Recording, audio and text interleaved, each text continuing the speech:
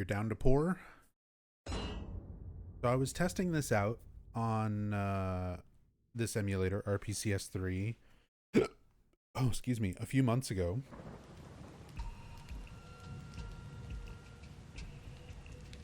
Just double checking that the audio and everything is okay.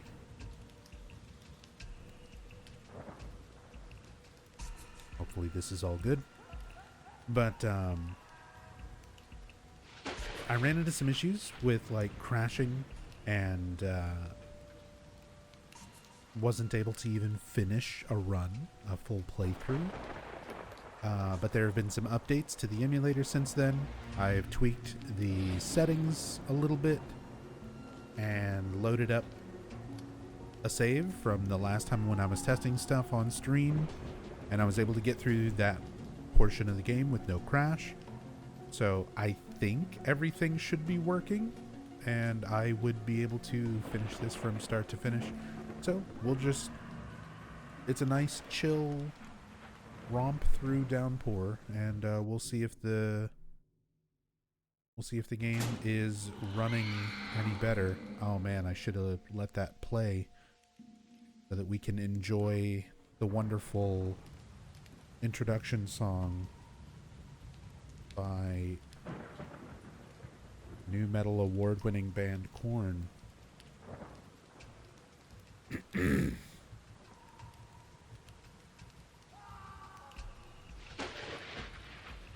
As a viewer, Downpour is a great meme game. As the person playing it, well, gotta make the content, huh? You know,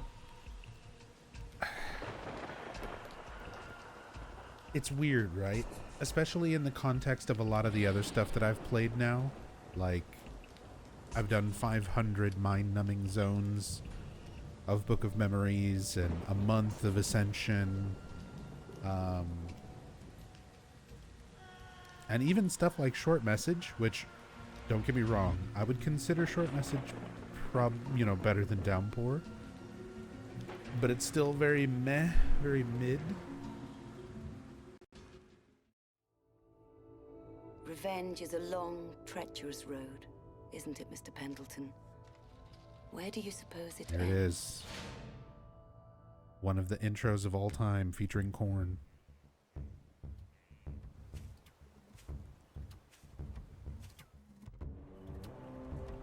I'm not even going to talk over it. I'm just going to let it play out and DMCA my video. What's going on here, Rex? What is this place?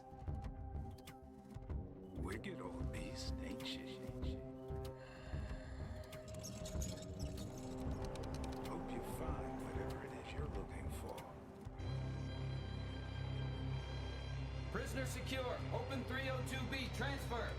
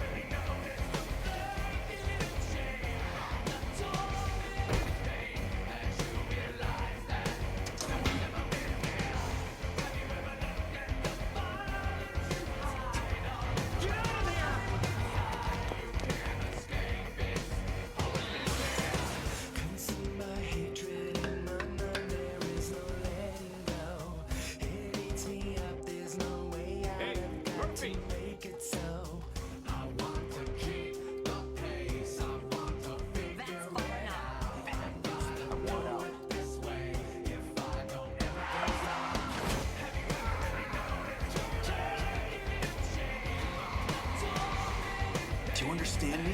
Do you?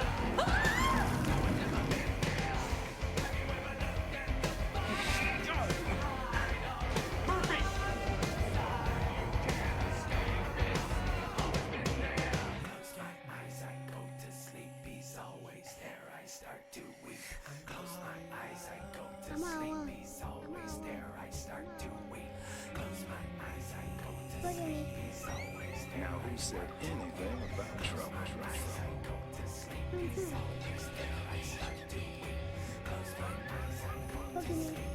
Where am I? Why are you doing this to me? happened? That was an accident.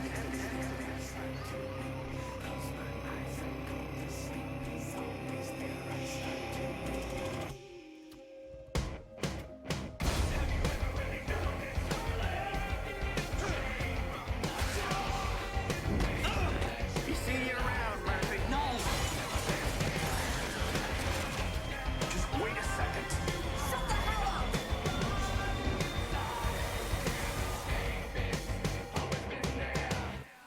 Just point the way out of town, and I'll keep right on going. Look at that. Look at that intro. Silent Hill Ascension with Skinny Puppy. Eat your heart out. This is how you make a Silent Hill game.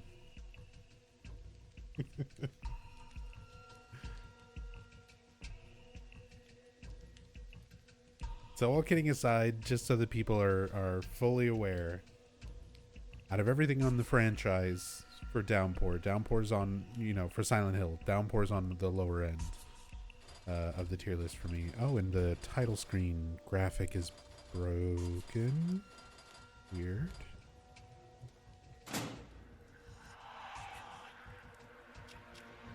Hopefully it's just a title screen bug.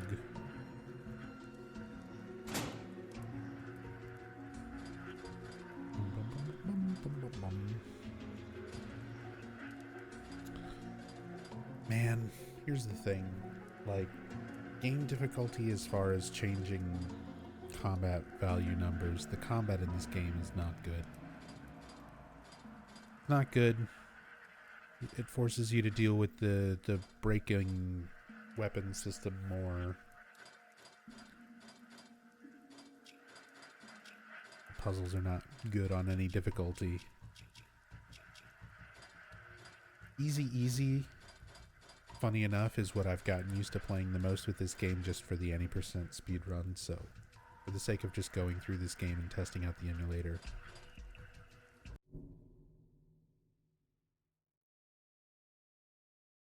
easy modo.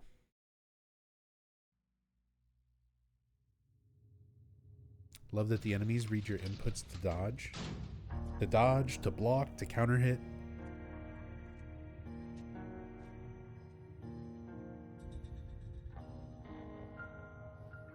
Can't believe they didn't let Jonathan Davis do an improv beatbox. I'm sure he wanted to do it, but Konami couldn't pay him enough.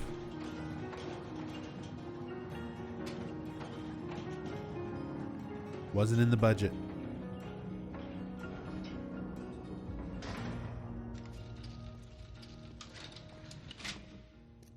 All right, Murphy, it's all set. Make it quick, huh? Follow me.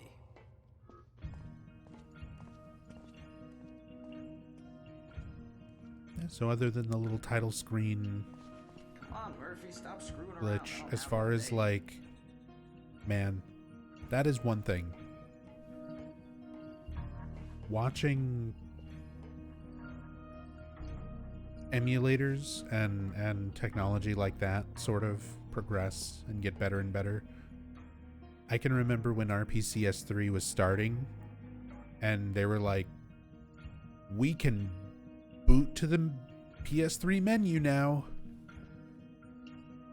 And that was like a huge leap for PS3 emulation.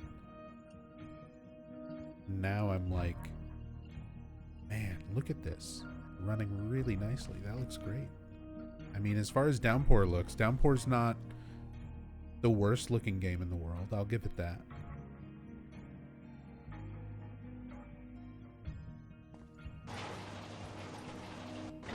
I think a lot of Downpour's problem with the visuals is kind of the repetition of them.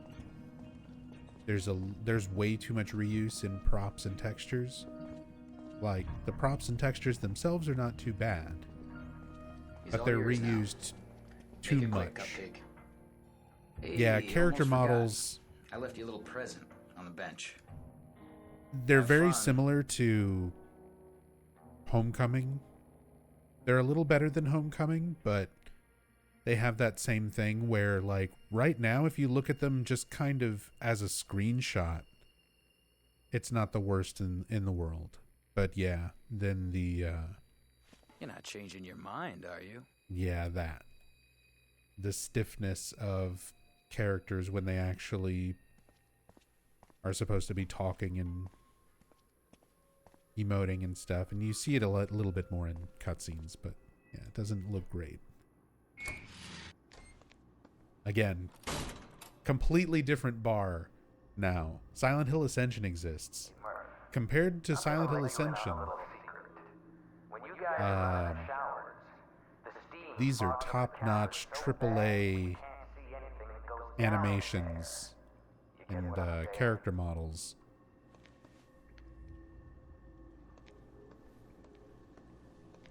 Well, what are you waiting for? Turn on the damn shower so the cameras will catch everything you do. Dumbass. You can just kind of stand here and dick around and get a lot more dialogue out of Sewell.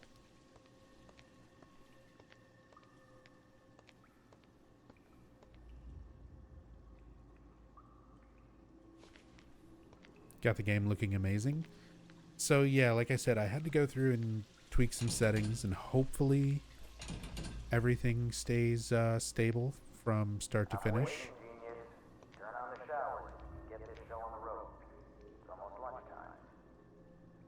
lunchtime. Because I'm all about ease of access. Like, if there's an easy, comfortable way for me to set up and play and stream a game, that's easy for me to set up and play and comfortable for me to sit here and play and looks good for the stream, then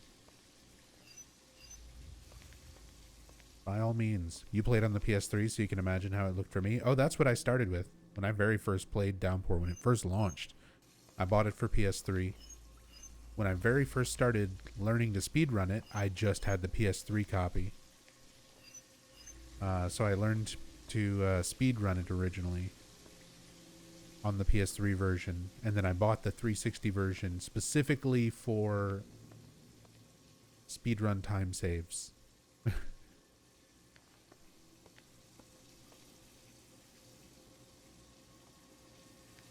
But this, as far as just casual playthroughs, story playthroughs and stuff, as long as there's not too many audio or visual issues, so far everything is looking and running pretty well.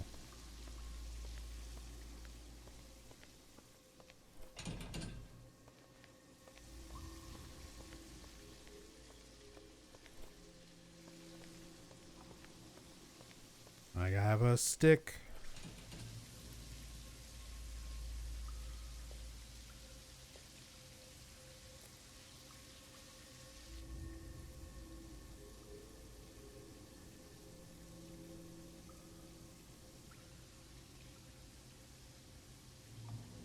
I think Murphy's a really good character. I think Murphy had the potential to be a really good character if the writing had supported more of what his character was. What the hell's going on? Where's Sewell? The endings completely contradict a lot of what the rest of the game tries to build up about Murphy's character. Guards? Officer Sewell? And that's one of my biggest problems with this game. It's like, You don't recognize this him, do you? has all the pieces No, to, well, most of the pieces to be a pretty good game, in my opinion. We used to be neighbors. But it just misses the mark on a lot of those things. The endings contradicting a lot of the story up until that point is a huge, huge detractor from the story for me, and from the characters for me. Of my rights. Who the hell do you think you are? When I Breakable talk to the warden, weapons, No one's limited inventory, constantly being robbed of your inventory. It doesn't matter what side quests or special weapons you go and get. You know, all of that gets taken away from you during the, like, bridge collapse moments where you have to climb back up.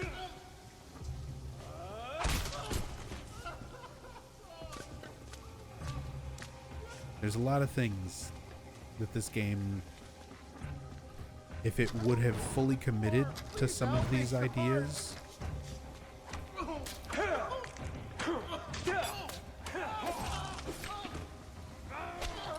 I think it would have done better. And yeah, like I said, the endings, a lot of the writing, like the main story elements are there. The idea of like, it's a pretty simple concept. Revenge is bad. Wanting to kill people for vengeance is a bad thing. So you're seeing that from Murphy's perspective. He wants to kill Napier for killing his son. And then you have, all right, well, Murphy gets his opportunity to do that in prison. But then in order to get that opportunity, he had to make a deal with Sewell to kill Officer Coleridge. You know exactly why. And then you have Anne Cunningham, who wants revenge against Murphy for killing Coleridge, who turns out to be her father. So you've got Murphy's reason for wanting vengeance against somebody, and him trying to get that vengeance put him in a path that caused someone to get vengeance on him. And it's supposed to be a wonderful story about how it's a never-ending vicious cycle of violence and murder, and why vengeance is bad. Guess today's a big day, huh? The problem is, you try to build up Murphy as like a sympathetic character, you know, and then, man, the endings. You get to the endings. No ending works. No ending makes sense with the rest of the story the way it's portrayed up until that point. According to an interview with Tom Hewlett, apparently that was a mistake. The endings as they are in the game is a mistake. There were supposed to be some slight alterations to some of the endings that didn't get made in time, that were supposed to like make them make more sense. So the endings retroactively change Murphy's actions before the game takes place. Yeah. And that's the strange thing, you know, because you can do multiple endings. Silent Hill 2 does multiple endings. Silent Hill 2 is a great example of doing multiple endings, because no matter what ending you get in Silent Hill 2, it does not change the events up until that point. Like, James, what he did, his reason for being in the town, his experiences up until the hotel, like, all of that is constant. And then the endings are just, how does he deal with that? This, you have a whole game where Murphy is like,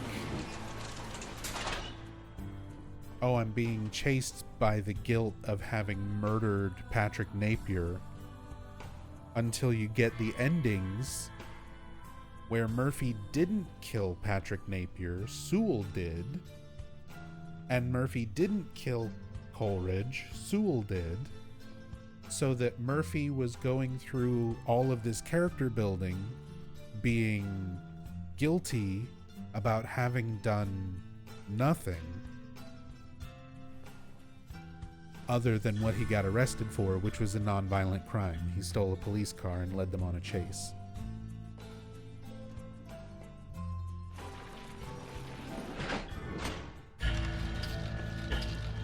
Or, conversely, you get a bad ending where it's consistent that Murphy killed Napier, so that you fix that consistency in those other endings, right?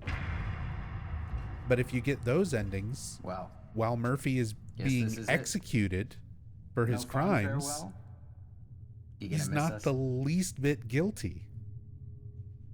Not even a little. So all of his character building about being this guilt-ridden character who's remorseful for the things that he's done this place after all, goes out the window. because we sure are gonna. So it doesn't work for the good ending. It doesn't work for the bad ending. Move them out. It doesn't make sense in the joke ending. They give Heather sleeves for no reason. That's the thing. I think if you look at Downpour on like a really surface level, it's not bad. It's fine. It's passable. But when you really start to pick apart at it and analyze it and kind of try to put the plot together the way that you would with like a traditional Silent Hill game, when you analyze it with that kind of level of depth, it's a really frustrating game. Because like I said, all the pieces are kind of there for a good story and good characters. All but yours now, sugar. there's so many dots that don't connect. Let's get this done. Yeah. Hey, All right. Sasam. You heard the lady? Mount up. I'm doing all right. I'm surviving. I'm still alive. What we got here? Playing Downpour. Testing out emulators. Pendleton.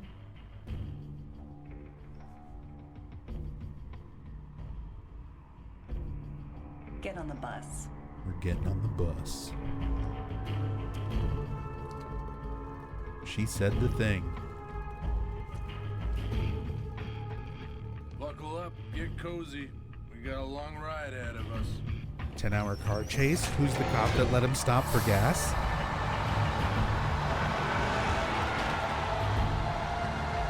Hey, remember that thing I said about audio mixing?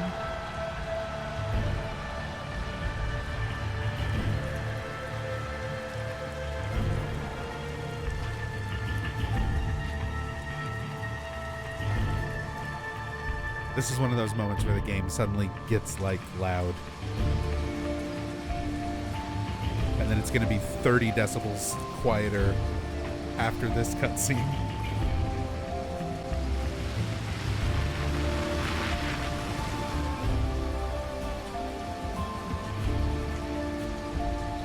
Why did she stop him though?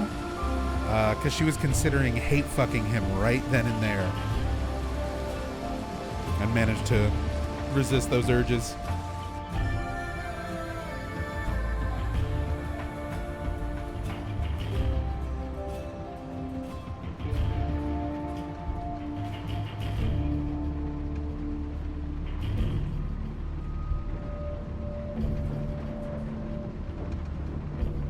No, Anne Cunningham genuinely wants to murder the shit out of Murphy Pendleton. She thinks this man is responsible for her father's not just death, but he was brutalized to the point of basically being in a wheelchair, and, you know, Anne had to be a full-time caretaker for like years before he finally died. You have a good nap, Whittle? So Murphy, in her eyes, she thinks Murphy's responsible for like ruining her fucking life. Shut the hell up! It ruined her marriage. Fuck you, Whittle. I said lock it up, damn it! And all of that information that I just told you about, it's not in the fucking game.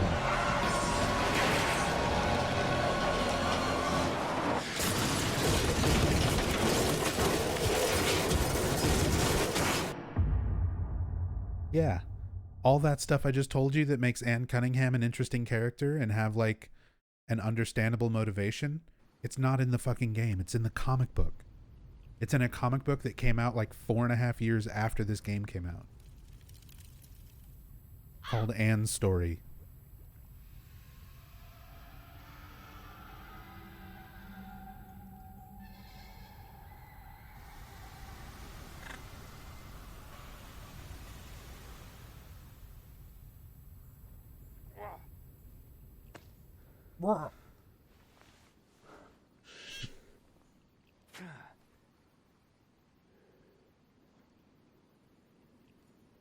That's all right. Okay, think. Find the highway. You're gonna be Put just some fine, ground Murphy. between yourself and the bus.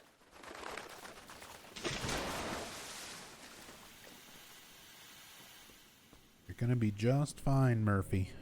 Hello? Can anyone hear me? Here, we'll even go over here and get the other things. None of this is necessary.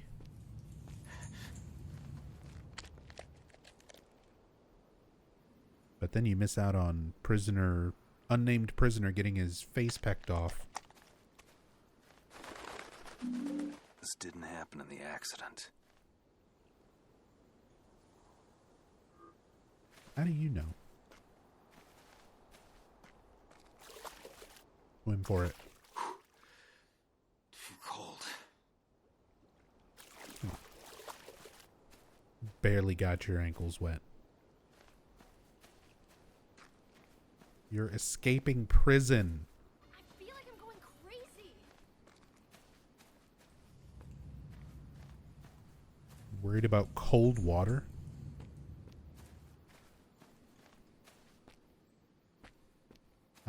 Coles N-E? Kolesny? Thank you so much for the Prime sub. The 3 months. Very much appreciated. Thank you. Sorry if I mispronounced your name. Sorry if I said something inappropriate in a different language. In an attempt to pronounce your name.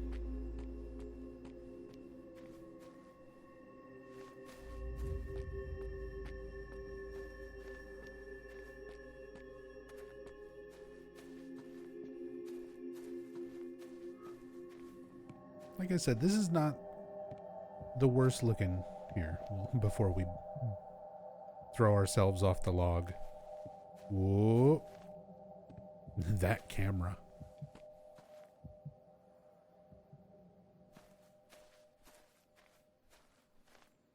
I mean, obviously the emulator's helping it out a little bit, but this is pretty comparable to how it looks if you're playing it on like an Xbox One.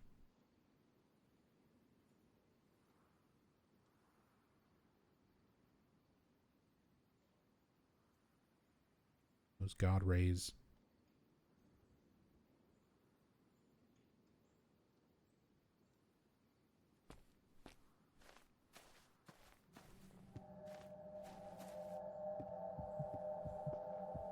Like I said, I think This is crazy.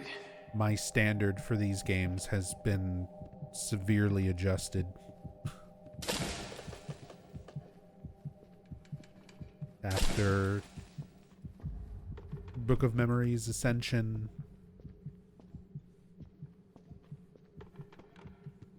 and Short Message. Don't worry, guys. I'm sure Silent Hill 2 Remake is going to be just fine. Dang, he made it.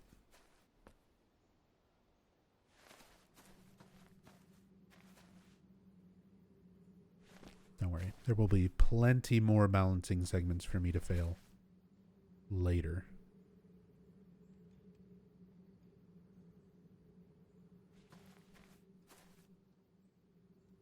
Waiting for someone to mod in a way to skip cutscenes. You know, even with the almighty powers of this emulator, I don't know if there's a way to do that. I know somebody at one point was supposedly like doing research into that and found that they're like hard coded into the way the game functions. That's from like area to area or something like that. Down on the ground now. That there's absolutely no way to skip them. Do it. Take it easy. I'm not going anywhere. I said on the ground now. Just do home pour. There's a lot of really funny stuff that's possible. Like, all right, I was just looking for we help. play Downpour. To lose your cuffs in the process? Save the bullshit. And while the Downpour unskippable cutscenes happen, This is stupid. we'll play I'll meet you back down Homecoming. at the bus, okay? You're gonna get yourself killed. Shut up. We'll Keep your have goddamn Ascension hands playing where on I a can TV see in the them. background. Shit! I'll have a Game Boy Advance down by my feet, and I'll use my toes to mash through Play Novel. Hang on. I'm slipping. Oh god. Don't let go. How many Silent Hill games can I possibly play all at once? Shit! There's an idea for a stream. Damn it.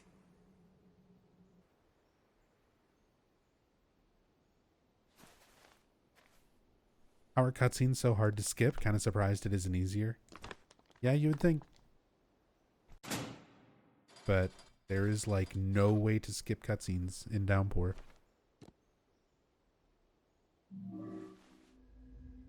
Might be like Remember Me, where they're tied into loads. The theoretical workaround was to make the cutscene play at like 100 times speed, but I don't think it ever worked. See, that is probably a thing you could do with the emulator. You could probably, because most emulators have like a speed up function. I don't think RPCS3 necessarily has that right now or by default, but that as a function, just speeding up the rate that the game plays so that you get through those cutscenes faster, would be something. Something is very wrong here. And if things are consistent enough with the emulator, it could always potentially be accepted for runs. More people might actually consider running this game if you can, you know, speed up through cutscenes or something. Because I know a lot of people who are at least somewhat interested in running this game, but never really wanted to pick it up because it's a 3-hour run, you know, where an hour and a half is sitting and watching cutscenes. I forget how much of it is actually cutscene, but it's a lot of just sitting and watching.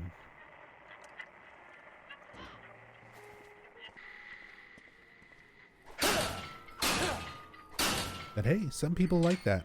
Some people like that in a speed run.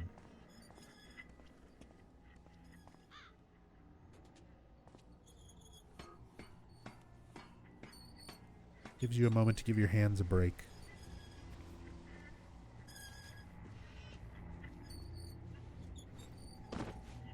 Learned the game and haven't ran it since because you just don't have the time for that. Yeah, it does feel like kind of a long run. There's not much tech to it either. This is an example of Downpour tech, right? So I'm holding down the run button right here. You can see, like, if I'm over here, Murphy runs. But when you get to this little area leading up to this little crouch through moment, Murphy has like these spots where he can't run. So whenever you get to these spots where Murphy can't run, if you hold left trigger, like you're readying to throw a weapon, Murphy moves a little bit faster than his default walk. So whenever you hit these moments where Murphy is not able to run, you take your weapon out. You walk a little bit faster. That's Downpour speed tech in a nutshell. It's the most like mundane crap to save like a few seconds here or there. The rest of it is basically just playing the game normally, like knowing where to go, but just kind of playing the game. And then a few very simple things like that. Look ancient. Free tram ticket. Have you ever done the Downpour chair percent run? Oh, of course. Absolutely. Many times.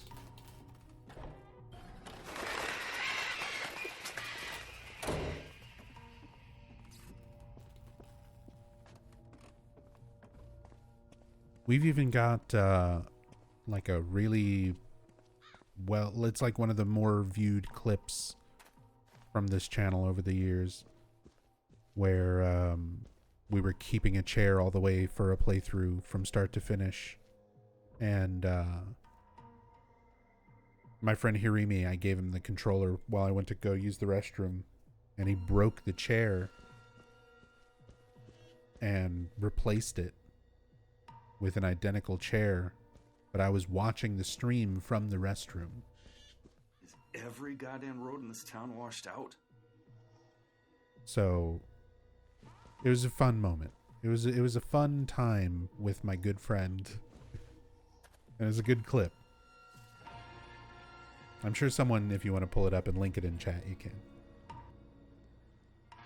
or I think I included it on my YouTube channel in the clip compilation that I made a while back too. Look at that. An old 52. Oh, flathead V8. Flathead V8. No doubt about it. Look at Murphy. He's about to break the window of this car so he can steal it. He pulls his arm back. Oh, and then he stops. What? Little details like that. This is what I mean. Downpour is not without merit. Every once in a while, it has these little moments in its cinematography. The shot from inside the car, and it's just barely kind of obscuring his action and what he's doing, and you see him, you know, get caught off guard by Howard calling out to him. Name's Howard, by the way. Murphy. But then there's a lot of really stupid shit. This game just has a lot of really stupid shit to it as well. Just looking for a way out really of town. Strange motivations, really bad dialogue, really weird story progression, like story writing, the way they connect certain things. Strangest thing. What the? And it's also just one of those, I don't know. Something wrong, son? Did you see it? Up there in the window. You talk about divergence from the lore. Like, what does that mean and how much is too much, Never right? mind. I suppose if you're really desperate, you could try the Because, Silent Hill 2 immediately diverges from some of the established lore from Silent Hill 1. Take my chances. And Silent Hill 2 kind of does its own thing. So it's like, how much away from it are you allowed to really get, right? Because then you get stuff like Ascension, where it has literally nothing to do with the town. No one is from there. It doesn't take place there. You know, same thing with Short Message. That's kind of where the franchise is right now, where it's got nothing to do with the town at all. Conversely, you take something like Downpour. Downpour's here. It's in the town. The town's not recognizable as like the way the town is portrayed in Silent Hill 1 through 3. But it's still here. It still focuses around strange things happening in this location. But then there's also a lot of weird stuff it's dealing with. It's like, okay, some fans argue that Silent Hill is not a purgatory, right? It's not, it's more nuanced than that. But then you have games like this, where you have Howard Blackwood, the mailman, who, it's literally, he's trapped here in the town because he's a character from one of the Silent Hill comic books, Silent Hill Past Life. You can't undo anything you've already done. Oh. But you can face up to it. Words of wisdom. I must have hit my head pretty damn hard in the crash. Words of wisdom from Officer Coolridge. Officer Cool Ranch.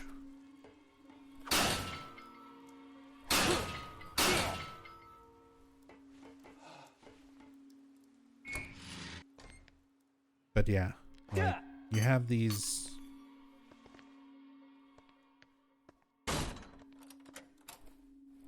games that sort of diverge from the lore all the time. Again, like I said, this one treats it kind of like a purgatory, and you have Howard Blackwood, who's a character from Silent Hill Past Life comic book that takes place in like the 1800s.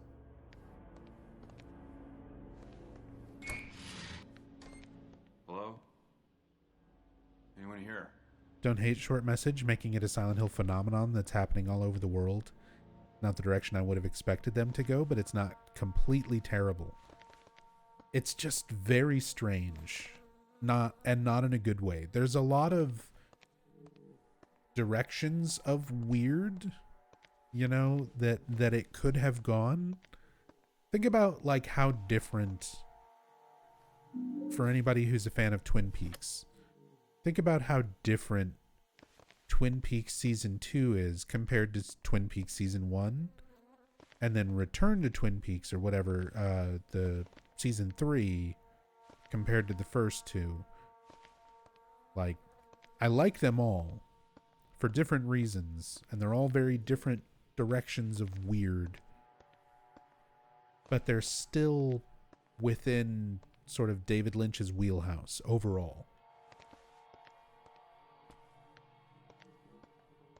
So you think about kind of like progression of events. Silent Hill 1, Silent Hill 3. Up during that time, you've got the cult becoming more known to the public. You've got the journalist,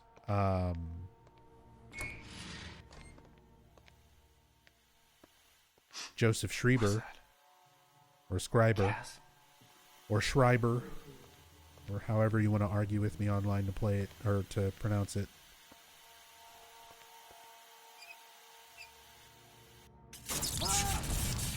But you got Joseph writing about the cult.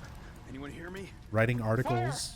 So it becomes like public information about what's going on in Silent Hill.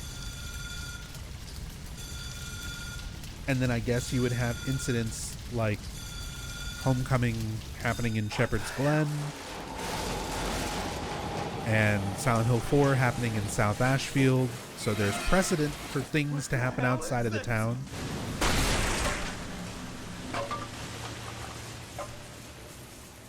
And even in the original games, like Silent Hill 2, you find notes in Brookhaven from one of the doctors who's like not even sure how to define it. They're like, it's the border between reality and unreality. For the doctor looking at the patient, it's just something happening in the patient's mind. But at the same time, the doctor had an understanding that there is something more to it than just being a figment of that person's imagination, but didn't know how to explain it rationally, which would be like how a doctor or a scientist or somebody would try to approach logically thinking about the completely reality bending aspects of what happens in Silent Hill.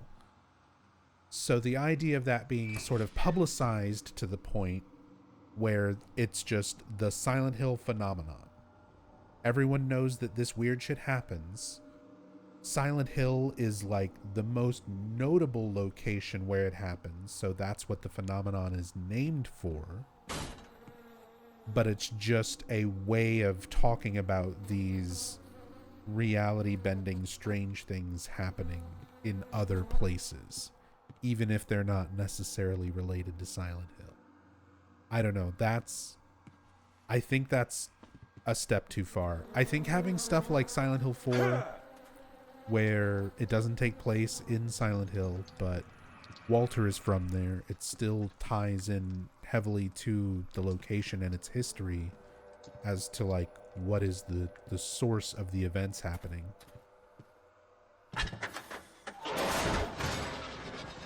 But I think stuff like Ascension and Short Message, where it's just completely unrelated, I think that's too far detached.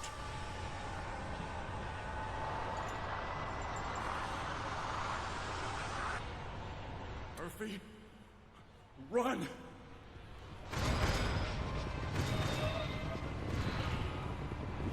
Hey, look, running segments with a look back button.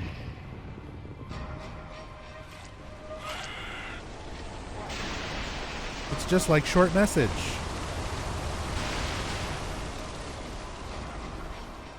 The newest hit Silent Hill game.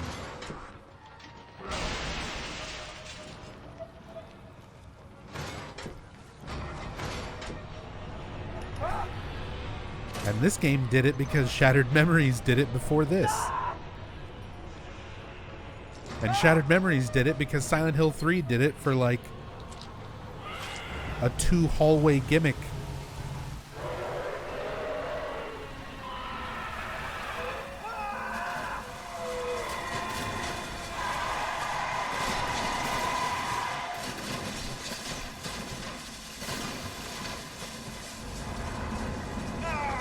Oh no! I hit my nuts on the bus. Christophonics. Thank you so much for the Prime resub. 17 months. Can he do it with a notification, though? Apparently not. Unless what you meant was, can he destroy his testicles on the corner bumper of a prison bus while receiving a resub notification, in which case, yes, we've proven that is true.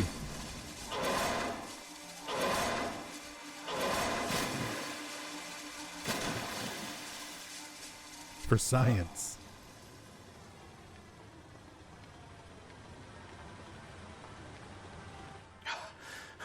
What is this place?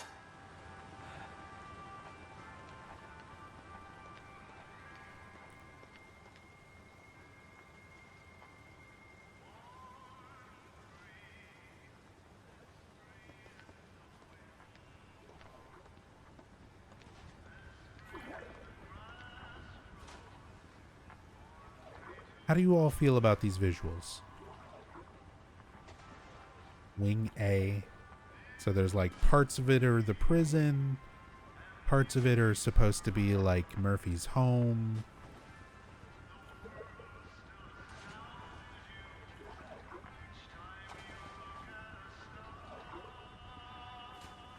Do you think they look good? Do you think this fits Silent Hill?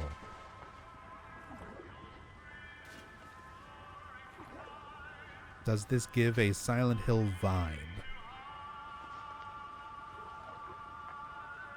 BioShock? That's the thing. I think the visuals are neat.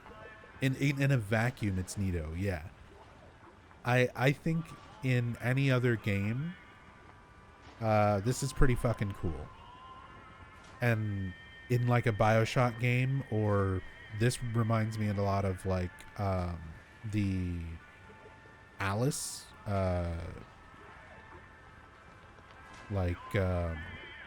American McGee Alice games.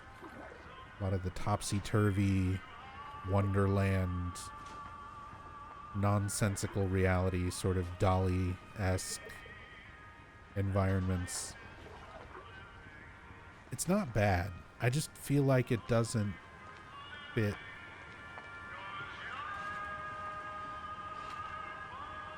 what made the original Silent Hill games have sort of a consistency. That's the biggest thing, is I feel like the first 4 games have a very consistent vibe.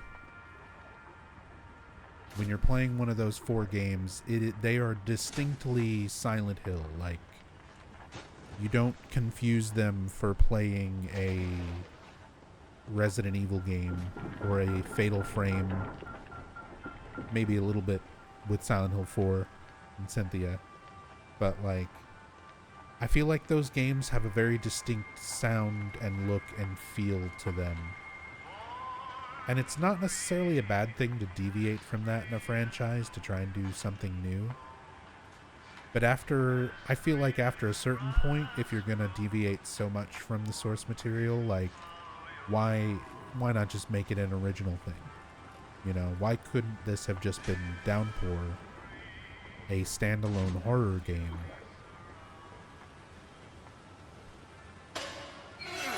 About a man seeking vengeance for his murdered son.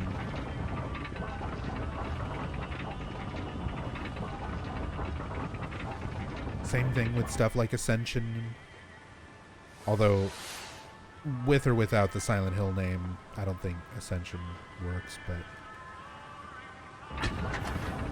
even stuff like Short Message. Short Message I don't think was bad, but if I had just played that, if somebody was like, here, it's a new game from, you know, some little indie developer,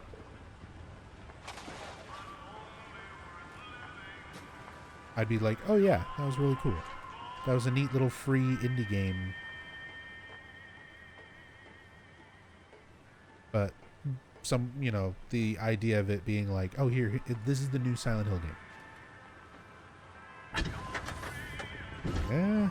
It's not bad, but it doesn't feel like that, you know?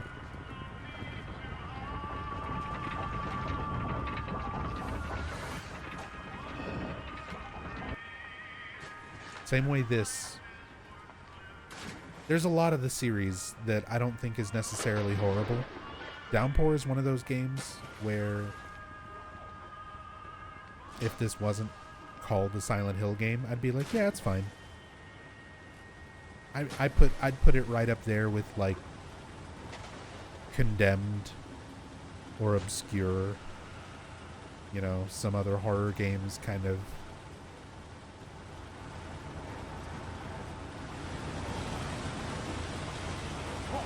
in that area.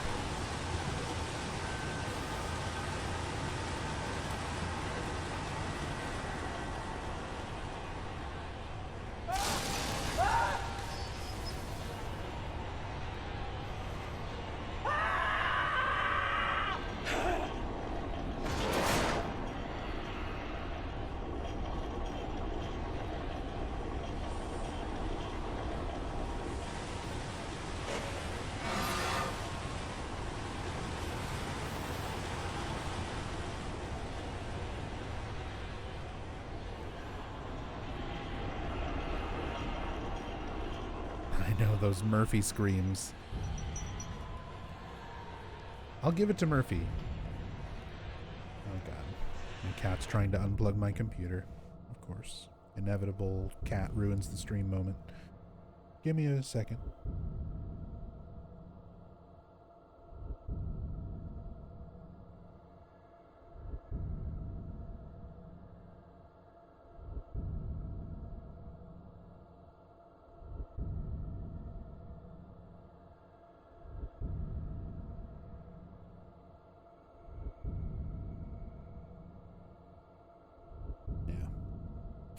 Ziggy has become obsessed with,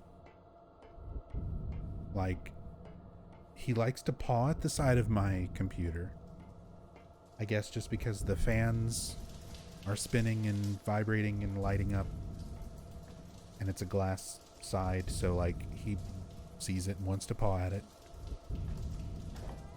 And then now he's been trying to get back behind it. And I mean, there is like 2 inches of space between the back of my computer and the wall, like enough for air to circulate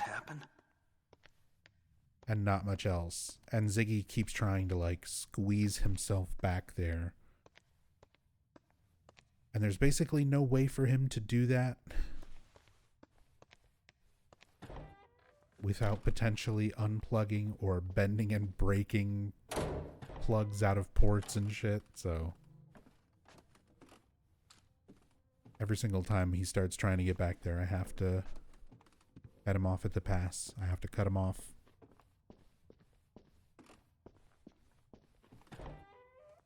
Fucking cats, man.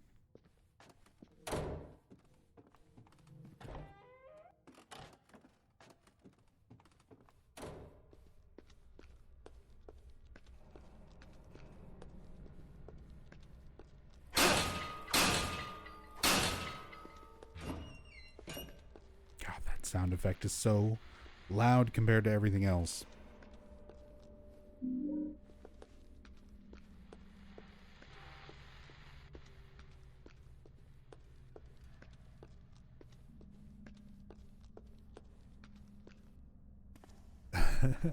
Asked an AI to define a Silent Hill game, and here's what I got. Atmosphere and setting, eponymous town, and psychological horror.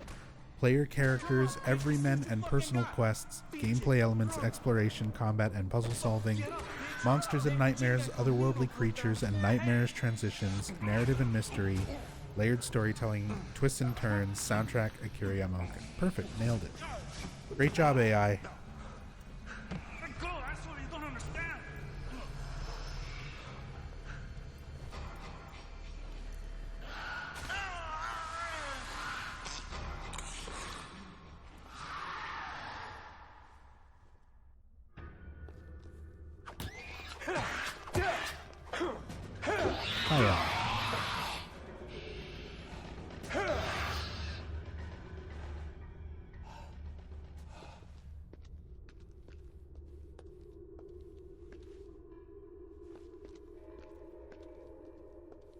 Careful cat can get shocks. That's the other reason why I need to keep him from fucking with shit like that. Looks like a way out. It's not likely, but it can happen. And of course, he's going right back there. I gotta go kick him out and close the door, so give me a moment.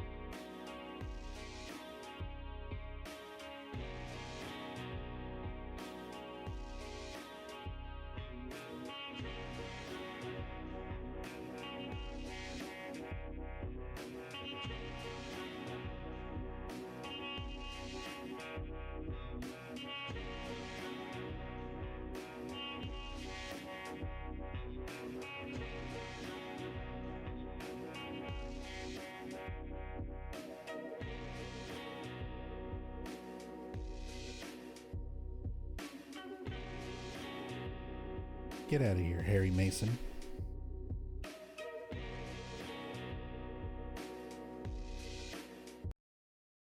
Playing Downpour. Even though it was the 25-year anniversary of Silent Hill 1.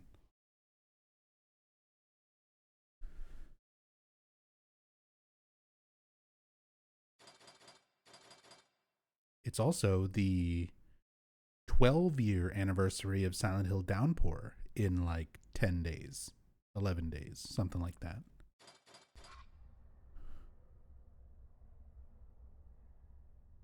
Ziggy get in trouble? Ziggy got in trouble. Ziggy's trying to climb behind my computer and unhook things.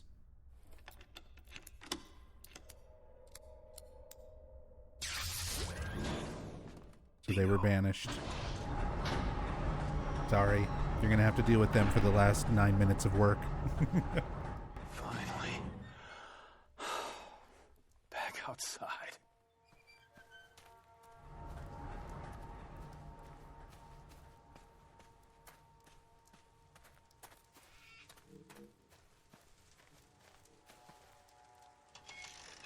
Asked an AI to not define a Silent Hill game, and here's what I got. Jump scares, action-packed combat, linear storytelling, bright and sunny environments, empowered protagonists, and predictable monsters.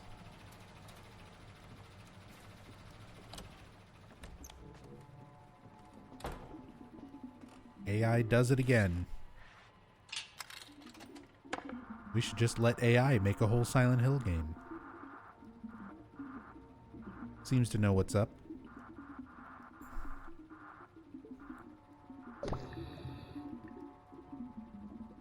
Definitely no microtransactions. Hey, the AI didn't say anything about microtransactions.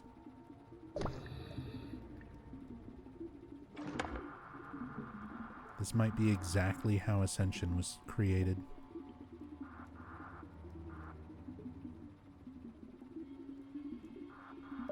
Allegedly. Yes. Now back to that Skytram. If we let AI create a Silent Hill game, we'll end up with the Willy Wonka experience. God. That's been such a funny train wreck to follow. I didn't even know about it until I saw Dead by Daylight memes. Huh? Because there's a new killer in Dead by Daylight called The Unknown. And apparently the unknown at the Willy Wonka experience is a thing. Unrelated to the Dead by Daylight character, but they released almost on the same day, so it was just a funny coincidence.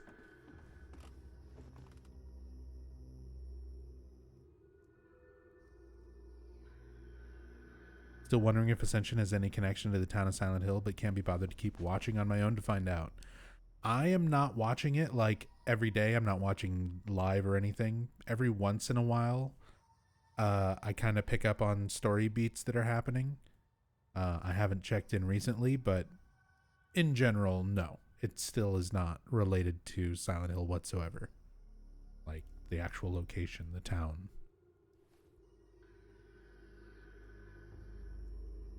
What are we feeling? Prison outfit? Or we have James Sunderland at home?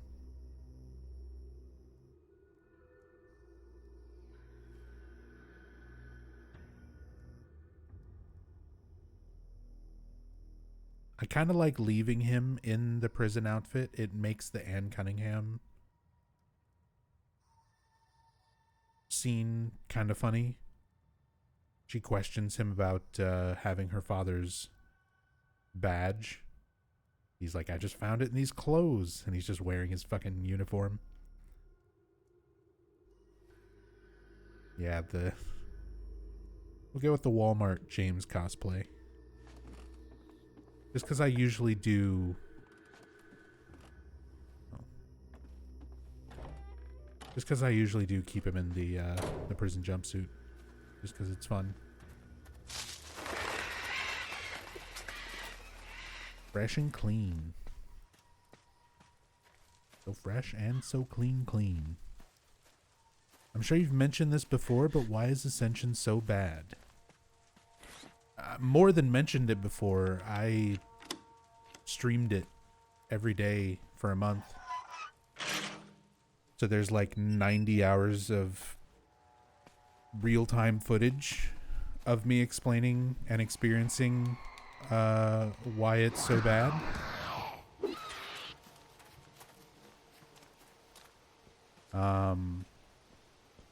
The short answer, everything. Pretty much everything.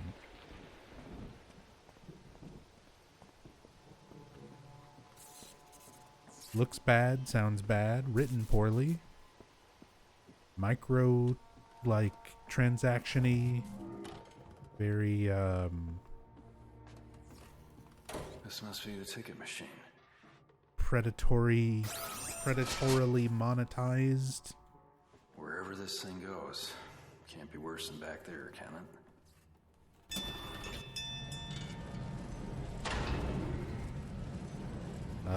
Very out of touch developers. All I know from Silent Hill I got from your playthrough and streams, but I never watch you stream that somehow. Because it's a TV show that is still going. There's not really much interactivity to it. There's like a mobile app that has some shitty, you know, Candy Crush knockoffs and shit like that to play for points that you are supposedly using to vote for outcomes in the TV show. But all of that is like rigged, like none of it really matters. So it ultimately boils down to just a TV show with a scam attached. And even if you ignore the scam and just watch the TV show is horrible.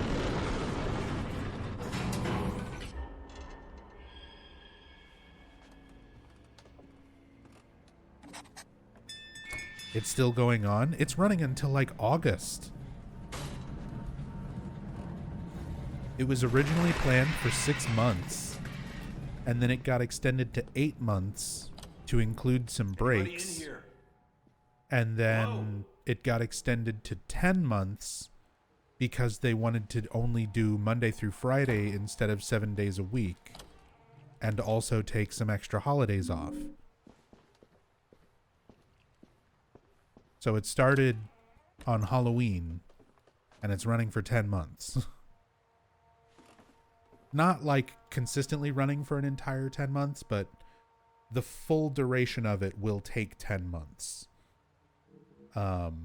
Including breaks where it won't be running, or the entire second run of it, because that includes 2 full runs of Ascension. It's going to play all the way out from beginning to end, and then it's going to start over with all the choices the first time grayed out, so that it's forced to go a different way the second time.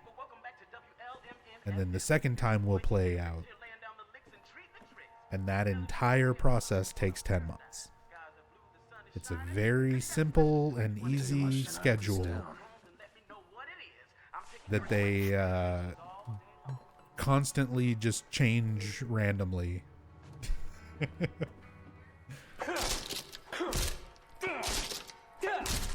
Which I'm sure doesn't impact people following it or keeping up with it or maintaining a viewer base. Not that there was much of one to start with.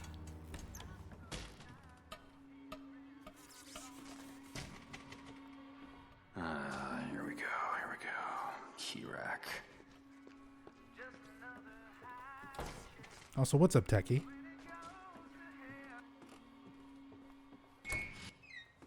Hope you're doing well.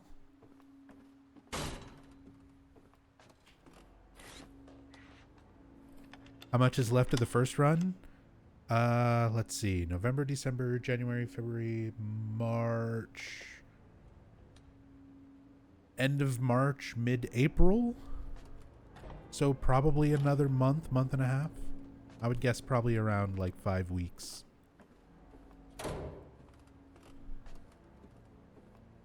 Hey, King Respector. Sorry, we're mid ramble / conversation. Not trying to ignore anybody. Welcome. Hope you're doing well. Welcome to the downpouring. You can see it. Murphy's currently looking at it. You can see the water. It's currently pouring down. Pretty impressive, ain't it? It is pretty impressive. You might not guess by looking at it, but this place used to be filled with all kinds of visitors. Moms and dads and little kids and... Yeah, it was a really nice place. How about they just update the graphics on Silent Hill 2 and leave the rest of the game alone? They did that. It's called Enhanced Edition. All they need to do is make the original PC version of Silent Hill 2 available for people legally. 490 meters straight down to the blackest soul of the earth. And not sue Enhanced Edition, or better yet, hire them to make an official PC port, modern PC port of Silent Hill 2. Tried to kill me back there. You haven't seen anyone? I'm strange. There's a lot of options there that Konami will not take. First time visitor, huh? They could literally just pay all of the Enhanced Edition developers to just make an official Silent Hill 2 PC port, and they would happily do it. Because they're all fans. They've already done it for basically nothing. We, don't get out too of many passion. visitors these days. Right. Well, Imagine if Konami gave them a budget and resources. If you head through the cavern, there's a train. Can take you to Hillside. Boy, I tell you, all the kids, they just love that little train.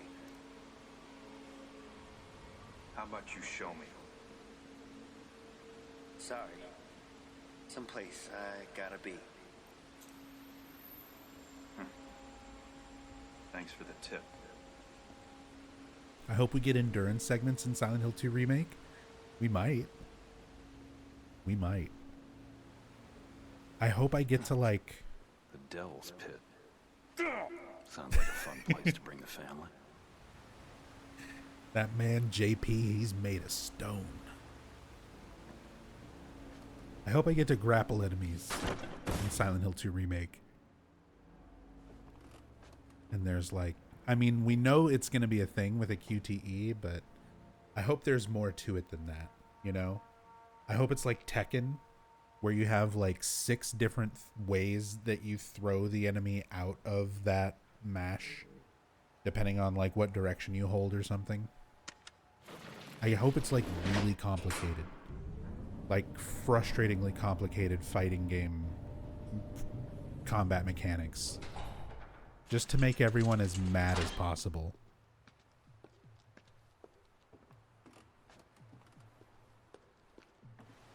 It would at least be something. It won't be boring. I'll give you that.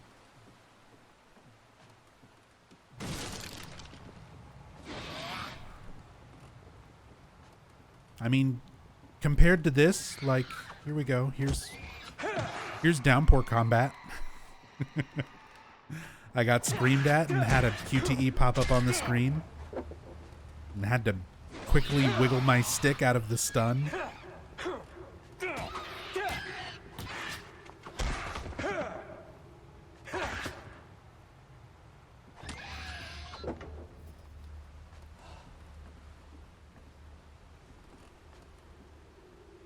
It's pretty great.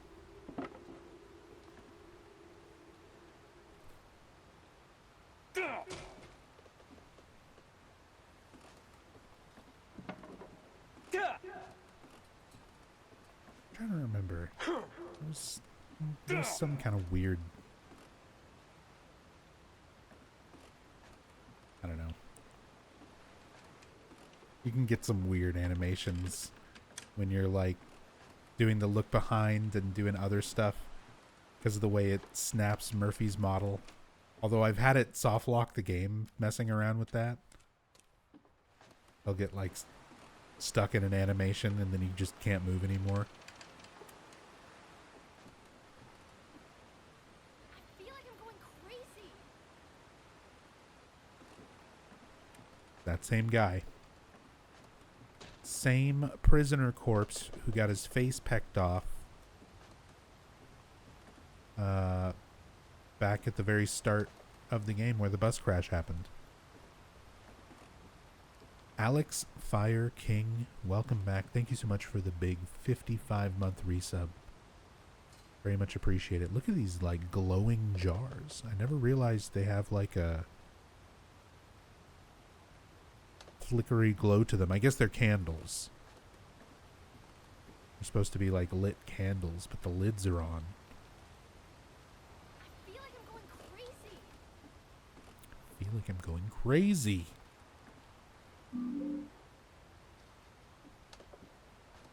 Tinkerbell, thank you so much for the 27 months. The big Prime sub, thank you, thank you. Let me see if this works. Oh, I didn't grab coins. I don't have any change. Murphy even rubs it in. Little bit of dialogue there that I don't hear very often, because for story playthroughs I almost always pick up the coins in the diner out of the register specifically to look through this, but I've kind of been mindlessly talking with you guys and just letting my muscle memory run through this game.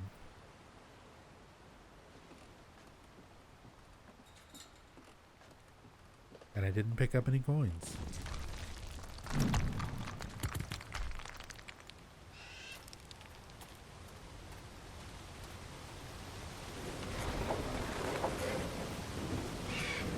I wanted to double check that thing just because it didn't work on the emulator last time I tried it.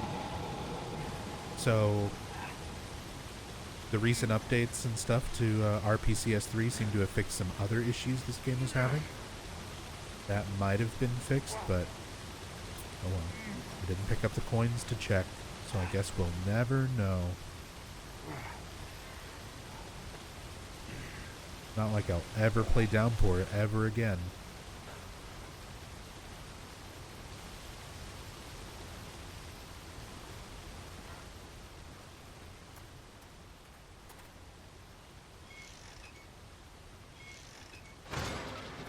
Thank you again, Tinkerbell, for the 27 months.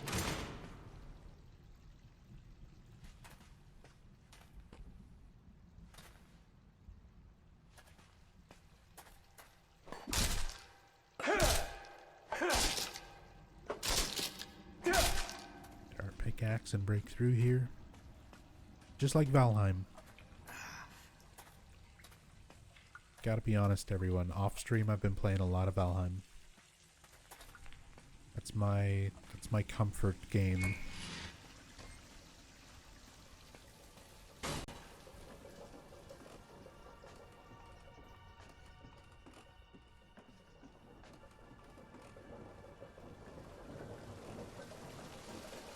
Rachel and I have a server with just like us and one other friend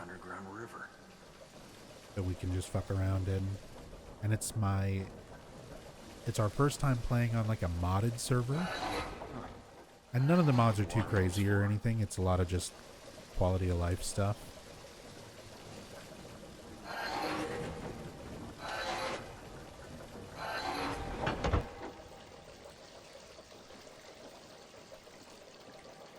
Love Valheim. I have like 700 hours and growing or something like that.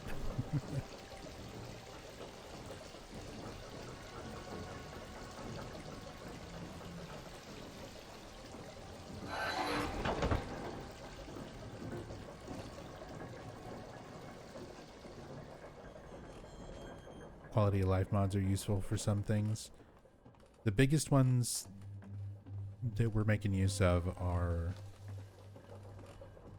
you start off with bigger inventory, so you can hold a few more things by default, like one more row of things or two more rows of things, something like that. And you have a bigger carry weight by default. Not like insane or anything. It's not like 1,000 units of weight, whatever Valheim. It's just numbers, but it's enough just to make, like, you still have to make like multiple trips when you go mining, but not as many.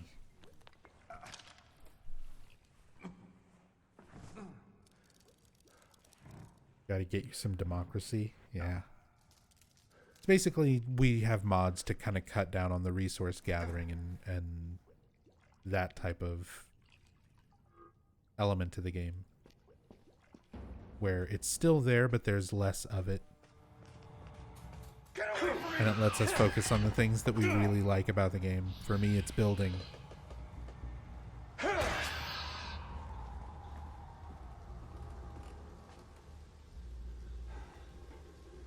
That's all I can think about. That's immediately where my brain goes to. Pick up a fucking pickaxe in Downpour. All I can think about is fucking Valheim. Like, oh man, I could recreate all these things. But not really. There's a new game I want to try out. I think it's called Enshrouded, where it's very similar. There's a lot of things it does that I like better about Valheim from what I've seen. But the one thing it does is let you actually dig tunnels. Valheim doesn't really let you do like underground tunnel stuff.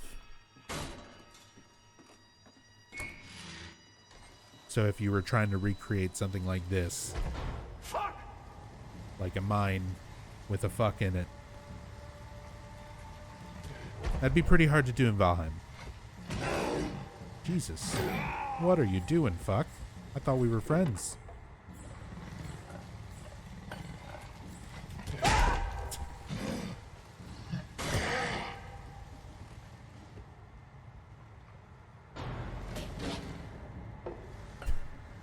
We got him once. Shit. Punch him in the balls. Punch him in his no balls. Give him the old dick twist. Oh man. Jumping all over the place. That one hit. He landed on the rail. Tony Hawk. Tony Fuck.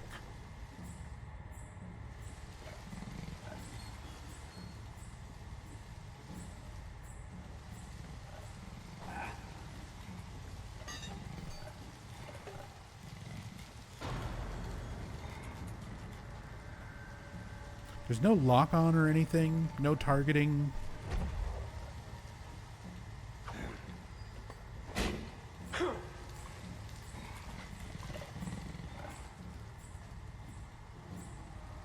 Like, I guess a little bit.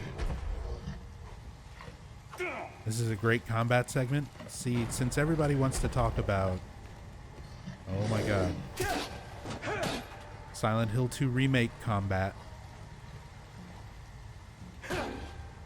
we really just need to do a combat comparison of every other game in the series.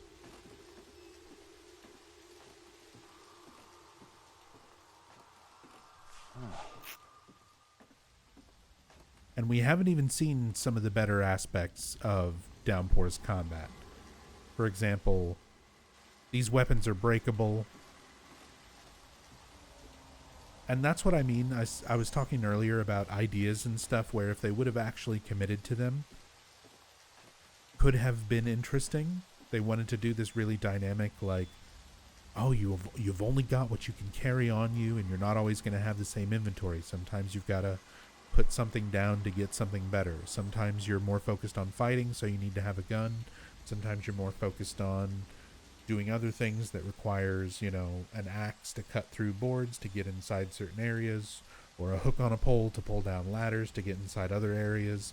So sometimes it's more about exploration, sometimes it's more about fighting, and you're supposed to put, you know, just have what you have in your hands, so that you have to kind of memorize, like, okay, here's the part of the town where I need to go the next time I need an axe.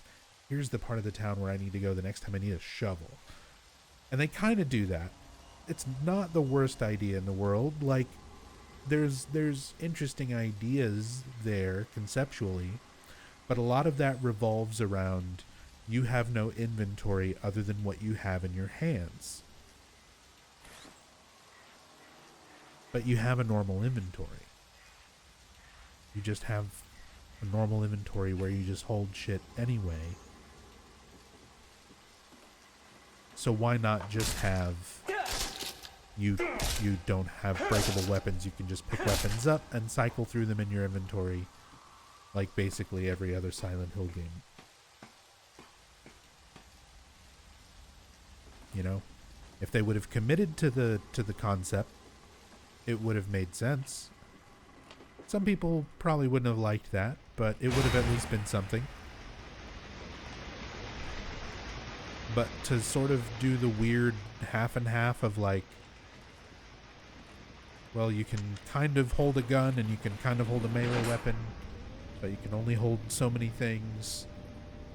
But at the same time, you can carry, you know, paintings and badges and lighters and first aid kits and ammo boxes and a ton of other shit.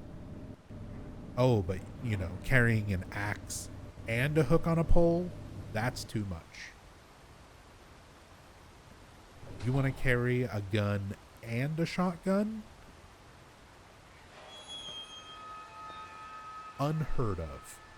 Meanwhile, Travis Grady has 9 portable TVs shoved up his ass. What are you doing, JP? Fist fighting Satan. You know, enjoying the view.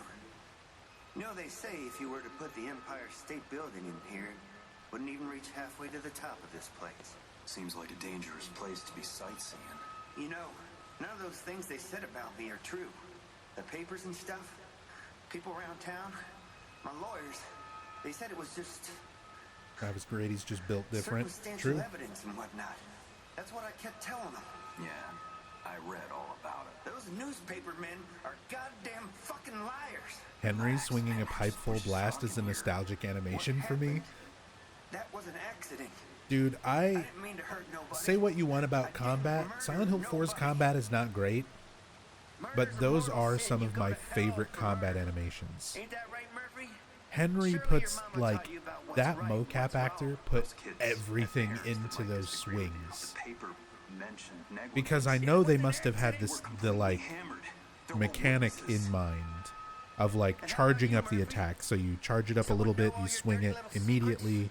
If you charge it up and get a little bit of power, if you charge it up and get a lot of power. And I just imagine them explaining that concept to the mocap actor and being like, okay, now you're going to swing it with everything you've got. Like, this is the full power bar. Yeah, Ken Griffey Jr. did the mocap. Seriously, he looks like he's going to fall over. He swings so hard.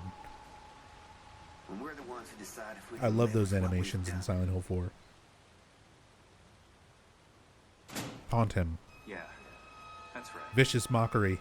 Take the easy way out. That's what cowards do, right? Nothing easy about being a coward, Murphy. You ought to know that. Enjoy your stay.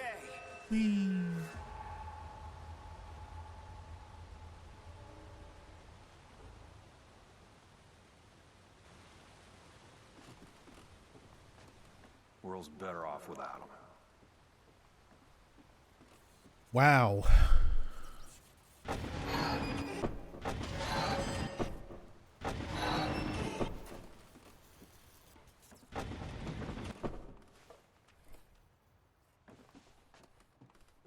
I mean, I guess that's kind of the idea. You make the asshole decisions and Murphy acts more like an asshole.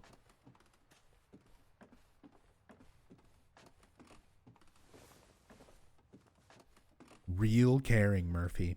The problem is, even if you choose the options where he is supposed to care, what he does doesn't really count as caring.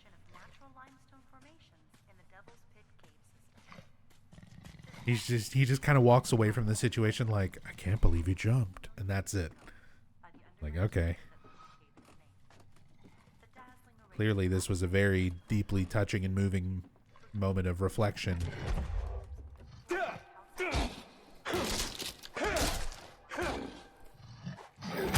Ow.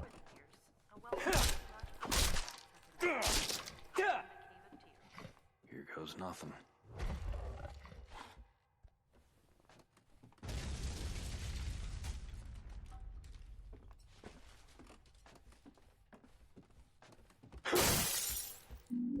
I still don't care. They don't know what it's like losing a kid. Meanwhile, Heather Mason, you don't know what it's like losing a kid that's also you. Fuck! Imagine being a kid who lost your mother that is yourself.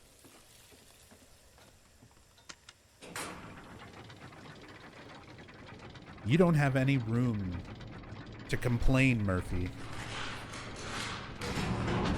Heather has some levels of, like, existential dread that no normal person could ever comprehend. Back and laugh at what's past, and you'll ask yourself, how the hell did I get through all that?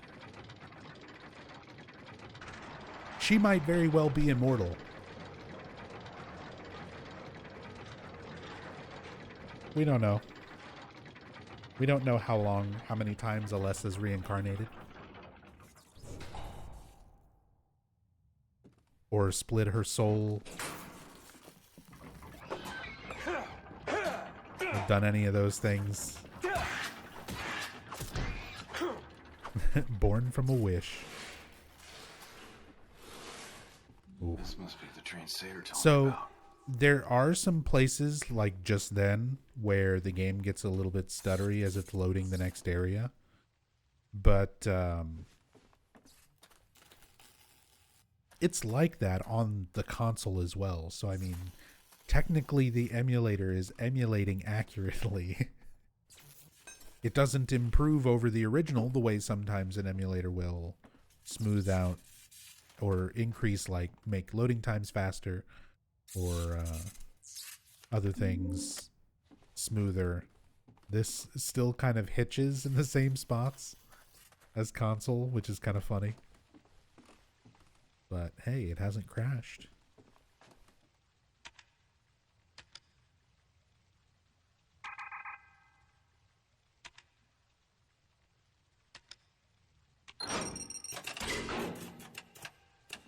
Are you suggesting Alessa is like Tomie?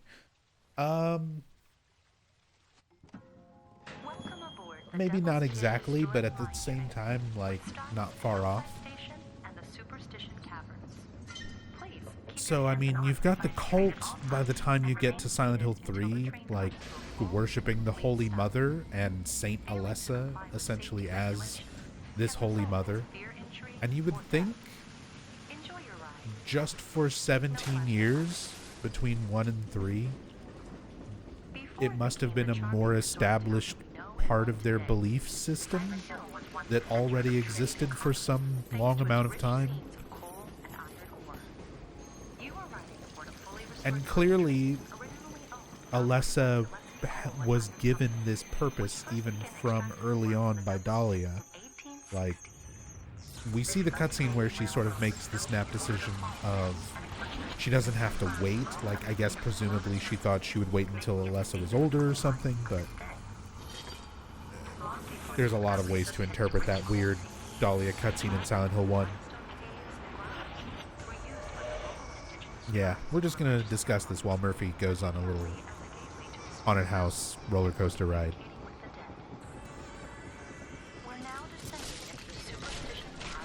But we know that Alessa has these abilities to, like, put her soul into a new being, create a new baby out of nothing with her soul in it before she passes on.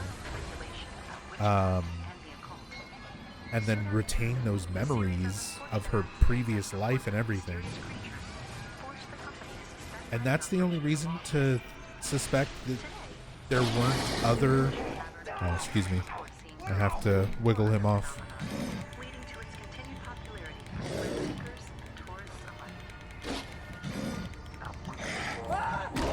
Okay, he's been successfully wiggled. But we see that Alessa has these abilities. She can split her soul. We see that she splits it in half to create another entire life form in the form of Cheryl.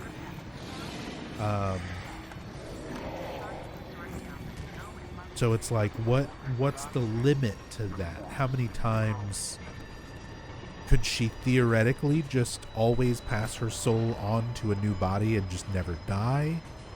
Does she even have control over that? Is it something that she does willingly?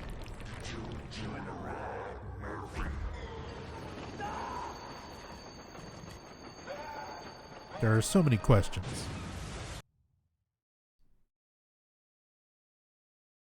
But one possible way to interpret it is that Alessa is essentially immortal.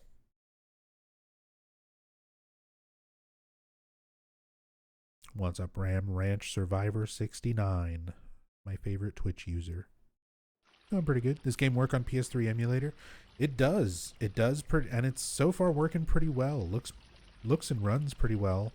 I tried this maybe, I don't know, a few months back, and ran into some issues with it where it was crashing at a certain point. I tested that same crash spot before I started the stream, and it was able to get through it no problem, no crash. So I think it should be good from start to finish. So far I've had a visual bug on the title screen, but other than that I haven't really noticed any other issues. This is looking and running really nice so far. Can a 3070 RTX and i7 12700F run the emulator well with this game? Yeah, that's pretty similar to what I've got in my computer. So that should probably run it just fine. Is this some kind of sick joke to you? No, I swear. I don't know what's going on any more than you do. On your knees. What? On your fucking knees. Let me see. So yeah, my computer, I've got an RTX 3060 Ti. I've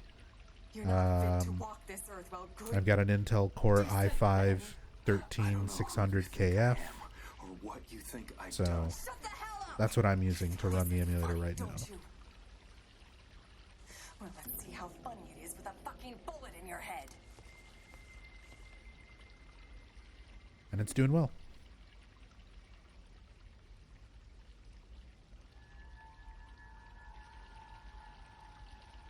I can't.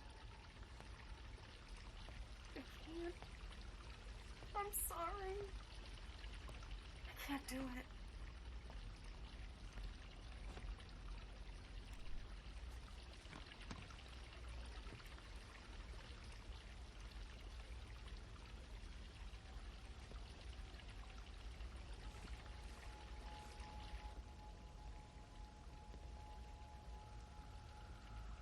Go.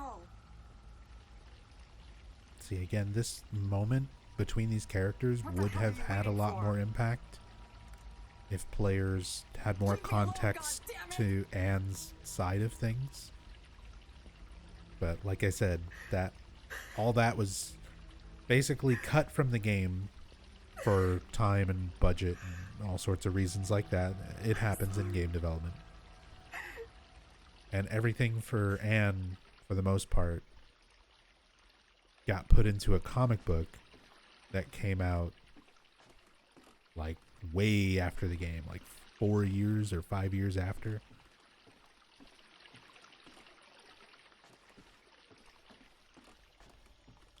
Significant amount of time between the game and the Anne story comic, and even then, it's a separate comic. Like,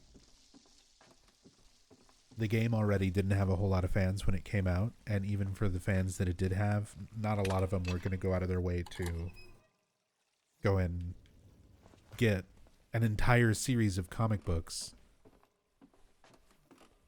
just to better understand the character of Anne Cunningham, with a bunch of information that should have been in the game.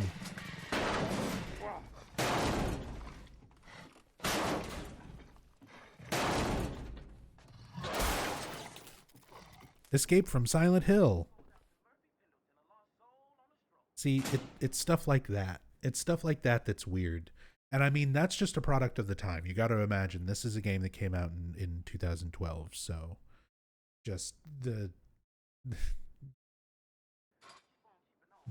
task list pop-up of here's what you're supposed to be doing with something like Escape Silent Hill. Even back then, things like that are just like, it's funny, it's weird, it's comical as like a fan to see something like that.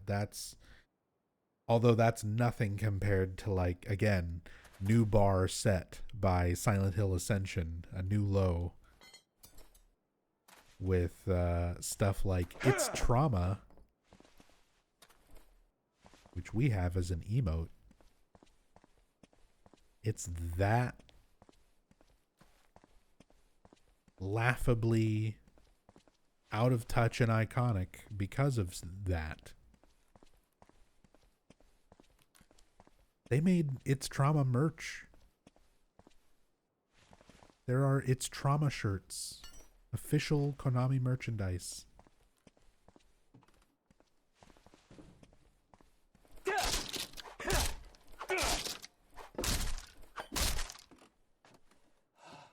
And I saw a picture on subreddit. At least one person has bought it. They sold at least one. A trauma skateboard. No trauma skateboard yet. Hopefully soon.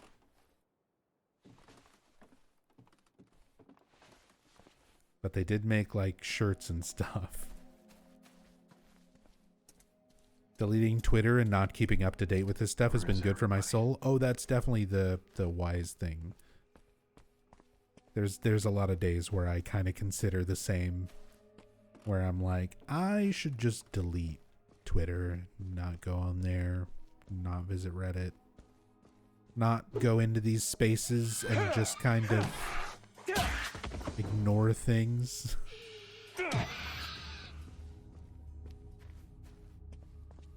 Sadly, I'm just not built that way. I don't know what it is. My thirst for Silent Hill knowledge is unquenchable.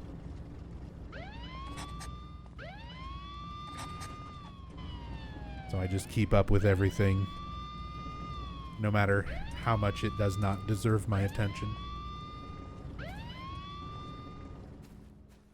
Although, to be fair, like, I'm not keeping up with Ascension day to day anymore.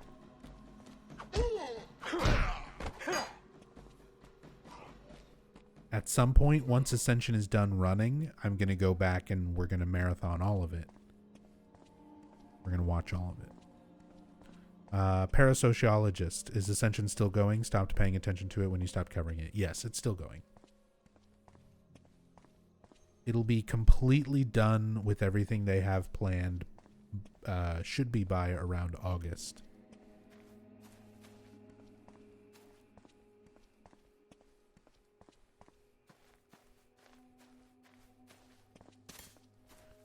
Impressed, honestly? Same. The launch was so bad, and the first just month of it was so bad, that I was like, there's no way this is gonna like keep airing. It hasn't been canceled. I mean, I'm guessing no matter how bad it goes, they've probably got some contracts that are needing to be upheld. So one way or the other, it's going to run its course. The Berry Jam guy being canon. Oh yeah, that's Silent Hill canon now. It is somehow related to Silent Hill that a man in the woods of Norway, who may not have even existed, who might have been a hallucination, a manifestation, unexplained, question marks, because Silent Hill Ascension is just a big confusing mess.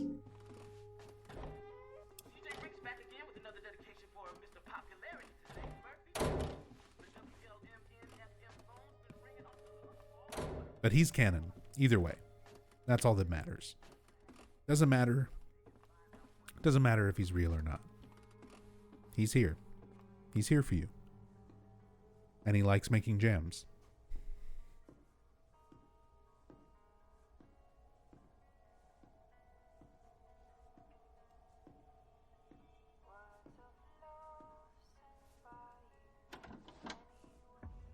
Jesus, you scared the hell out of me. Definitely not what I intended. Still in town, I see. Just haven't found a way out. Yet. If I had a nickel for every time I heard that. Yeah? Then what? Well, let's just say I could finally put this damn bag down for starters. Man, cut the bullshit. What is this place? Can't say I understand the question. This is a busy town. Do you think these letters deliver themselves? Whatever. Can you at least tell me where the radio station is? Someone's been calling in, making these dedications to me. Oh, See, sure. even stuff like that. The tall building in the center of This town. game has moments where it kind of feels like fan headcanon the game. And I guess technically that's what all the games after 4 are. What in the world you do? Certain ones are just more off the mark than others. She was fit to But you have like Howard being like, oh, this is a busy town. What are you talking about? And that's always been a big fan theory, right? Of like the town has a normal world version where it's just operating regularly. And there's all these other people. It's Except personal. that's not the case. It's literally in the games. That's one of those fan theories I never understood how that really got going. But Silent Hill 1, you have Lisa Garland talking about, you know, how people are moving away from the town, and it's, you know, the population is starting to go down. There's notes and stuff that you find talking about the tourism and stuff, but a lot of that was drying up. It's potentially things like that would have been driving, like, Kaufman's motivations. His whole reason for needing to get into drugs and dealing with the cult and shit like that is presumably because there's not regular locals and tourists and people, you know, coming into his hospital as much as the town starts to empty out. In Silent Hill 3, you find a note where Heather is like, I forgot, but this town was once a resort town. So it implies that at some point it was, but by the time Silent Hill 3 happens, it's not anymore. And it was far enough back that Heather says she forgot, so it's not like it was a recent event, you know, in terms of timeline. And then you have Downpour, which supposedly happens after all that. And Howard being like, no, it's a busy town. What are you talking about? Yeah, and clearly, you know, even from Murphy's perspective, it's not. So that could just be Howard fucking with him. Like, that's exactly what I mean. You have all these weird moments where it's like, what is this? When you really start to think about it logically, what is really happening in these interactions?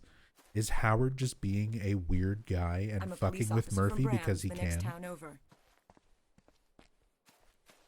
Or was it just not that well thought out? Incredible Joe, welcome back. Thank you so much for the 8 months.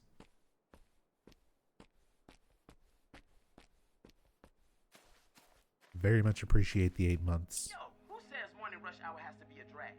Not Marcy in the mornings. Our AM morning ride hostess with the mostest. She's up crazy early to kickstart your day, wiping away those brake light blues and turning gridlock into a non-stop rockin' party. That's Marcy in the mornings, only here on WLMN-FM. Have hope with Townfall and F at least. F is the only one that seems interesting, but its dev does not inspire confidence. Well, F, I know the writer. Everybody talks about the writer for F. Because it's Ryukishi Nana 7 or 00 Nana. I forget what the... It's like a fucking screen name, you know? But it's the writer for Higurashi no Nakukoro ni.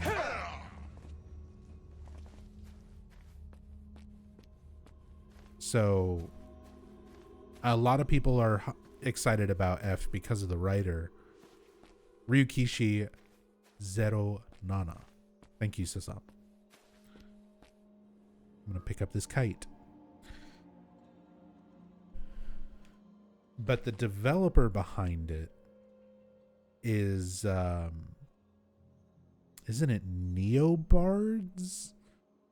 It's like the people who made the weird multiplayer Resident Evil game. Reverse. Yeah. So, I like the writer. But I don't know about the people who made Reverse. But the trailer also looks good. But also it's just a trailer. So yeah, it's hard to say. Townfall, I actually really, that's no code. And Annapurna behind Townfall. I have hope for Townfall. I like no codes games. I like a lot of Annapurna's stuff that they've published. So I've kind of got more hope for Townfall than I originally did.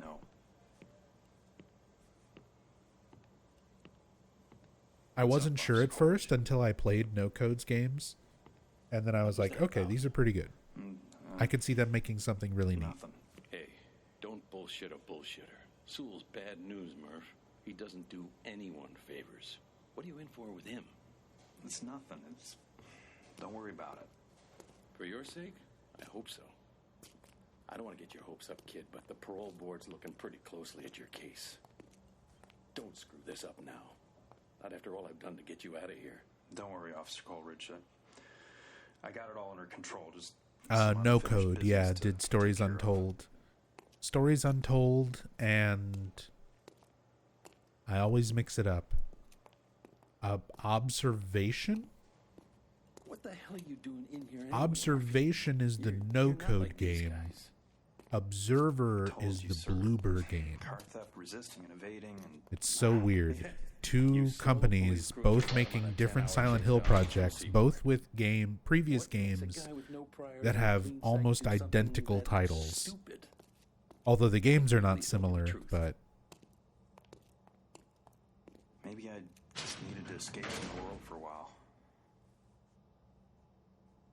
yeah, the No Code games were actually pretty solid. Those were good. Do your homework, right? They weren't like mind blowing or anything, but they were decent. You got it, Chief.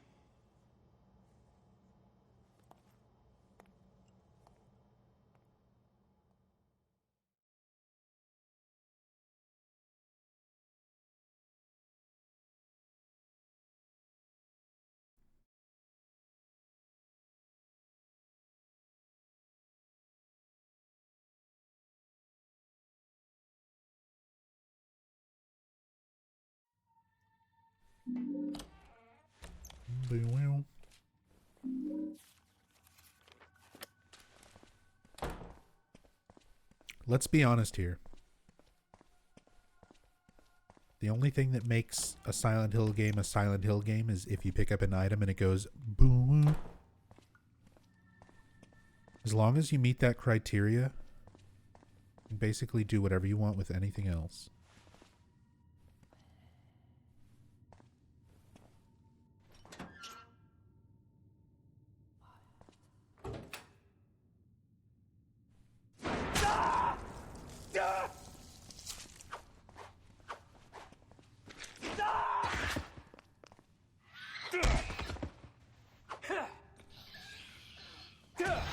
That sound is your text tone, has been for 7-ish years. I had it as my follower alert sound from like 2015 to 2018 or something like that before I turned off follower alerts.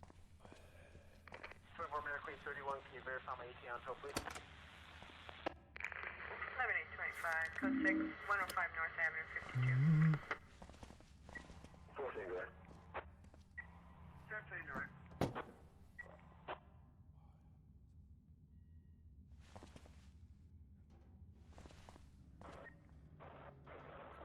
Code 9, thank you.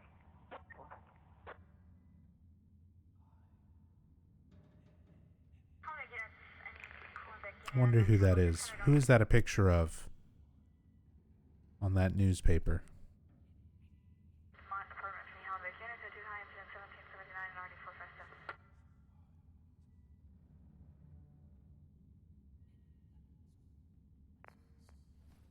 Does that newspaper even say SBERT? Sbert? SB EAT? EAT? AI generated before AI generation was a thing? It says Silent Hill, just blotchy.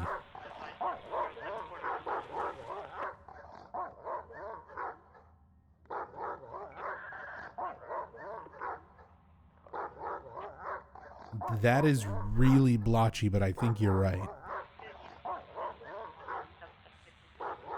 And the second L in Hill, like Hill, that's definitely like an E.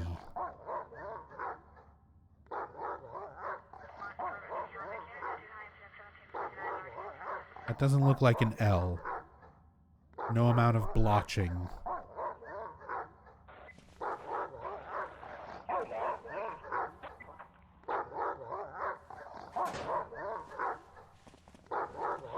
You can make this dog, like, really freak out.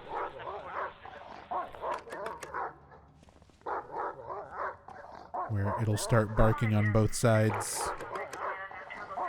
Or rapidly switching between. Here it is.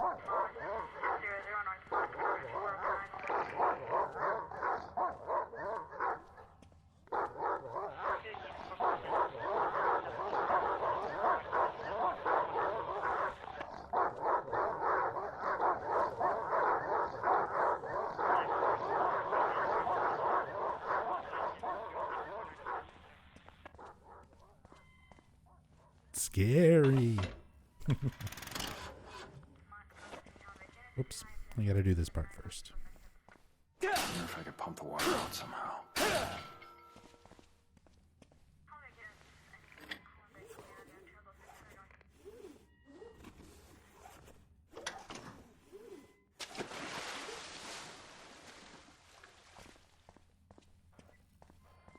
Let's see if this works.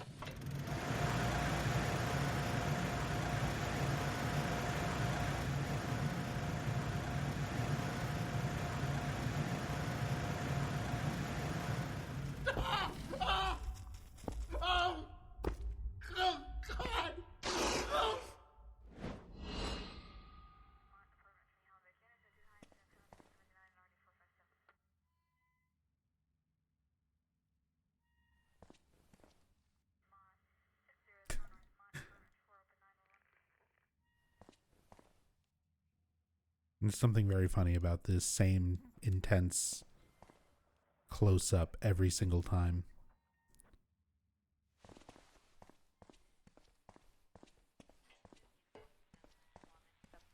It's the bogeyman. He's killing the fat boy.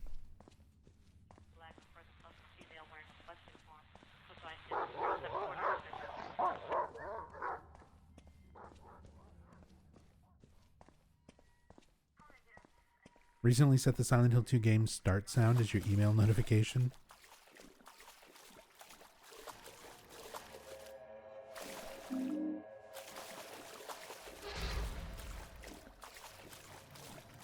I know the last time I took the time to like set a bunch of sounds and everything for my phone.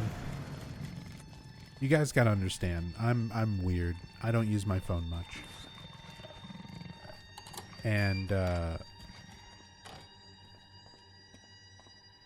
don't take the time to like change my notification sounds and shit most of the time, so not outside of something super basic.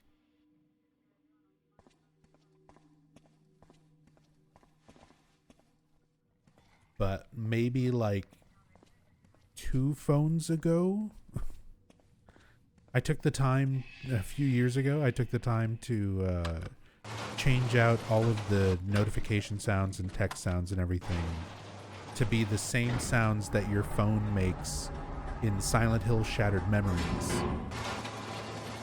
So like in Silent Hill Shattered Memories, a big part of the game mechanic is that you have a phone that you can take out and it makes little specific noises whenever you boop around from menu to menu, and whenever you get a text, whenever you get a voicemail. All of those are very specific sounds that your phone makes in Shattered Memories. So I took all those sounds and basically made my phone into the Shattered Memories phone sound font.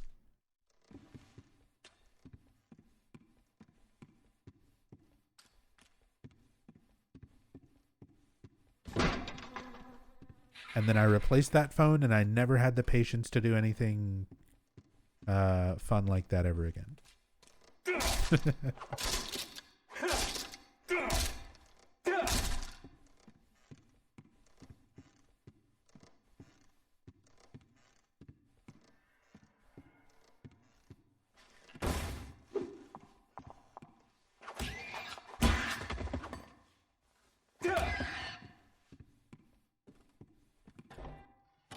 Did the exact same thing with your old phone, but made it the Persona 5 phone? Nice.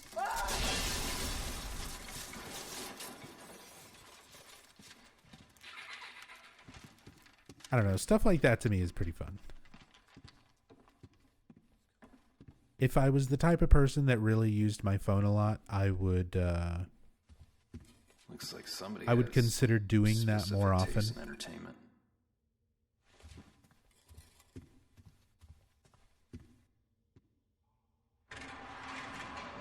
But I'm just not. I'm not a big phone person. I'm not glued to my phone the way a lot of people are.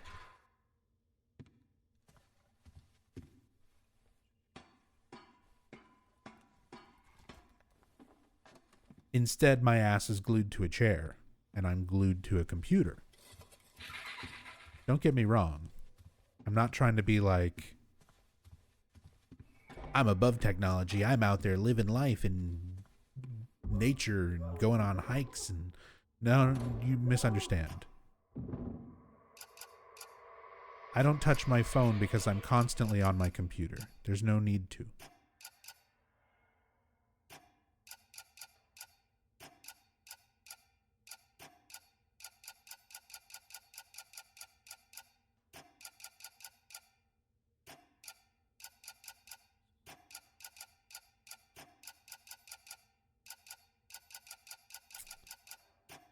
I don't remember what this was.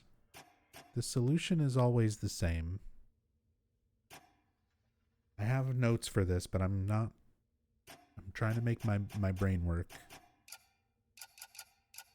I thought it was like 961. It is. Okay. I'm just dumb. I thought I tried 961 and it didn't work.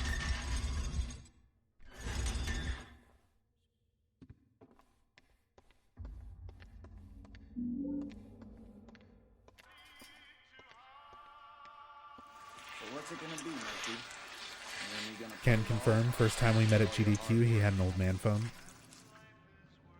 The only reason I don't currently have an old man phone is because Rachel got a new phone, and I got Rachel's old phone, which is still light years better than my typical old man phone. Sequester guys like him away from the general population for their safety.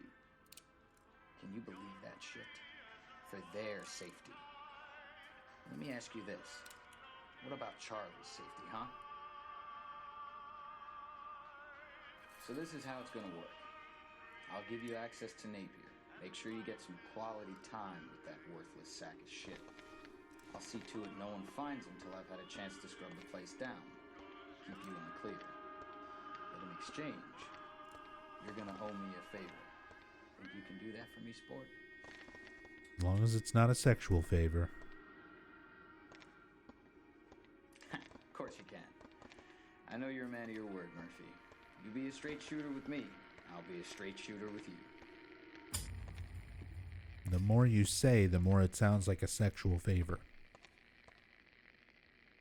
Remember, Cupcake, you owe me one. And Cupcake confirms the kind of favor Sewell is asking. Just kidding, he wants you to murder a man. A prison guard.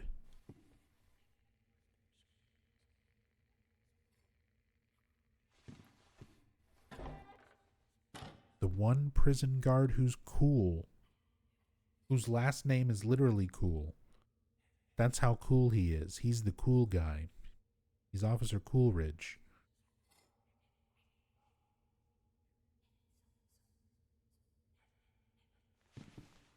When you lose someone you love. A misty day.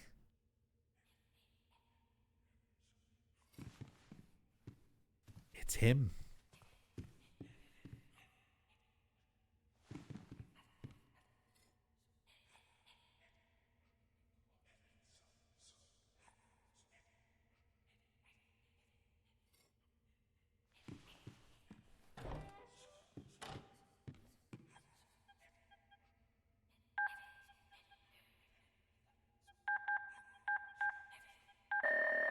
Shit.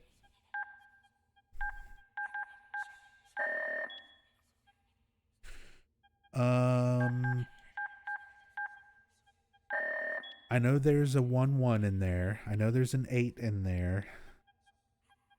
I'm pretty sure there's a 5 and a 2 in there.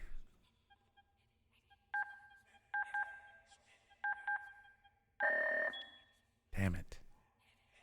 If only my brain could remember things. Can you believe I used to speedrun these games? Goes to show you that I just don't anymore. My brain does not remember things. Downpour. Keypad code. 851136.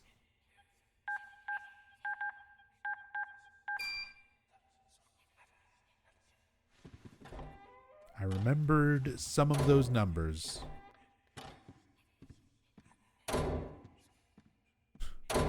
Without having to resort to looking at notes. Don't do it.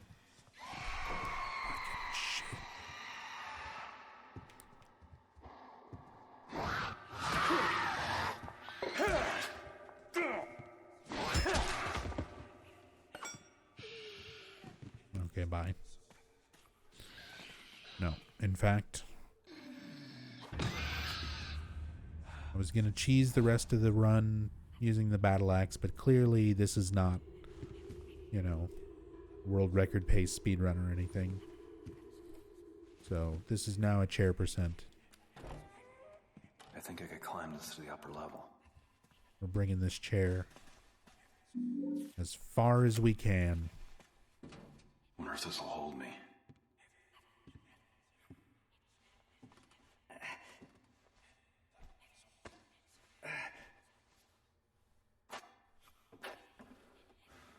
Ooh. Yeah, see, there's a little bit of hitching here and there with the emulator, but these are moments where it normally does that. It's right when the game is loading, like, the next big chunk of area that you're about to be in. So it stutters the same way even on consoles.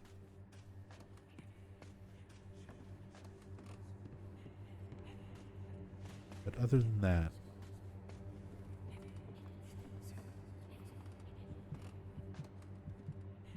again, it's not even really a fair complaint. The emulator is accurate to console, even in some of the areas where it hitches.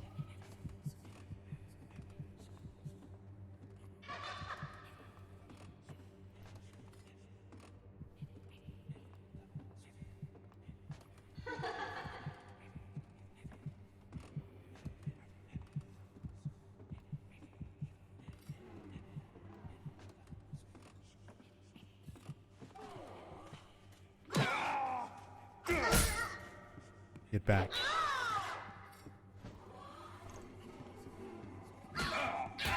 Shit.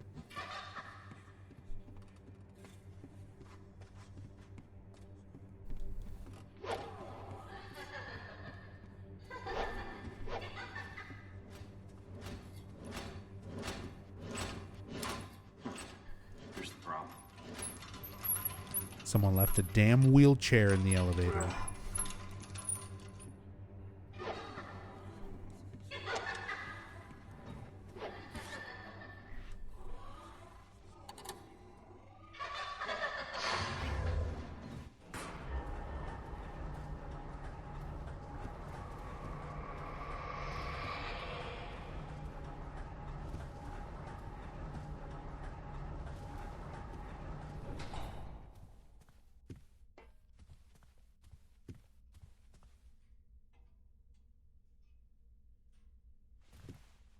I kind of wish there was more to the radio station.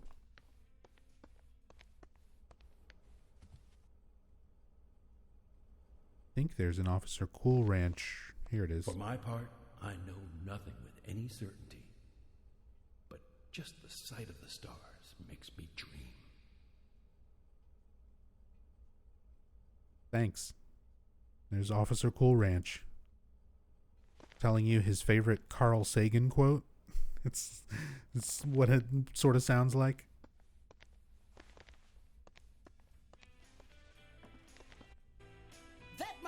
sisters was another rock and roll. Hey, listen to that Akira Yamaoka music. On this fine afternoon. You know, that guy who's not actually composing any music for this game. Batten down the hatches and snuggle up under the blanket with the one. Remember? 'Cause it's gonna be a rough ride. And speaking Such of a rough weird ride, choice we got another dedication to not for have you, Yamaoka man doing the with score plan. for the game, Murphy but P. still put stuff like Somebody this in out this there has game. got an eye on you, MP, so watch your back and keep it on track.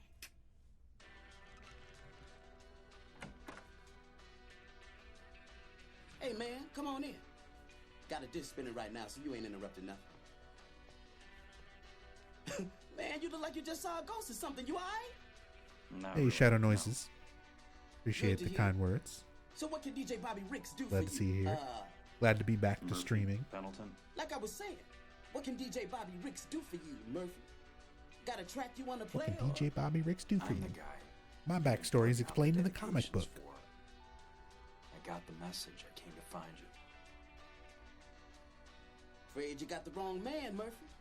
I don't know what you're talking about. But if there's a song you want to hear or a dedication you want to make, I could. You're listening to the DJ Rick Show on WLMN-FM, where the tracks are tight and the sweet melodies flow on and on. It's always a perfect day with DJ Ricks, your on-air friend to the end. Look, man, I came through hell and high water to get here because you called me. Now cut the bullshit, because I don't have time for this. Chill out, man. If you don't keep your voice down, you're gonna get us both in trouble. And you do not want that. You don't know who might be listening. You understand? Thank God someone finally heard me. I can't even tell you how long it's been just spinning. If we whisper, the town won't hear us. What the hell's going on here, Ricks? The What is this magical, place? sentient, all-knowing, purgatory-causing town. You getting this far tells me we might even have a chance of getting out alive. What's the plan? Right. Listen. What is the logic? This boat. She's moored down at the marina. She's fast, real fast. Problem is, some motherfucker ransacked the studio and checked the keys. I'll hotwire it. No problem. That's not gonna work. This place, it does strange shit to reality, man. It's like there's rules you gotta follow. You know what I mean? Bobby Hey, what's up, Ricks. Transmit Ace? Stream's been live for Yeah, sure. 2 hours and 43 Who's it going out minutes. to? But that's nice of you to think of me. Yeah. Real nice. Thank you. They're coming. Who? They're matter. coming. We gotta find those keys. The Cenobites. On the silver chain says freedom. You opened the box, Murphy. Miss, Pendleton. Put the gun down, damn it. We might have a way out of here. You. I need to use your phone. Sorry, lady. Calls come in, but don't go out. Just because folks want to be heard, don't mean they're willing to listen. See for yourself. You would take that crossover? That crossover What's exists. going on around here? It's called Dead by Daylight. You can be Pinhead against several Silent Hill characters. Although no Downpour characters, not yet. Maybe they'll do another Silent Hill chapter with a boogeyman killer and Murphy as a survivor.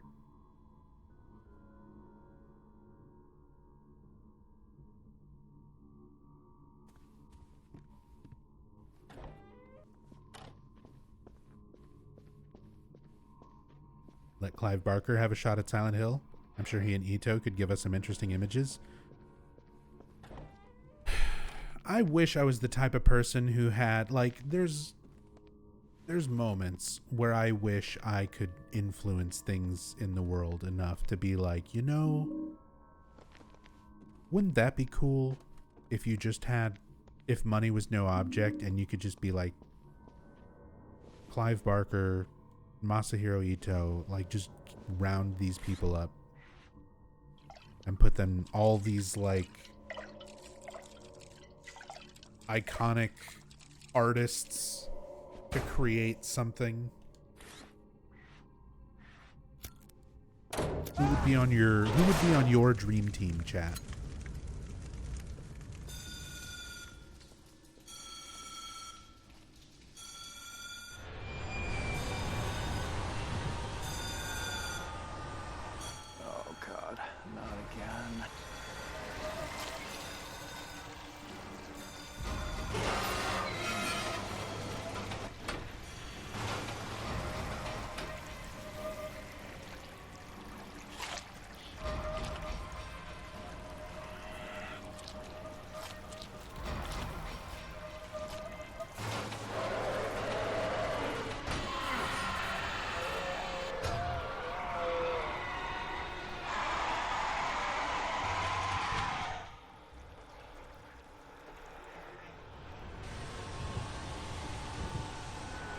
Running segments.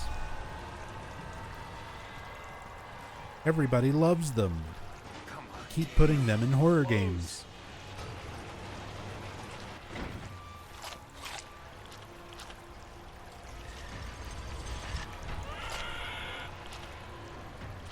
Running segments with instant or nearly instant death.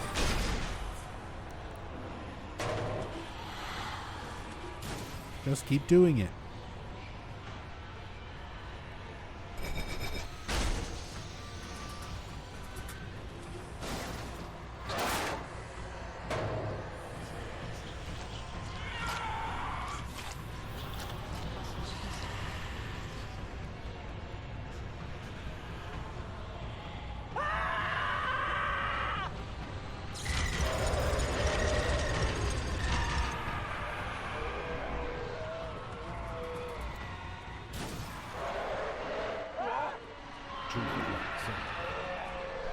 Shut it out.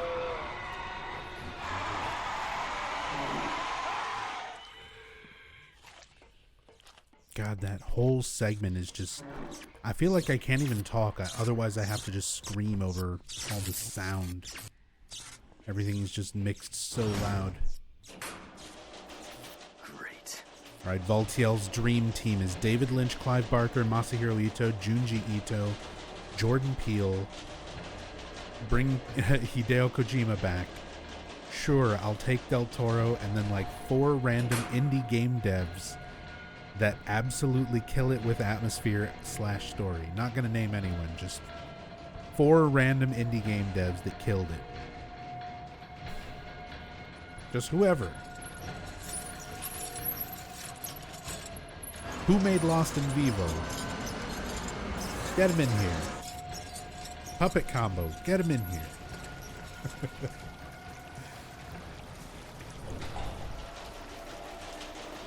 Signalis devs. Yeah. Wait. I still need to play that. No way. Airdorf. Couldn't be.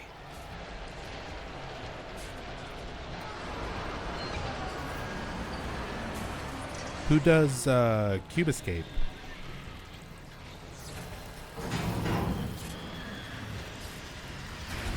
Rusty Lake.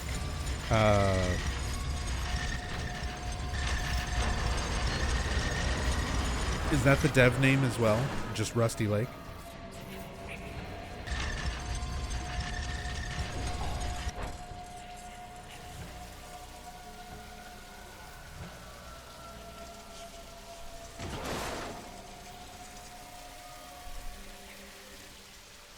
Looks like my stop.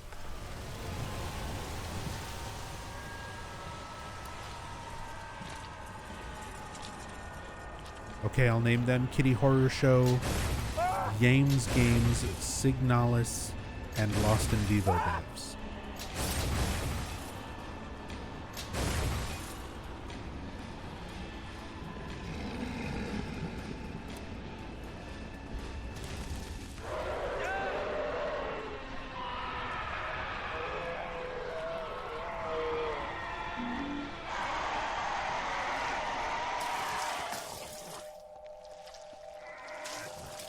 How's RPCS3 compared to hardware? At this point, better than PS3 hardware. Looks better, runs a bit smoother, less choppy. I would still say the preferred method of play would be on a backwards or playing backwards compatible on an Xbox One or an Xbox Series S or X. But this is good. So far, this is really good. The problem is, all it takes is one game-breaking issue, one moment where the emulator crashes, one point that can't be played past or something like that, and it's worthless. So, that's what I ran into last time I tested this, but I believe there have been some improvements since then. So I'm kind of giving this another shot.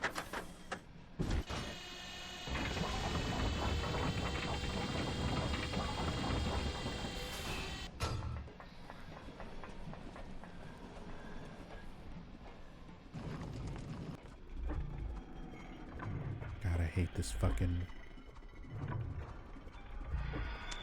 Oh, first try. Even though I had to let it rotate to get the timing of it.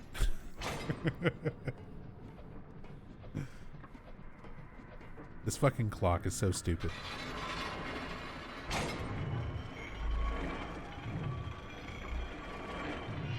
Again, these sort of like balance beam walking across the clock while it's spinning, it's visually interesting, we'll go with.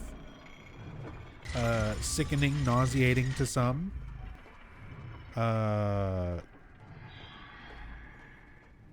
Cool to others.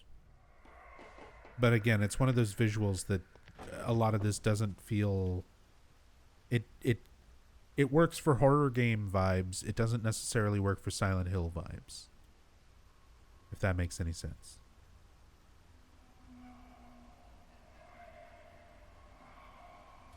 Get someone who doesn't even know what horror is to make a Silent Hill game. You know, in some interviews, that's one of the things that many members of Team Silent and people who've worked with Team Silent have commented on. How basically everybody on the team was like a writer or a painter or, you know, some form of artist as like their primary hobby, and then programming or, you know, whatever their job was for game development was just what they did for money. Like, they were passionate about it as well, but their main passions were writing and painting and things like that. So a lot of them were not gamers.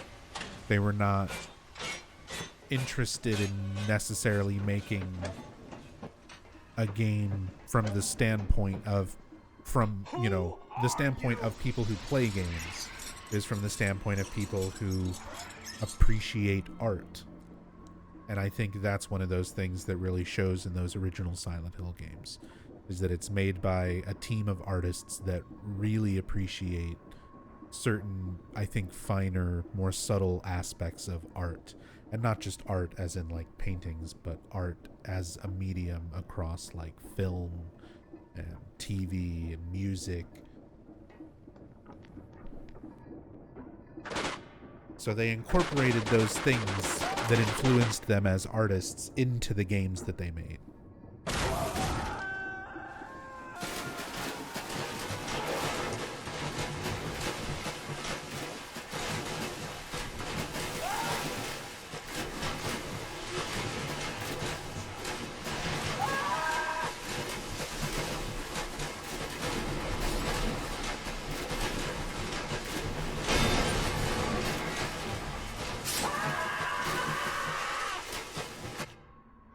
What would be a nightmare team to you for a Silent Hill game team, Nub? When you say nightmare team, do you mean like the worst possible team, or is that a clever way of doing like dream team, but we're talking horror, so nightmare team? Like, who would do it really well? Help me. Help! Murphy, run!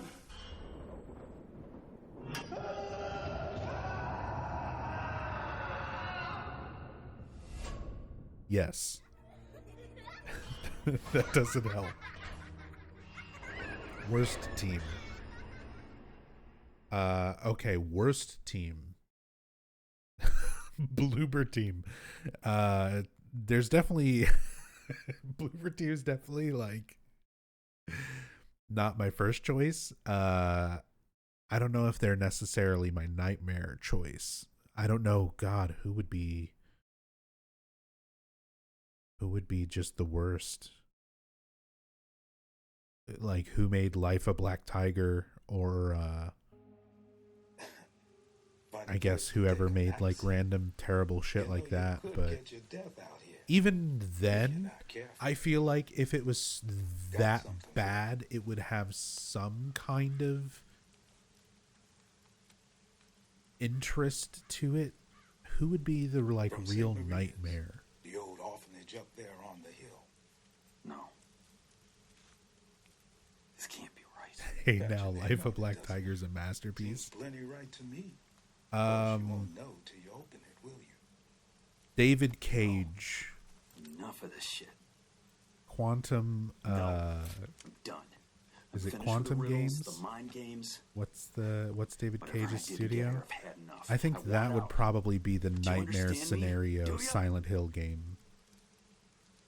I think David Cage's Silent Hill game would be the most like tasteless.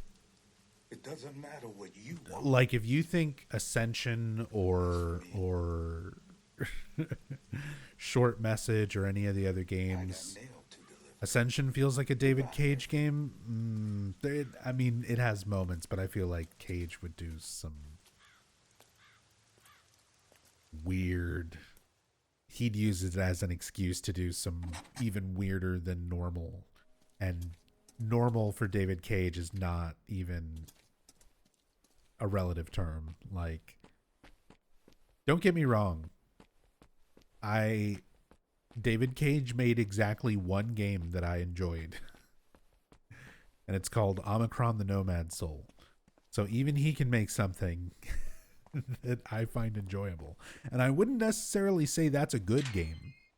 But it is a game that allows you to possess the body of David Bowie and kung fu fight with demons. So I enjoyed it. It had things about it that I had fun with. But that would be a nightmare scenario if it was like David Cage is making the next Silent Hill game. I think that would probably be one of the worst matches.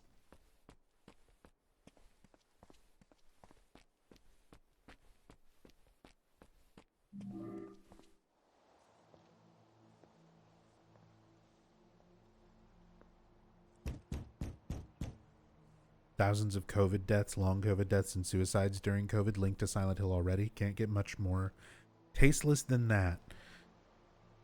Fuck. I mean, you're not wrong. Yes. May I help you? I'm Murphy Pendleton.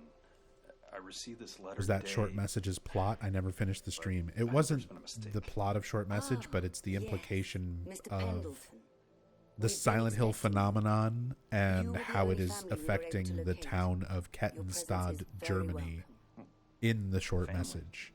So it's kind of the setting of that game. That can't be. I mean, bless you, child. I understand. But yes. It must be very confusing for you. We've checked the COVID deaths, long COVID deaths, suicides, and there's no mistake. Don't forget. Please, come in. What was it? Failed pregnancies, miscarriages. It was something like, there's a note you find that says, I've been doing a lot of Short Message research because every time I think I'm done researching and ready to do a story playthrough, I find another theory and I'm like, oh, now I kind of have to consider this, because it's still early enough at that point where there's a lot of things to consider and I'm still piecing together elements of the what happened here? history of the kind of development of it as well, because it started off, it's sort of a Silent Hill 4 situation where Hexadrive was making a Silent Hill 2 remake pitch to Konami, and Konami turned them down in favor of Bloober Team, but they still wanted to work with Hexadrive to make something Silent Hill related. So they wound up making the Short Message. And when they started Short Message, it was right before COVID. And then COVID changed the direction and the workflow, and thus also aspects of the story and, things like that for the game itself. So, I don't know. There's a lot of things to take into consideration with the Short Message, because I think it was originally going to be one thing, and they kept a lot of ideas from that initial version of what they had planned, but then you can see where they sort of changed the message a little bit after, like during and after COVID, or after, I guess, like the peak initial outbreak, whatever.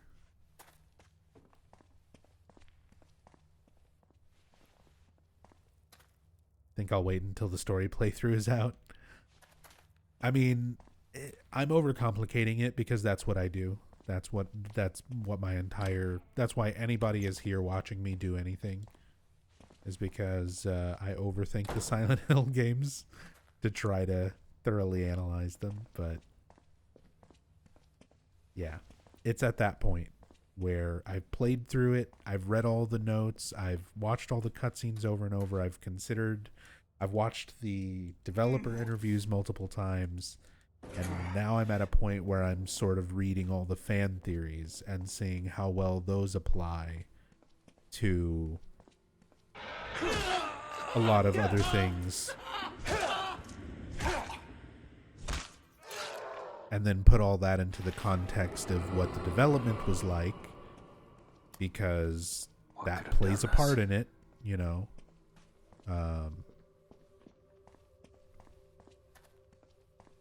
Emotional support chair? It is. This is my emotional support chair, and thank you for reminding me. I need to take this emotional support chair, and I need to leave it somewhere safe over here, so that after I pick up the axe and break through this door, I can pick this chair up and continue with it.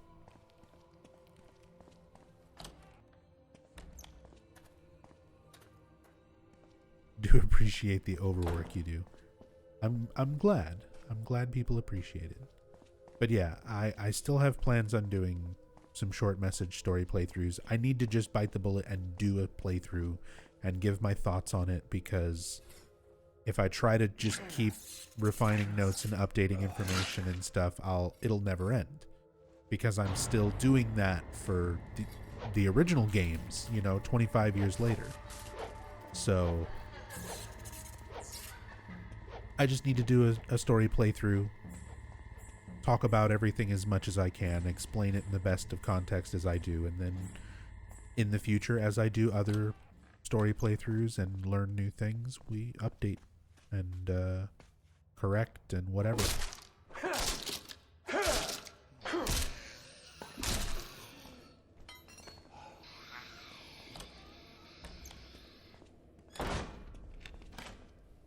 But there are certain aspects I want to make sure I get correct.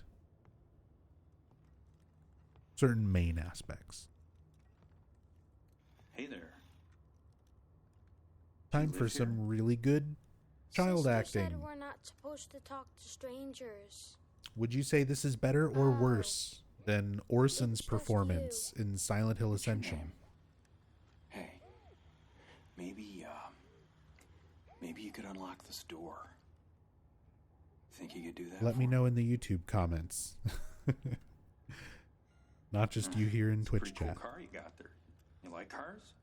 What do you think is better between the two performances? I would say both are bad. Play with cars just like that. Out of all child performances across the franchise, yeah, I would say Laura in 2 is pretty good, and even that is not great. No, of course not. I think Jacqueline Breckenridge did fine. Because she said you're the boogeyman.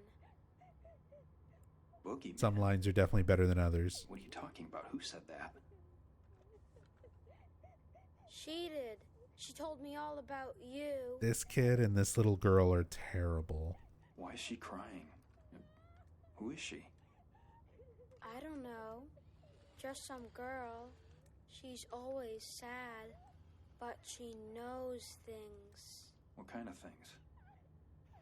Things about the boogeyman. Look, I won't lie to you. Grown-ups tell kids there's no such thing as monsters, that the boogeyman's just make-believe, and there's nothing hiding under their beds. Probably the only way you can tolerate these new titles is Nub's commentary. Not strong enough on my own and don't trust anyone else. But I'm not well, I'm glad you can put your trust in me for these we get out of here, all these three of us. playthroughs, these new Silent Hill experiences. Do you know the rhyme? What rhyme? She told me there's a secret rhyme that makes the boogeyman go away. If you say it fast enough, he can't hurt you. Do you know it? No. But If there's a rhyme that can do that, I sure wish you'd teach it to me. It goes like this. I Then like guess big she's butts and I right. cannot You lie. are the boogeyman. Kid, look at me. You I'm other not a brothers monster. can't deny. Not yet. Found a skull, gonna get them rotten brains. Hell yeah. Valheim progress being made.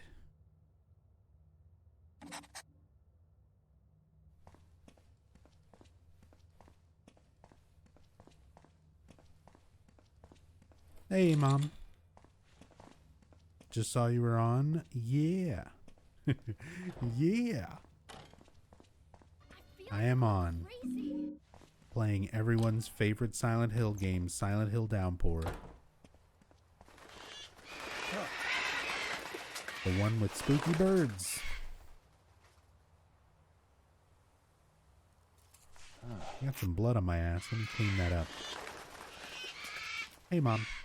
Hope you're doing well. Miss you. Love you. Looking forward to seeing you.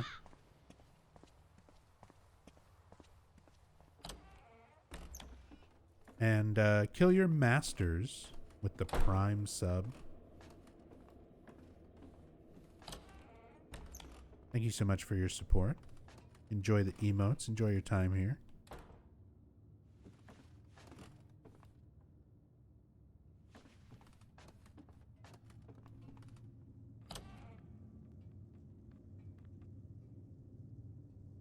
There ain't no floor. Whoa.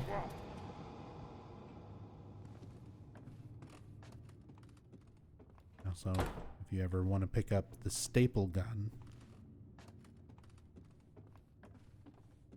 it's supposed to be a nail gun. Hey, kid! It's actually not the worst weapon in the game. What the hell? Shit!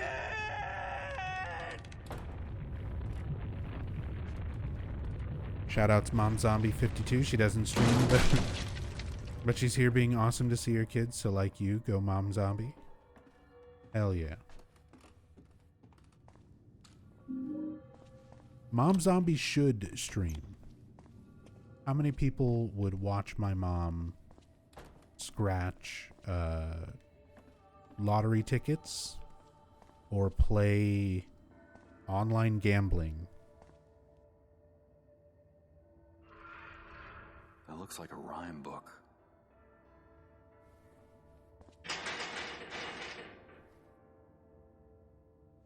I'm a police officer from Brams, the next town over. Gambling.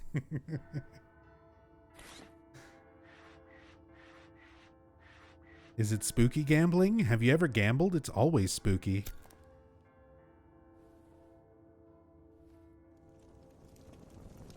You might lose.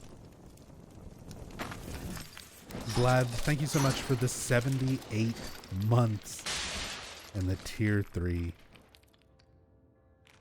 Very much appreciated, man. Hope you're doing well. Good to see you. Thank you so much for the love and support.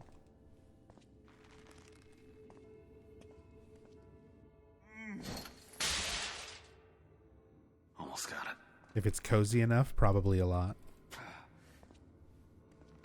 She can play the app Silent Hill slots.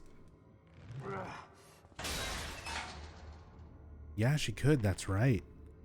There's like an online version of the actual slot machines. Next time we go to Vegas, Mom, we'll have to do a stream. We'll have to find a casino that's got the Silent Hill slot machines.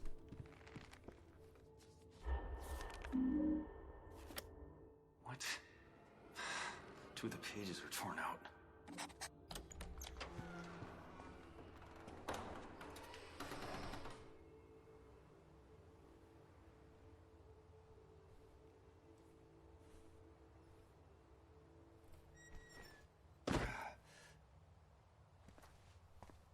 Break the Silent Hill pachinko. That's the thing. In some casinos in Vegas, there are 2 different Silent Hill slot machines. Not just the pachinko, but 2 slot machines. There's one with, funny enough, they're both the boogeyman from Downpour. One is with Heather and one is with Murphy.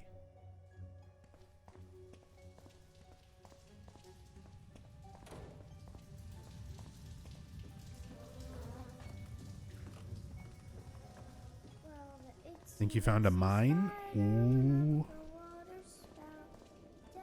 We're going to be able to build possibly 2 black core construction things at a time.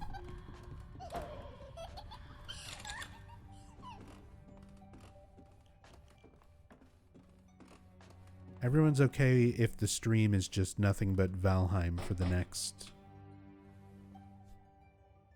20 days straight, right? If I play Downpour today, I can play Valheim for the next month.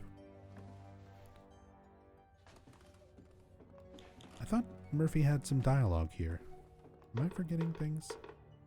Like, I know I need to get the eraser to open this, but I thought he said something.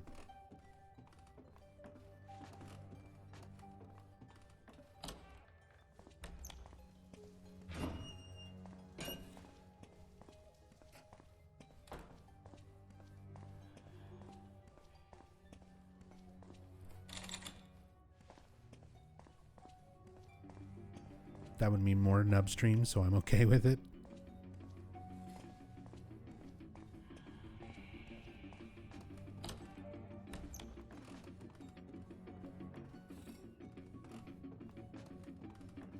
Give me that.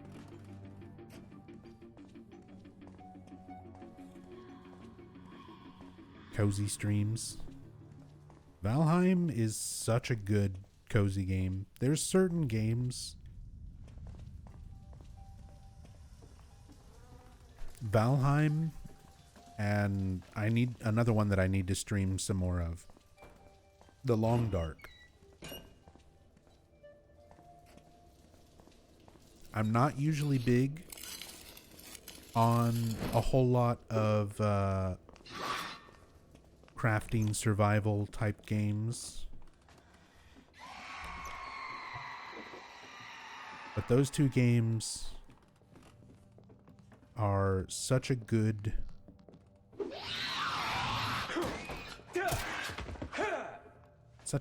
comfy, occasionally, you know, it's like really harrowing and stressful, but then it's also got a lot of moments that are really just like atmospheric and comfy and cozy.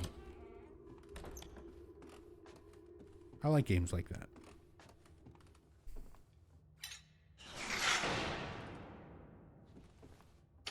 Sorry. Had to put my beloved chair on the ground just for a moment.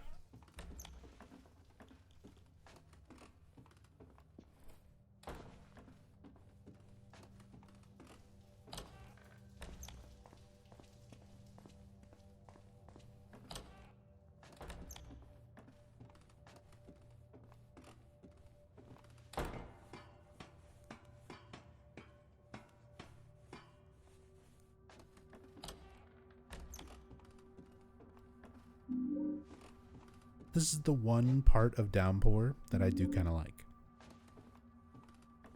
I like the old theater. It's weird that this is sort of like, I guess, attached onto the orphanage, but I guess it's supposed to be like, you know, kids' school play type of small theater type of thing. But just the way this whole thing is set up, the way this puzzle is set up. There's a lot of things I don't like about Downpour. I feel like the writing, especially with some of the endings, is where it really hurts. But it's got some things. Got a couple things in there that are pretty good. Monster design also sucks. this game desperately needed decent monsters.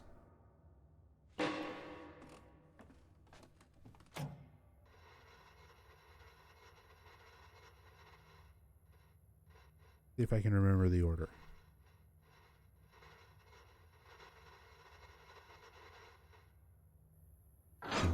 Apparently not. Thought it was lights first, but I guess it's lights, curtain. I guess these raise and lower the backdrops. Lights, music.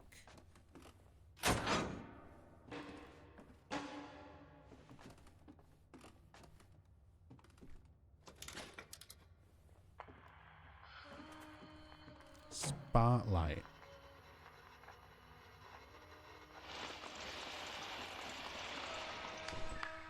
Backdrop 1.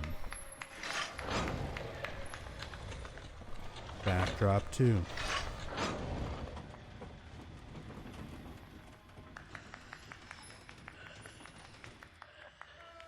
Rain sounds.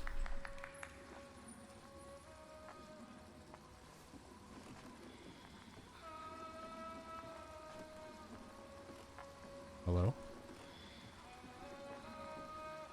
Interact bug. There we go. Lightning. Thunders.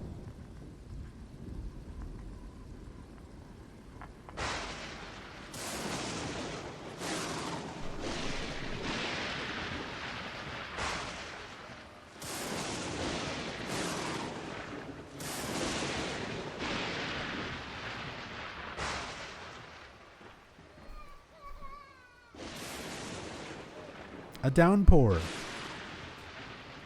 They did it. They did the thing. This game has a theme.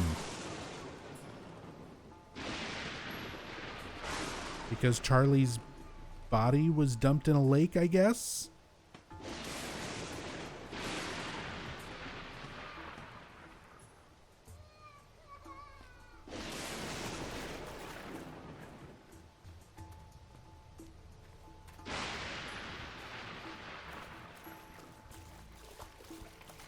So there's water everywhere.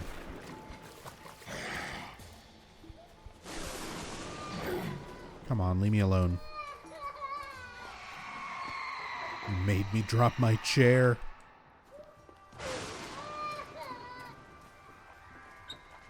I need to get away from this stock baby crying so I can do this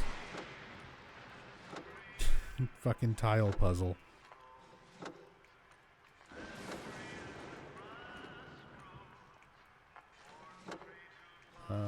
A lot of this is actually done.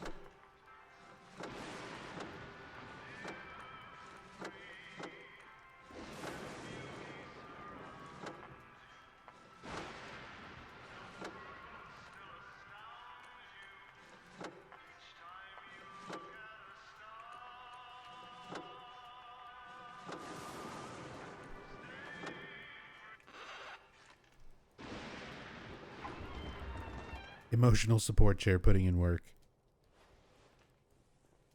We're going to keep this chair with us as long as possible. Unfortunately, you can't really keep a chair the entire way.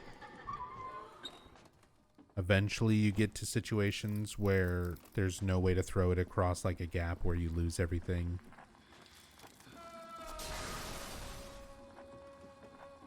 Yeah, even if you don't break it.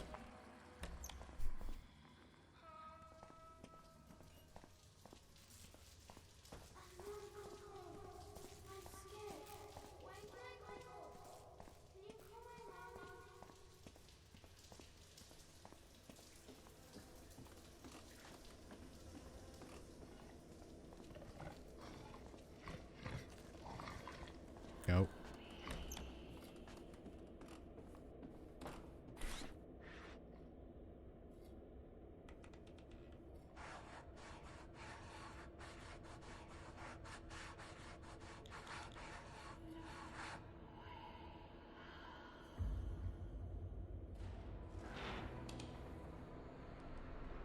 He got rid of the chains. Do you get it?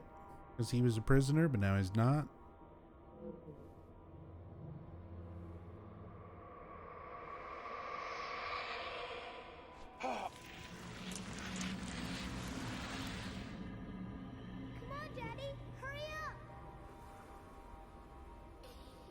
He says, come on, hurry up, to goad the player into, like, running forward. But you can just stand here. It doesn't change it. Charlie! See ya. Charlie!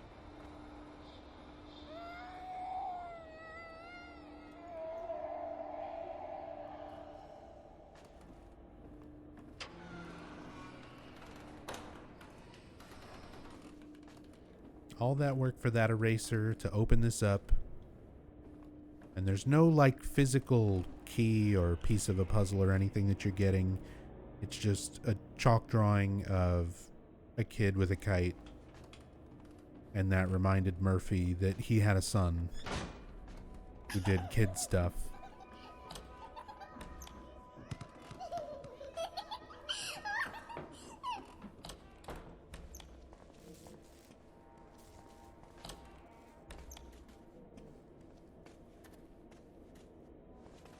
Oh, damn it. I have to chop another thing down.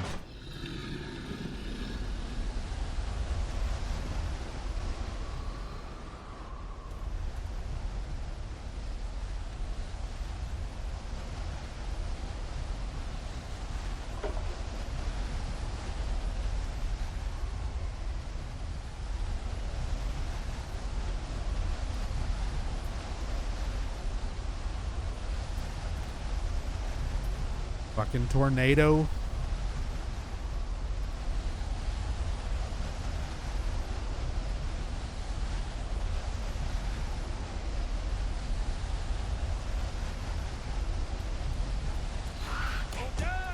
Lady.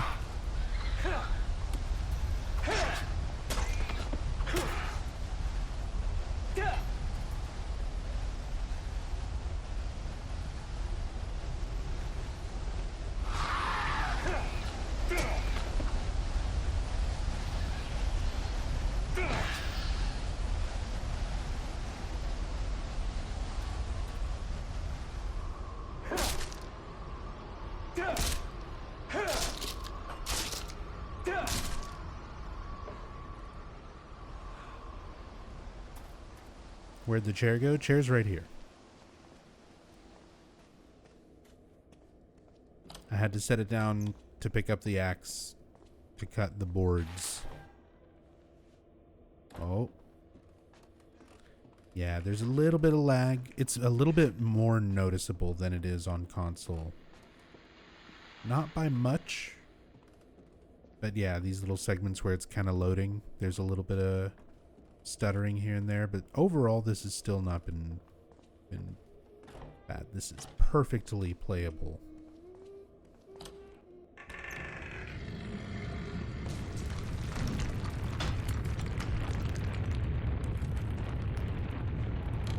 I love how we get a special introduction to this enemy that you've already seen like 20 of.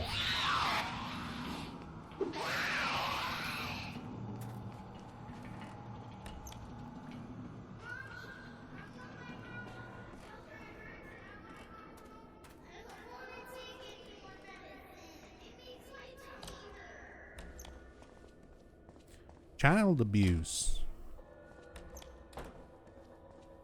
It's scary. It's trauma. All right, chat. Left to right. 1, 2, or 3. Which one has the key?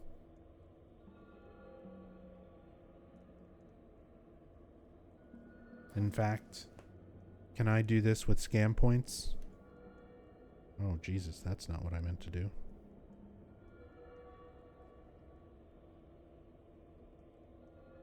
Can we put scam points on the line? 1 second.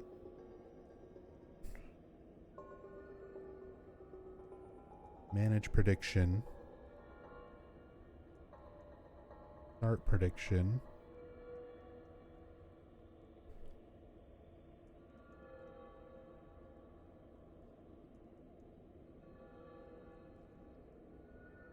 Which body has the key?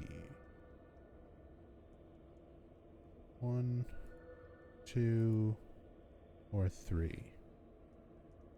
You have 2 minutes.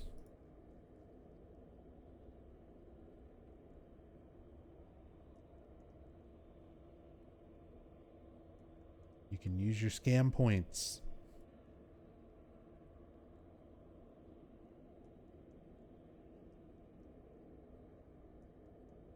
Two minutes to decide.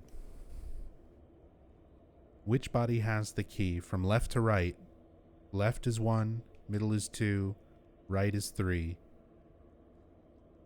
1, 2, or 3.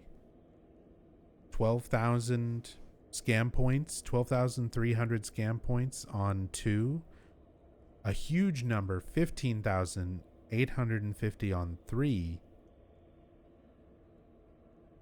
5,170 on 1.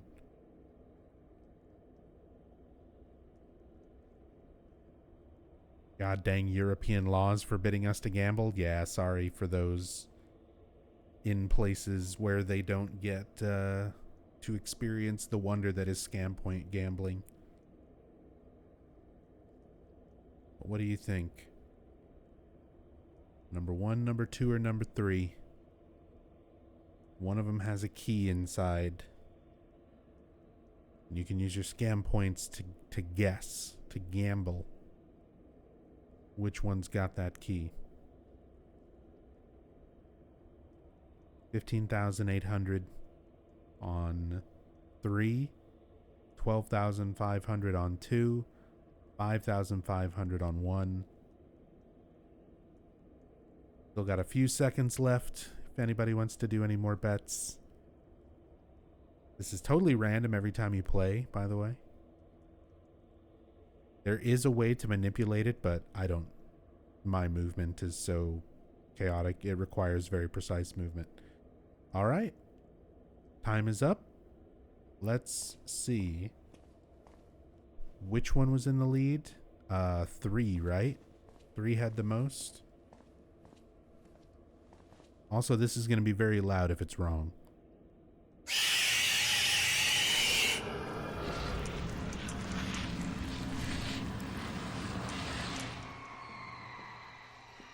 Oh shit, I also need to kill the screamer, but then pick up my chair.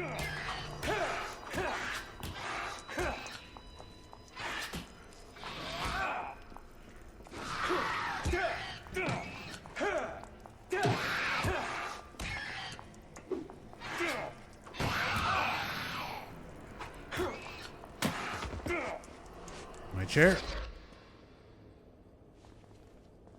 Where is it? Is it in the pocket dimension? Is it in the chair graveyard? Oh, that's bullshit. Oh, that's bullshit. Alright, well, let's see if it's in 2.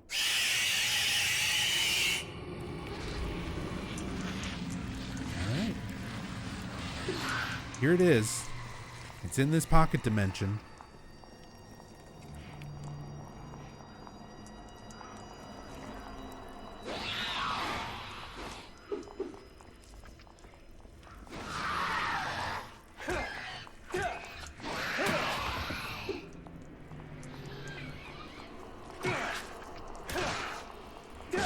No!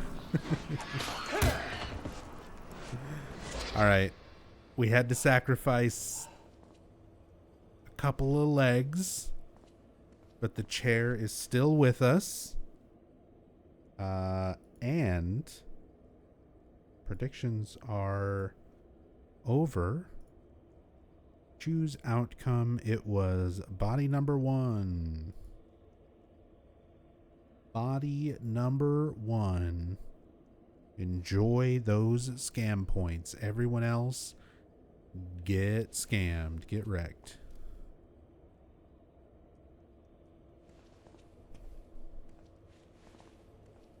Blad took 34,000 scam points.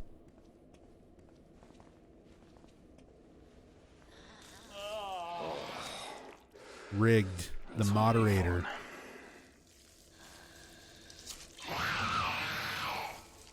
The scam points live up to their name again.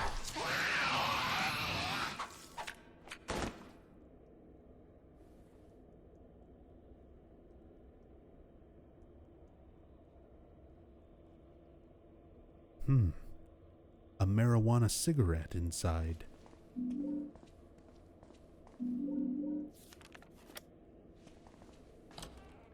Perhaps with this I can get to the other Wonder if world. that kid will let me through the door now.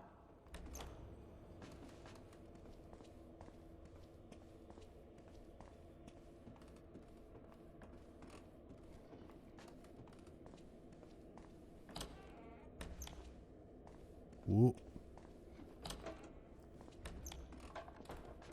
Yeah, that little bit of lag when it's loading.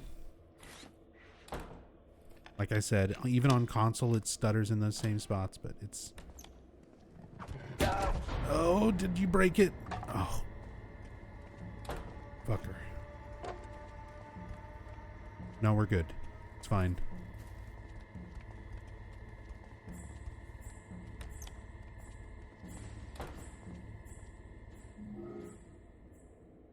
We still have most of the chair. It's fine.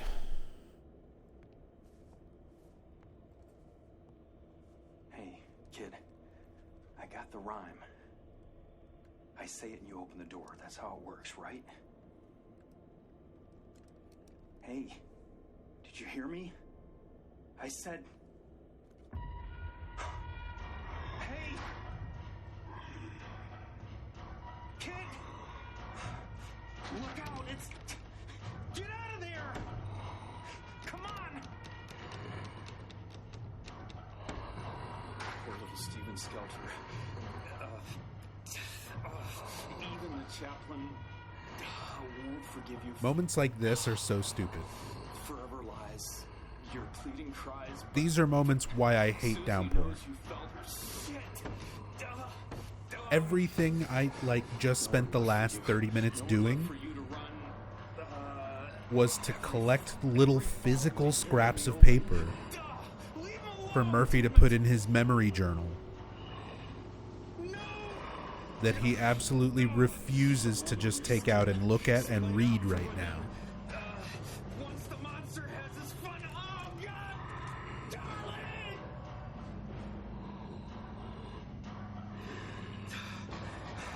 And I mean, I guess this is comparable to some of the stupid shit in some of the old games.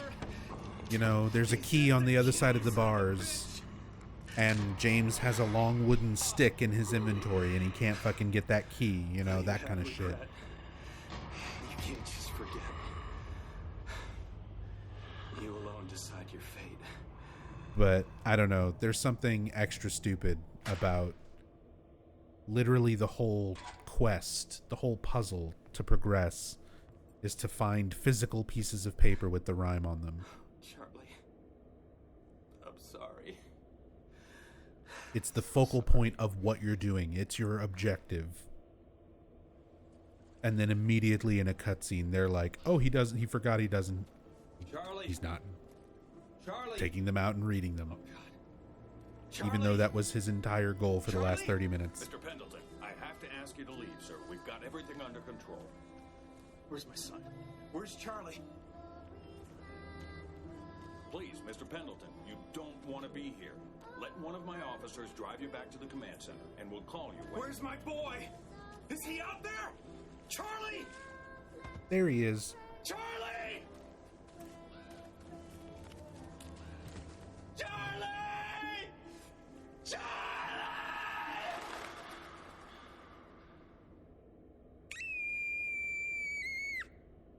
Why did you hurt him?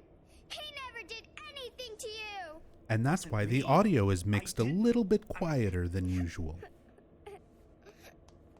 Wait! Just to go back to that conversation from 3 hours ago. That thing is in there! It's not safe. Oh, shit. That's why I mix my audio for the stream just a little bit quieter for certain games. 3 hours ago, good times.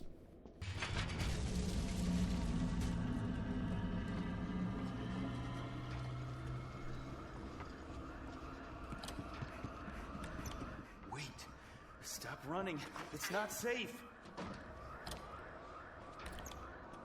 It's not safe. They'll get you. They'll break your chairs. Hurt you.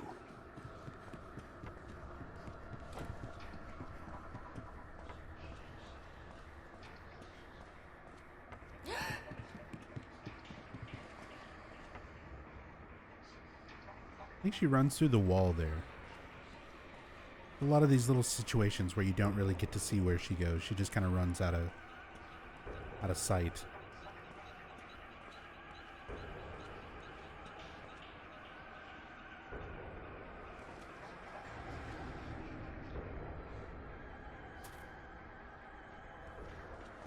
And it doesn't even give you the option to jump in.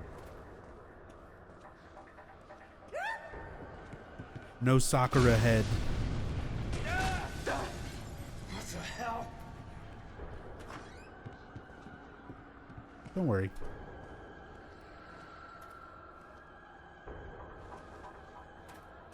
I still plan on playing quite a bit more short message.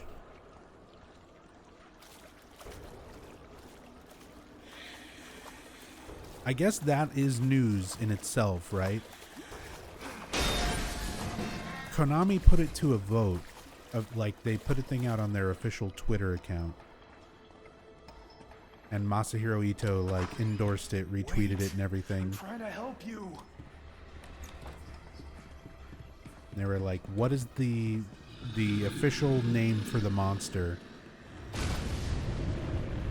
in Silent Hill short message? And the community voted on Sakura Head.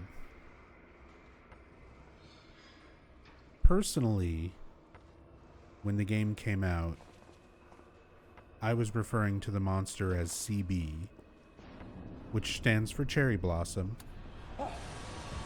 which is what Sakura means in Japanese, so, I mean, that's not far off anyway. I get it. Sakura Head, just to kind of fit the, like, Pyramid Head theme, feels a little bit off. Especially since there's more than just, like, blossoms on her head.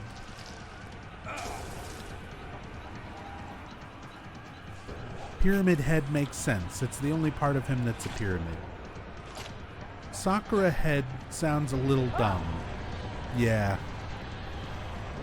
But, you know what? Ito embraced it. The community voted for it.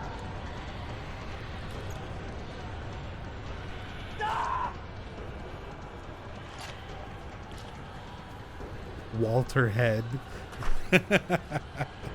Next Silent Hill 4 playthrough. I gotta remember just to refer to him as Walter Head. Claudia Head.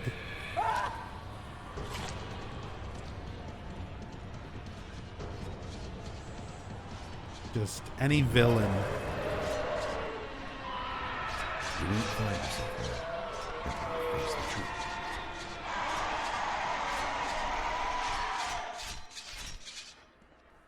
Oh, I couldn't remember how many that was. 2, none. Also none.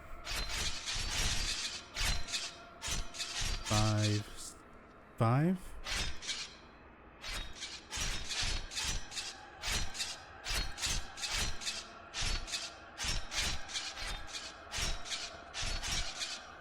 Ito embraced the name, yeah.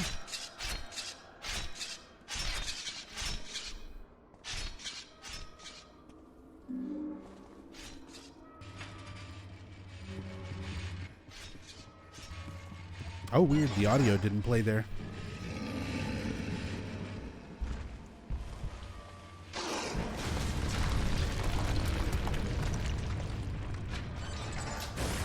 Minor little audio thing.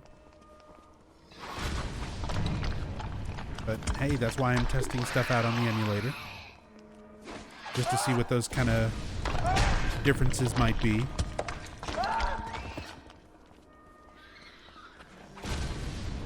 Bogeyman Head.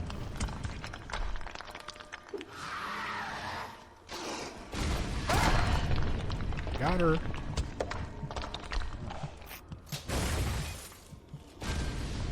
Ah, so close.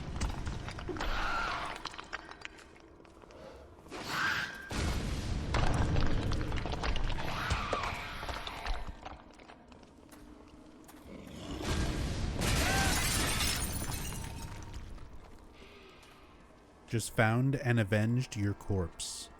Oh, that's right. I stopped playing Valheim after a rage quit. I died and was like, fuck it, I'll go get my body later.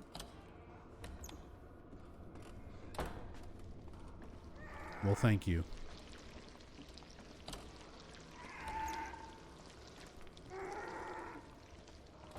What is even the point of this segment? That is a great question.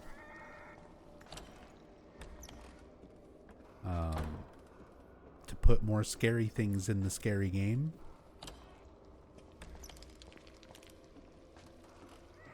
Or at least try to.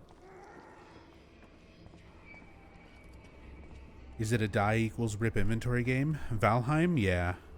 It's kind of similar to like, well, I was going to say kind of similar to like Dark Souls, but it's more than that. Imagine in Dark Souls if instead of just leaving your souls on the ground, you leave your equipment and inventory and everything on the ground. So you have like a grave marker for where you died, where all your shit is. And then you go back to a respawn point, sometimes very far away from when you died. Most of the time in Valheim. So you have like all your best equipment and items and everything are on your dead body. So you either have to run naked or under geared to go and try and retrieve your stuff. 2003 EverQuest? Yeah, pretty much. That's old school MMO did that a lot. Or various other harsh penalties on death. But yeah, I played me some EverQuest. Final Fantasy XI was my MMO drug of choice. I say was, but it is still currently installed on my computer. I'm not paying for the live service, but I do play on the free private server Horizon sometimes. That game came out 20 years ago and I'm still playing it. Not often, but still sometimes.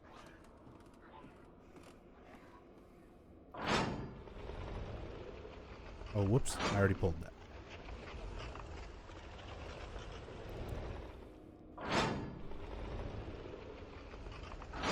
To be fair, still play WoW. I know a lot of people who do.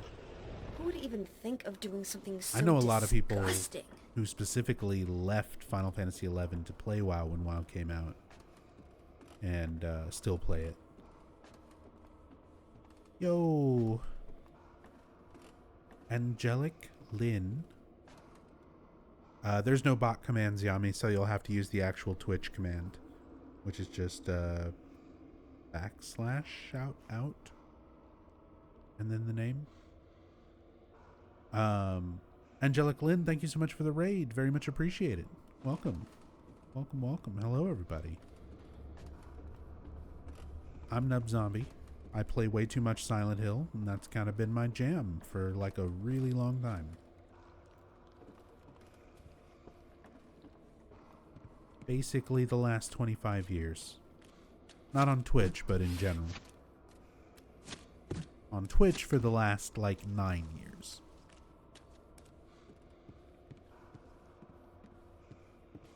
Welcome. I'm testing out Silent Hill Downpour on the RPCS3 PlayStation 3 emulator. And I think I need to do this one twice, then this middle one, then the top one, then the first one again. But yeah, welcome. I'm doing basically a casual playthrough of Downpour to test out an emulator. But I'm kind of running through it, trying stuff out, watching all the cutscenes because you are forced to do that and they are completely unskippable.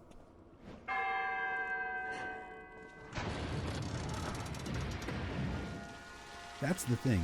No matter how fast you speedrun Downpour, you basically always get a full story playthrough because you don't get to skip any of the cutscenes, and there are no major skips in the speedrun.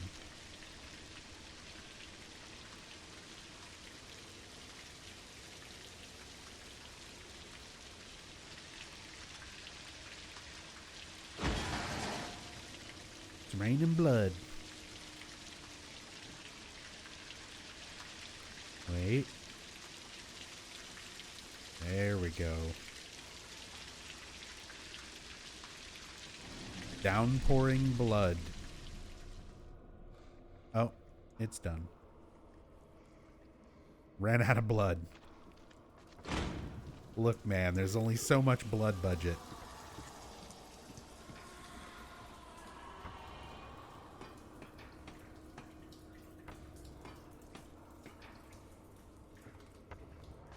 But now we have this wonderful strawberry tinted Murphy.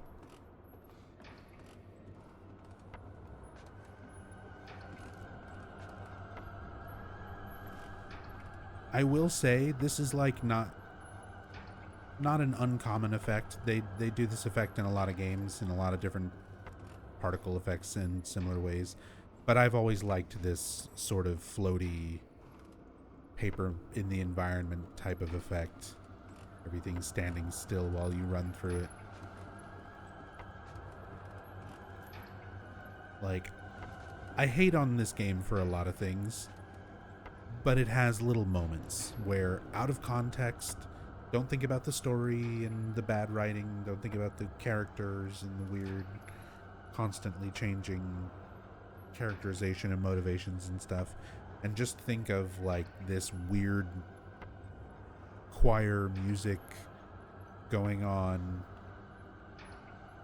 The way they make your camera sort of start pulsing back and forth. All the, like, floating stuff as you run through here. Out of context, this is like a neat horror game moment. This might not be a really great Silent Hill game in my opinion, but it has its little horror game moments where I'm like, oh, this is neat. Hey, get away from her.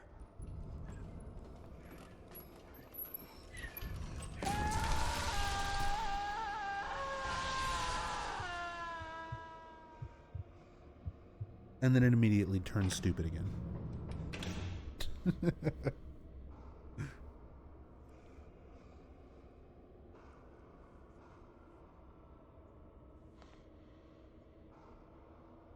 His yell. Yeah, Murphy's screams are... Why are you doing mwah, this to me? chef's kiss. Thank you for coming to shepherd your son home. Murphy's reactions, his screams and yells, losing a child. are one of the best aspects of this game. With all due respect, I don't think you do. And like I already told you, there's been a mistake. I buried my son years ago. I understand, Mr. Pendleton. We all deal with grief in our own way. Shall we?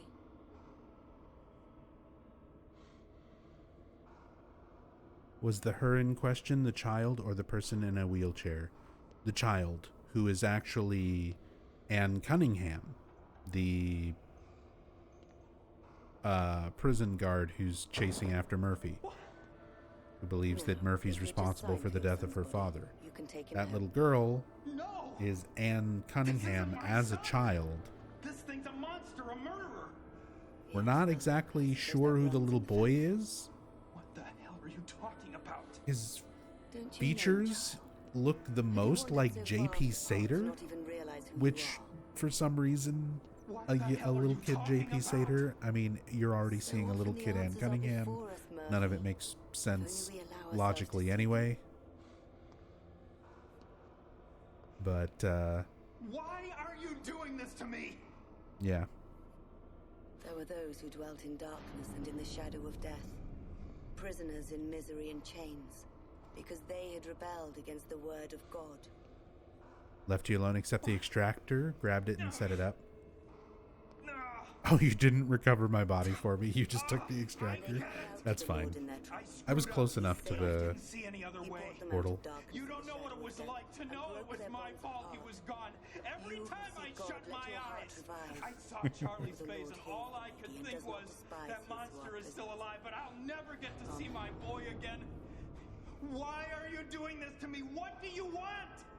What do you want from me?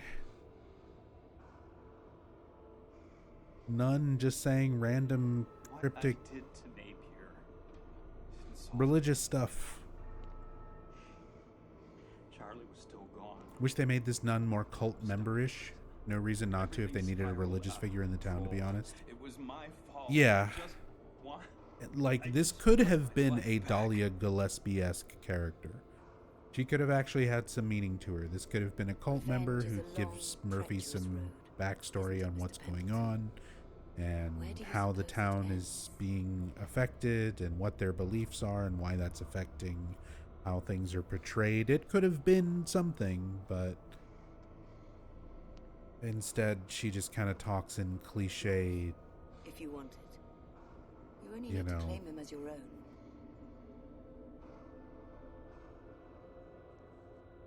All right. Basically nothing. It's nonsense. I knew you'd come around in the end.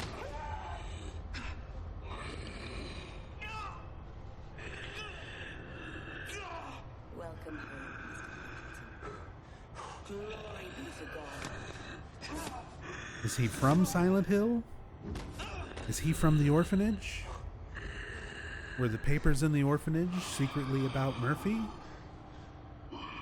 Is that why she says welcome home? Or is it just a cool evil nun sounding line for her to say, you know, before you fight a boss? Or not cool sounding, but what the devs thought would be cool sounding and, you know, creepy and weird. And I think it's more so that. It's more so weird for the sake of weird, creepy for the sake of creepy than having a lot of real depth or meaning behind what she's saying, considering you never see her again. It's never brought up. None of this is ever, like, referenced again.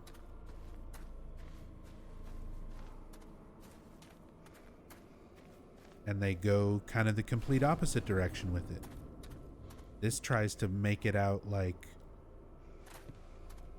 oh, here you go, the boogeyman is your son. Like, oh, this is Charlie? Like, Charlie died and became vengeful, and now he's this monster? Like, what are they going for? But then at the end of the game, you get the reveal that the boogeyman is basically just symbolic of vengeance in general. So for Murphy, the man who killed his son, Patrick Napier, is his boogeyman. For Anne Cunningham, the man who she thought was responsible for her father's death, Murphy Pendleton, is her boogeyman. So, Charlie! Hold on, I'm coming! So it doesn't have anything to do with it being Murphy's son. So then it's like, well, what the fuck was the nun talking about? It's just nonsense. Oh, fuck. I'm trying to think how I do this so that I keep the chair. The chair needs to be the last thing that I pick up. So there's a strategy where you down the boogeyman and then he does like a shockwave before you get the final QTE to finish the fight. But if you're dropping an item or picking an item up, you get iframes to avoid that shockwave. So if I down the boogeyman on the chair and then pick the chair up in as the last thing that I do to iframe his shockwave, then I should keep the chair.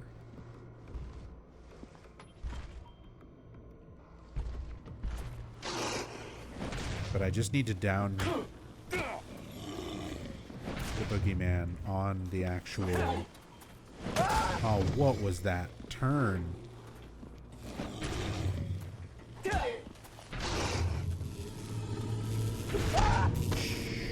shoot. Pick up. Use. We're good. I overthought it. I should still have the chair, even though Murphy switches to the hammer for the cutscene. And he swings that bitch so easy. It's like Origins when Travis Grady picks up the butcher's giant cleaver and swings it with like one hand. It looks like it's made out of styrofoam. Nothing can bring you back. It's not. But then again, that's Travis Grady, the man who can carry 12 hospital IVs and 20 portable televisions and 16 filing cabinets.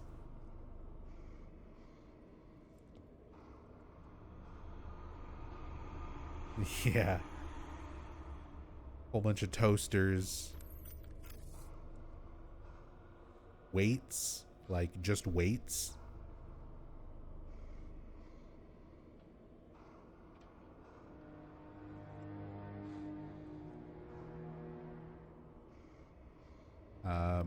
Giant medical alcohol jugs. I'll give it to Origins. Origins got a lot of stupid shit about it, but it's not lacking in weapon variety or costume variety. There's a ton of unlockable shit in Origins.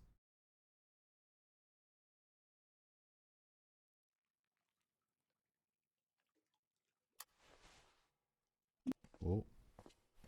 A little bit laggy there. You can see the icon pops up in the top right where it says saving. So that's actually a bug, confirmed to be a bug, where the game is not saving. The game is actually loading. So that's why you kind of see the game hitch whenever the saving icon pops up.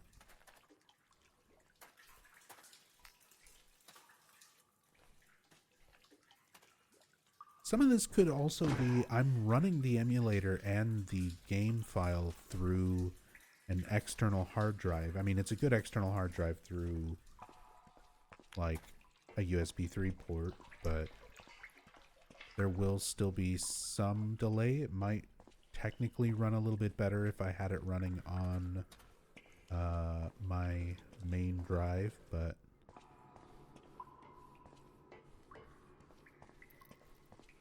I'll have to test that some other time and see if the these little loading hiccups are any different.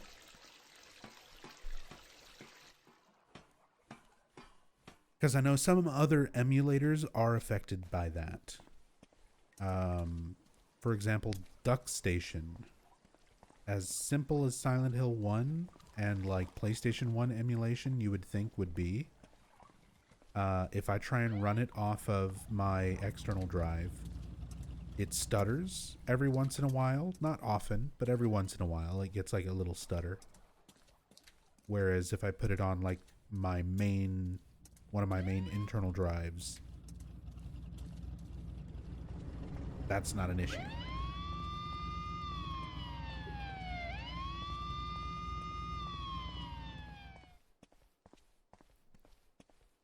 Leave me alone.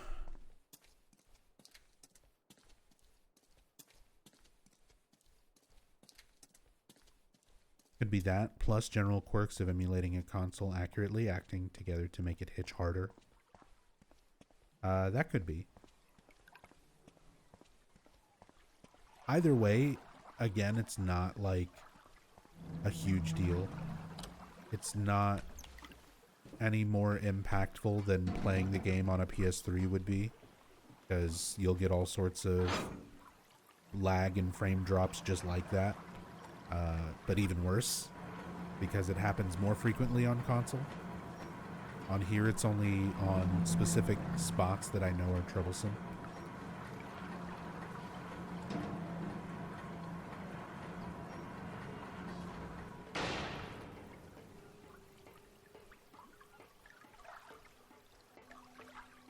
This game was god-awful on PS3. Yeah, if you've got an Xbox Series X or an Xbox One, and you can play it through your backwards compatibility, then it actually runs pretty damn nicely. Travis Grady's truck here, by the way. Ambrose Trucking.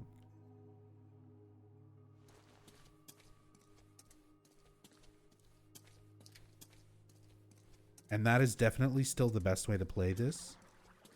But emulator might honestly be a good contender for second best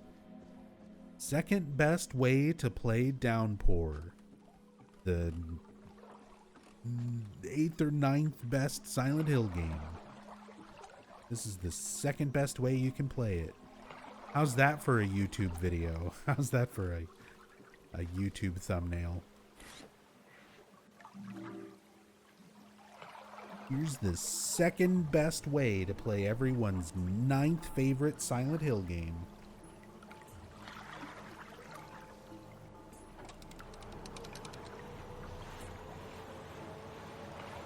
PS5 game.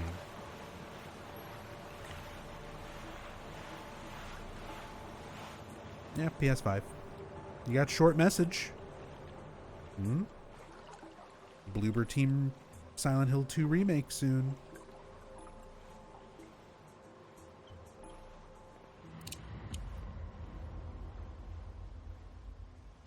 You gotta be kidding me. Did you really think it could end like this? After everything you saw back there, everything we've been through, you think going back to prison is all that's at stake here? We're not going to Wayside. Anne Cunningham just shows up. Turn the boat around.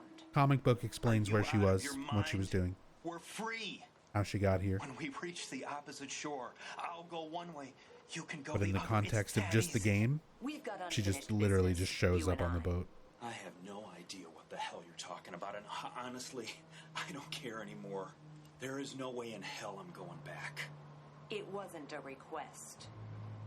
We've both just been through hell. Haven't you been paying attention? No, you haven't been paying attention. You think this is all an accident? What does it say in the comic? So she was last in the radio station with Bobby Ricks. It showed me and it wants me to she has a whole thing with Bobby Ricks where they get attacked by the dirty ladies, the screamers, and wind up in like a cage talking to each other. So you get like a little bit of backstory for Anne, you get a little bit of backstory for Bobby Ricks. The Bobby Ricks winds up getting devoured by the dirty ladies. Anne falls out of the cage and has like a realization of, you know, wanting vengeance against Murphy. You weren't thinking of leaving before you paid even back though my that's favor, her whole thing already. I'm trying to remember exactly how it happened in the comic. It's been a few years. What am I talking about? Of course you're gonna keep your end of the deal. You're a real stand-up guy, Murphy. But then essentially when she comes up out of the water after that moment of falling out of the cage after Bobby Ricks gets attacked, she shows up on the boat where Murphy is. I mean, shit. It still doesn't make much more sense, but it does stuff. Save deleted. Of course. Save deleted. Thank you so much for the brand new sub. Don't worry yourself about Very the much details, appreciate that. Cupcake. Thank you so much for the Just support. Take out the garbage like you did before, and we'll be square. When? Thank you. There's gonna Enjoy be the a emails. little disturbance. Just Cody. tonight. The other Cody guards and me are works. gonna have our hands full, so no one's gonna notice. when you Twitch, head down to the showers and so find your Twitch guy gives you the waiting there, option to like like change last people's nicknames, then- and I've changed a few people's you know nicknames. what I comes know I've next. changed yours Unless, of before for course, Cody, you're and thinking I of swear it breaking our randomly deal. just changes them And this back. other guy. I try to switch them around so that when people do name changes, I can still remember who's who. Hell, I only wish I could do it myself. You just keep making new ones. Should what be do the you say, last time. Cupcake? Maybe that's why. You gonna play ball? But thank you so much for the sub, Cody. I'll take care of it. Appreciate the long time support. We'll just say like 80 months. Something like that. You've been around forever. Between like 8 different accounts.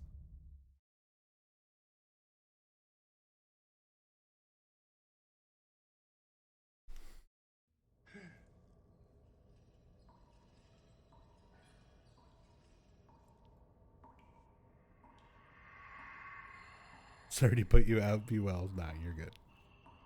Welcome home. Good to see you, dude. Hope you're doing well. You don't recognize me. Hey, Pella. Hate this game so much. Yeah, it's not one of my favorites either. But you know what? I'm playing it tonight. Because why not? Why not? I gotta test out this emulator. Got some updates. We just got past the part where this game used to crash on previous versions of RPCS3. We just got past that part.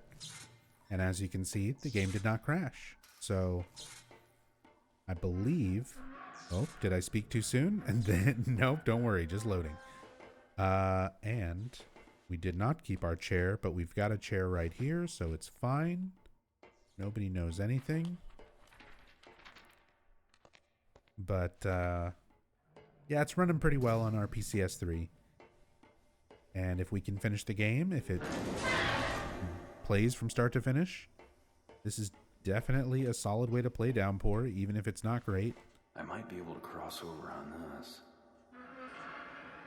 Even if I don't particularly like this game, it has its fans. And this is a solid way to play it.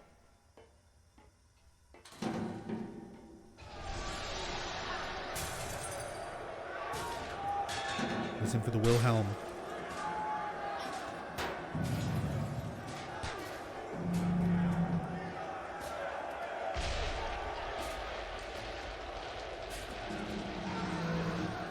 There it is. Come on, Murphy, hold it together, man. Yeah, the bot is dead. Eventually, I'll get a new bot set up. Although, if one of my mods, if Yami has access to Discord, I did put in the mod channel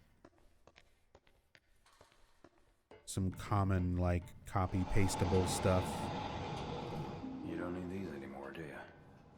Including my Silent Hill game tier list. I could do, like, a whole video. I could make a whole stream or a whole YouTube video or something about just that. Like, I have my order of, like, favorite games, but I guess I've never explained my order thoroughly. I mean, I have if you watch fucking 800 hours of videos over the last 9 years. But I could try and express it in, like, a tier list format in one video. Or one stream or something. Thank you, Rachel. Rachel got the copy paste from the thing. So yeah, Silent Hill 2 is my favorite. After that, Silent Hill 3. After that, Silent Hill 1. Then Silent Hill 4. Surprise, surprise. All 4 Team Silent games are my top 4 games. Then Shattered Memories, Play Novel, PT, Homecoming, the arcade game, The Short Message, Downpour, Origins, Book of Memories, and Ascension.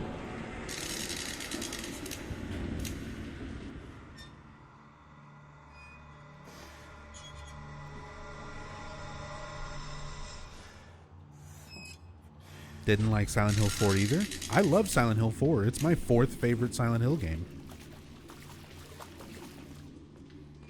It has its problems, but I don't think it's bad.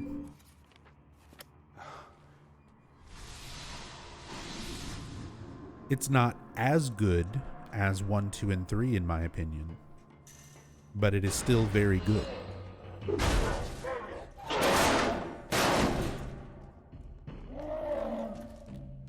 Oh yeah, I've got tons of story playthroughs archived here on Twitch and on YouTube. Here on Twitch, I forget how many hours we're up to.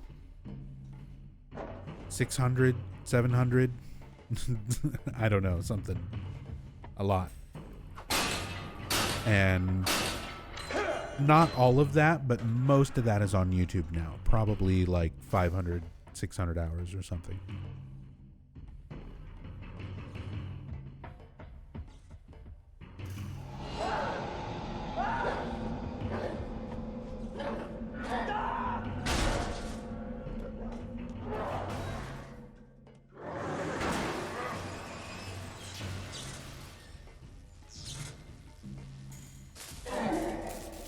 I like how he just grabs onto it. It doesn't just like hit him and electrocute him as, you know, circumstance. He reaches out and grabs onto it. He's fucking asking for it. He wanted it.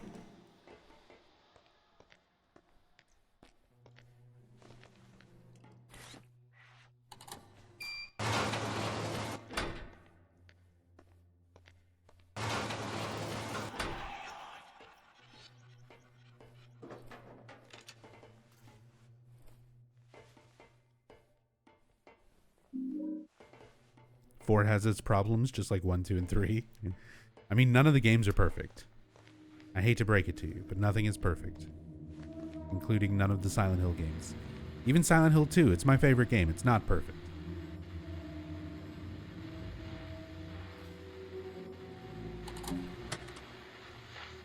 But you know what? That was part of the design philosophy.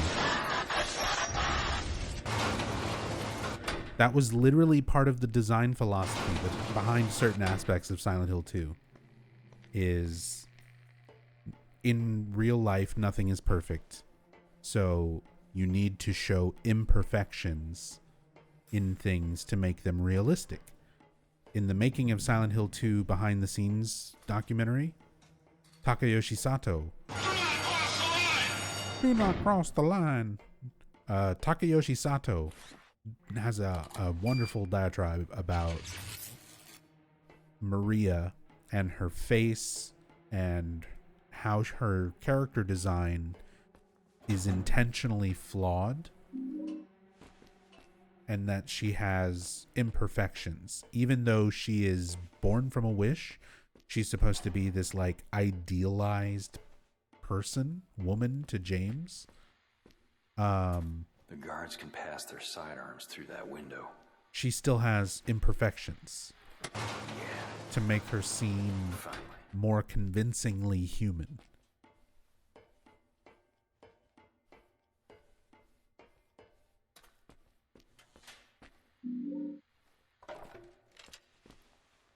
Get my gun, get my chair, and we go.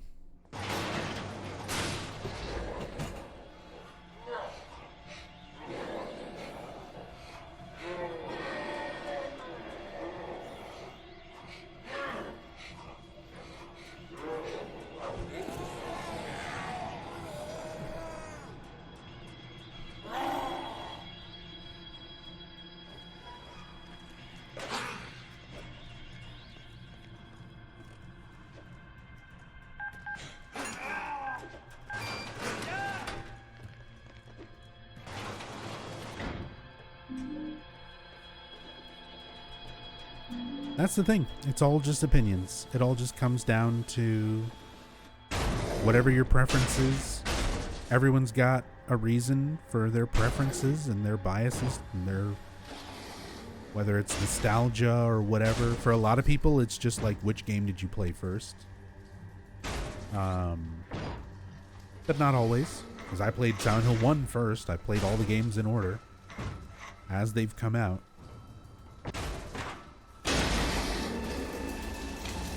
But 2 is my favorite.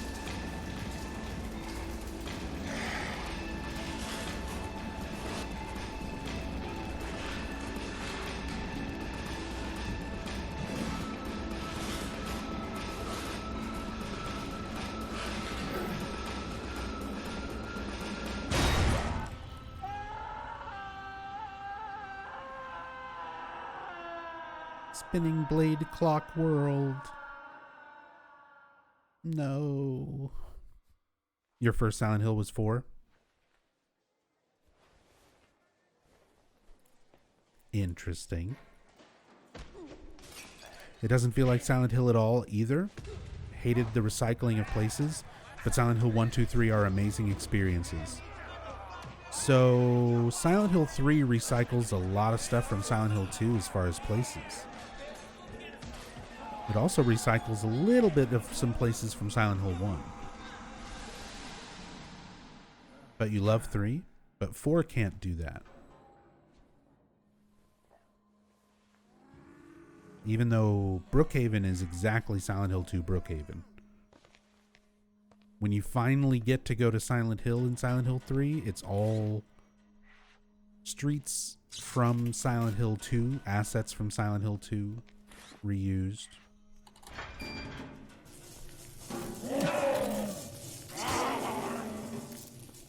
Instead of like revisiting areas from Silent Hill 1, which the game is a more direct sequel to.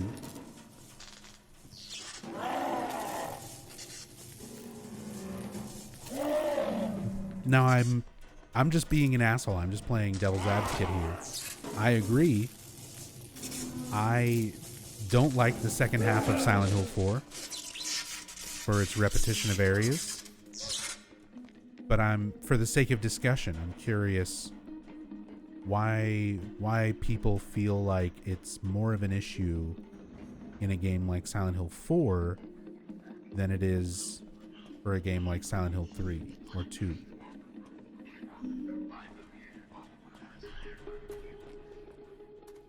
Love his broken arms there. Yeah, it's fine. Arms are supposed to do that. Don't hit me.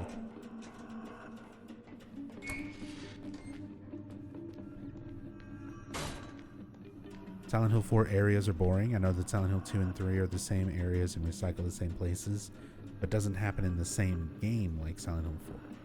It's a very fair point. No, you're good. Your English is better than a lot of native English speakers. It always amuses me when people apologize for their English and they're like better English speakers than somebody who was born and raised here in the States that I had to talk to in the gas station.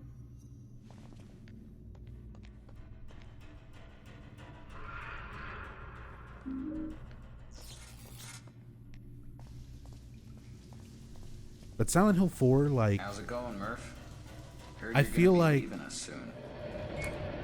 if the areas were changed a bit more, if there was a bit more noticeable alteration, the repetition wouldn't be so bad.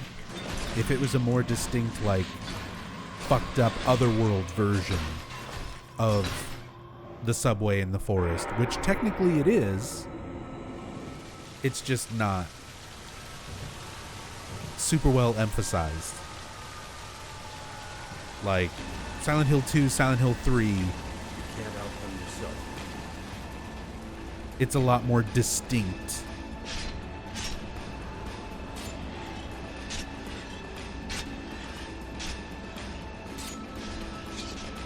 Four also had burping enemies in the hospital. 4 had a lot of very questionable stock audio decisions.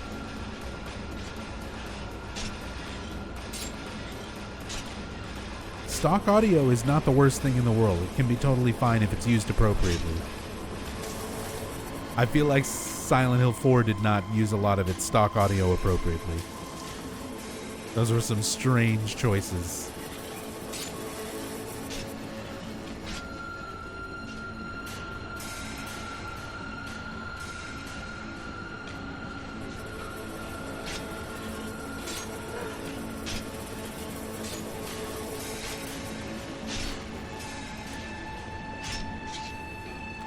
Running segments. It's just like Silent Hill: The Short Message.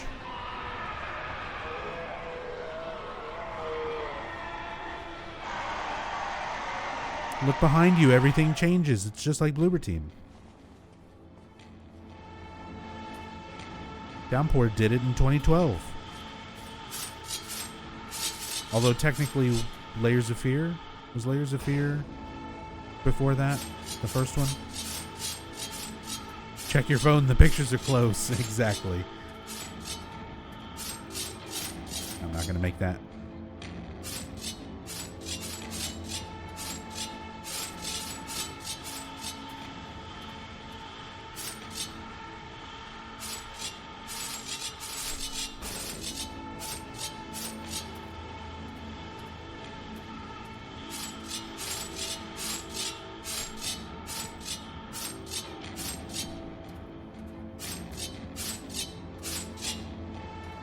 Walter Sullivan is an interesting character, also the main character of the game. Henry looks like PewDiePie? Does he? I don't really see the resemblance.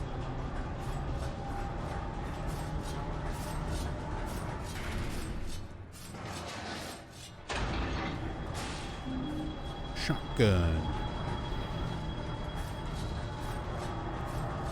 Murphy should go to the mall, to be honest. He probably should just go shopping with his friends.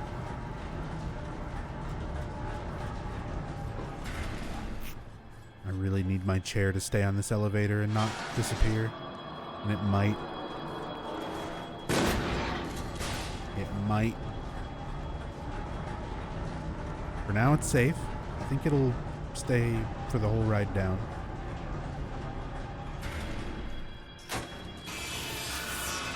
$2016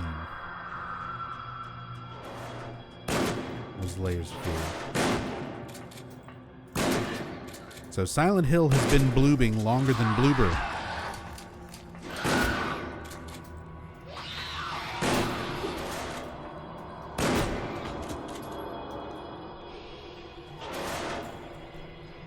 What do you think about Silent Hill 4? Ghosts that can't be killed. I think the idea of like having a special ritual way of having to deal with the ghosts is a cool idea. I think the actual implementation of like the swords was kind of bullshit. The Swords of Obedience, like, again, the idea that you kind of have to use some sort of ritual to counteract Walter's ritual, which is, you know, what is controlling those ghosts.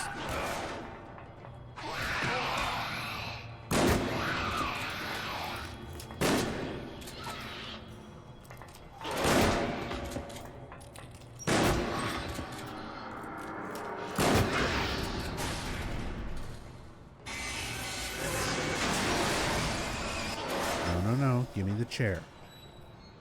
Not the pipe. The chair. That's why Book of Memories made them an actual weapon. Yeah.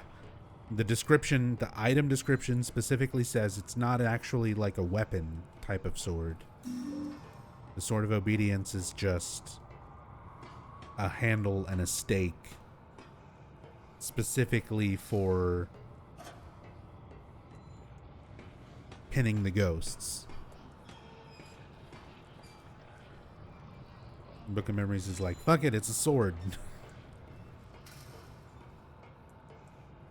You just swing it and kill shit, including ghosts.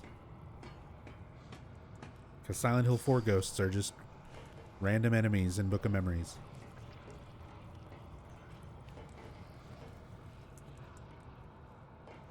Never played Book of Memories? Is Book of Memories good? No. No. If you would like to watch me suffer through all 500 zones of Book of Memories. Book of Memories, by the way, is a dungeon crawler Silent Hill game. It's a dungeon crawler. Goodbye, chair. For the PlayStation Vita. I streamed all 500 zones of it. And I've never been the same person since. And you can watch me lose my sanity on YouTube completely for free.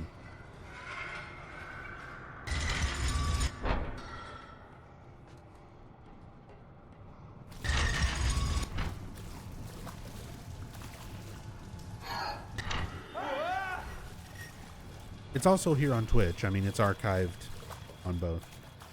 It's just easier to watch VODs and videos on YouTube than it is on Twitch. That's right, you ugly bastards. Back off! Yes.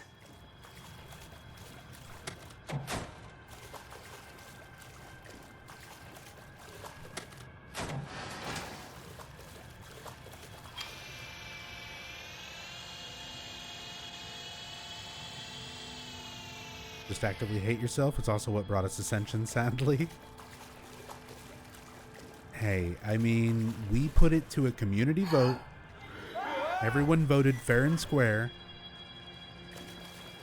So we only... Ascension is still going. But we're not watching it. We're not engaging with it anymore. Our accounts are deleted.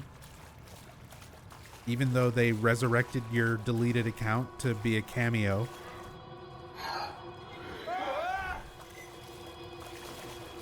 It's perfectly fine.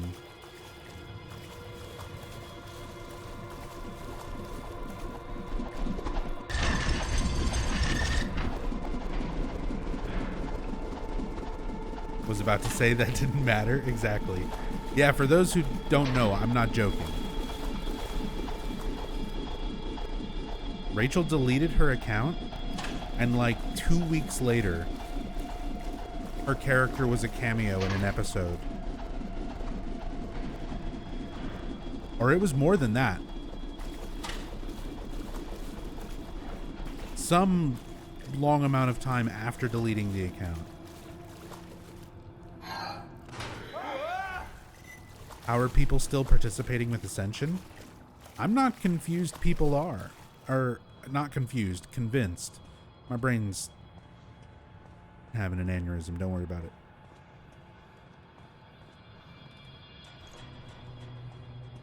I'm not convinced that people are interacting or participating with Ascension. I think they're puppeting bot accounts and deleted accounts and faking numbers and engagement, allegedly.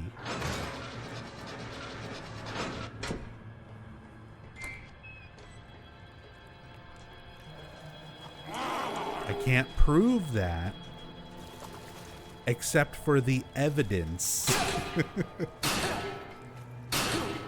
of them puppeting a deleted account.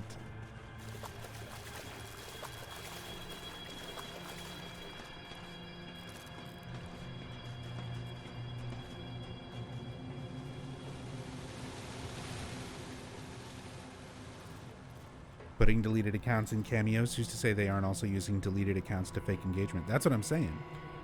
They could just use deleted accounts controlled by bots and stuff to vote on outcomes and make it look like the numbers are higher than they actually are. Allegedly. This is something that they're capable of doing. Whether they're actually doing it or not is not something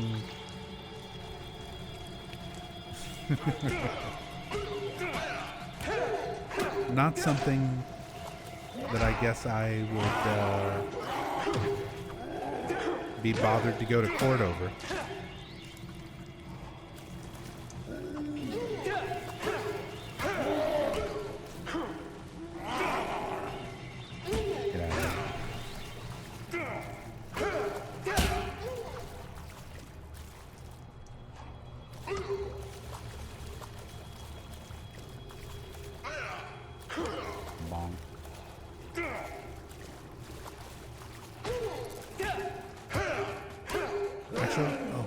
Kill this guy. Let me see if I can get a glitch to happen.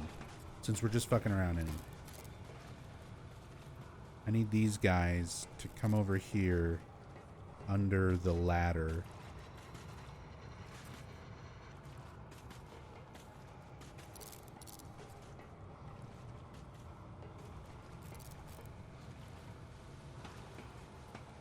I need them to be under the ladder while Murphy climbs down.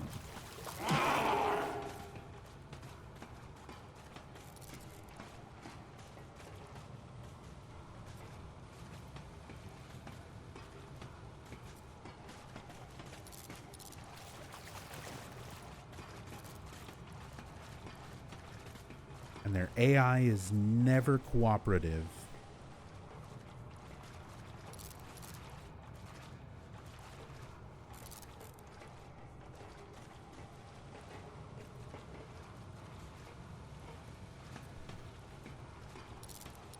You can get some really goofy stuff to happen here. You can get Murphy to kind of walk on air. Oh, stay there, stay there. No, you fuck.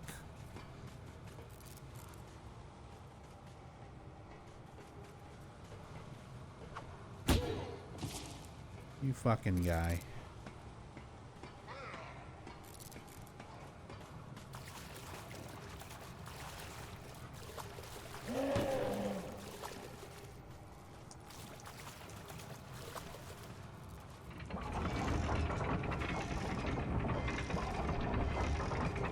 Think Silent Hill 2 Remake's a total disaster? I mean, we don't know enough about it to know if it's a total disaster. There are certainly not a lot of good signs going on right now. Even just in terms of cooperation between Bloober Team and Konami. Because apparently after the last trailer came out, Bloober Team had to put out a statement that they were like, hey, Konami fucked us and did not show accurate footage for the trailer that, you know, captured the feeling of the game. Stuff like that.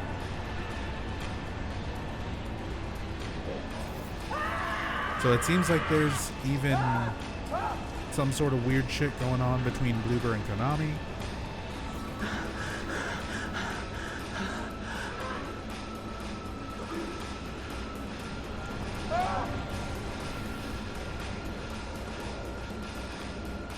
And then at the end of the day, it's still Bloober Team. And I'm not a fan of their games to begin with. So my hopes are not high. I'm not particularly optimistic about the Silent Hill 2 remake, but you know. Total disaster might be exaggerating a little bit. Might be a little bit early to make that call.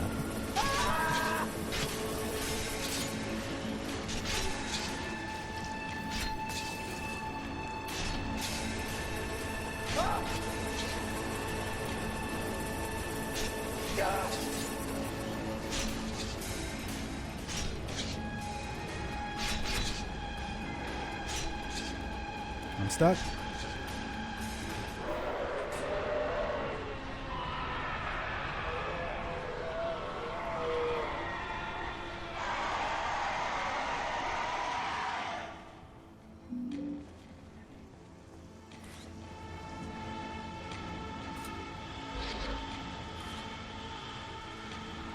Why did Konami end up cooperating with Bloober Team? It's published nothing but garbage. Unfortunately not. Like, Bloober Team's games have sold decently. I'm not a fan of them, but those games have their fans. Hey, Officer Cool Ranch. I'm here to kill you.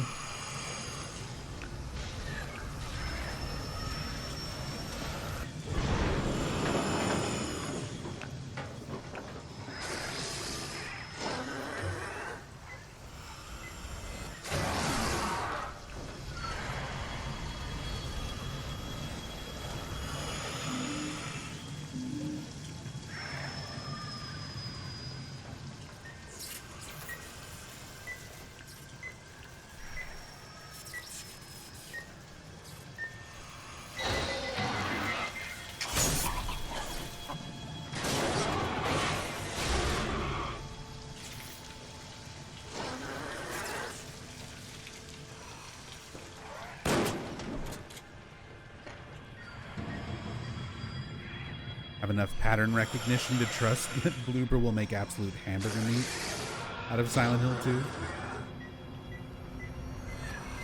I mean, they made a Blair Witch game, so we got an idea of like how they write a story even when it's not their source material. We've played Layers of Fear 2, and the new Layers of Fear.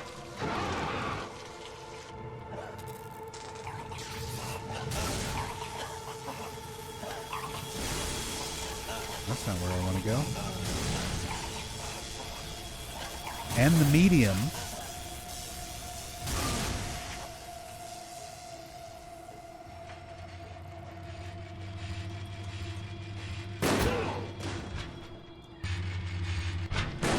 So, like, I don't know. I played enough of their games. I got an idea for how they tend to make stuff.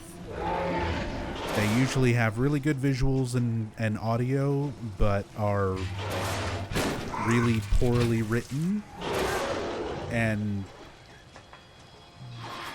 do not handle its subject matter in like a tasteful way. So I'm not a fan of their games.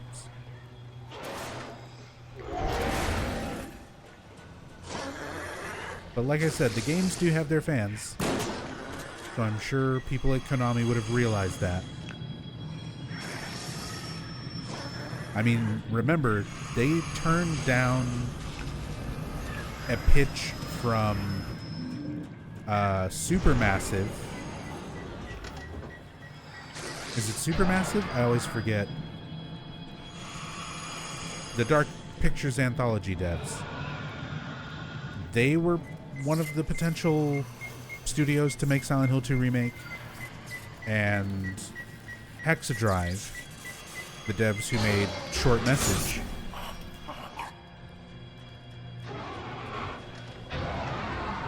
were also making a Silent Hill 2 Remake.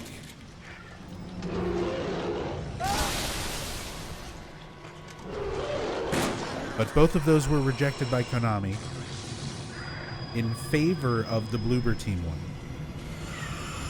And who knows how many other studios may have had a pitch or approached Konami or been approached by Konami.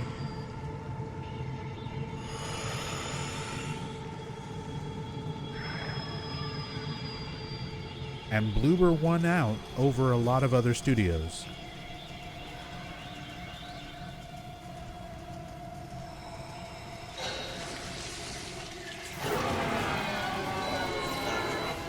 We did it. We killed Anne Cunningham's father. Or at least the horrific, monstrous manifestation of him.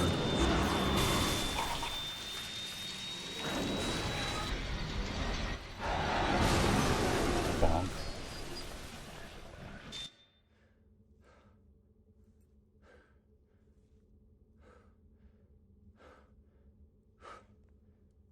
How could you? What? He was a good man. You son of a bitch. Man. What the hell are you talking about? That thing tried to kill me. It's not a man, it's a monster.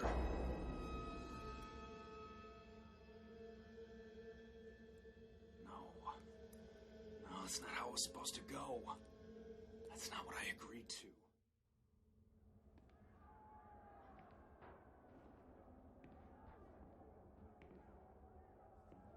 Murphy? Is that you? Officer Coleridge? Jeez. Oh noes, I was the monster all along. Who would have fucking thought? Taking off something fierce. Can you believe it?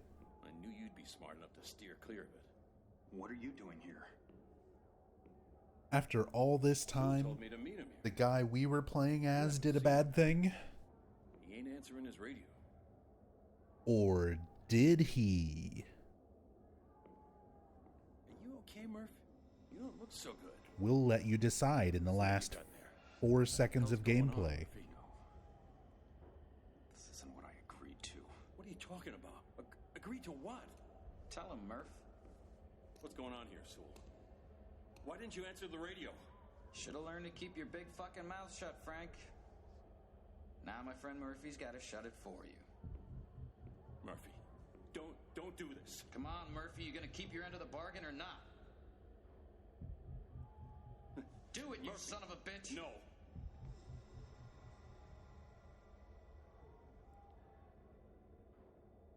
No. I won't do it, you hear me? I won't kill him. You know, my favorite Star Trek he episode. was a great man, my dad. Didn't matter who you were. Family, friends, even prisoners. He treated everyone with respect. Always looking for the positive side of people. I wanted to be just like him. You don't understand. Your father treated me like one of his own. He didn't die right away, you know. After you were done beating the life out of him, he spent years in that wheelchair. A fucking vegetable. Did you know that? And I had to watch this wonderful man shit and piss all over himself day after day after day. See, this is the stuff in her character that they only barely talk about in this game. I saw a monster. You have to get a whole fucking comic book series Just calm down a minute. to get the full picture, the full scope of what Anne went through. Strings I had to pull to get your transfer approved, to get you to my prison. This? The favors I had to call in, the sick things I had to do to get you under my watch. You don't have to do this. She had to sleep with one of the wardens from the prison that she was originally at in order to get transferred to the prison where she would have a chance at killing Murphy. Like, that's how bad she wanted revenge on Murphy. You'll pay for what you did. Because, again, all this stuff that they don't get into in the game at all. Yeah, she's dressed like Nurse Eileen in the comic book. You'll pay for When she's doing those sick things with that creepy warden. She's dressed like Nurse Eileen.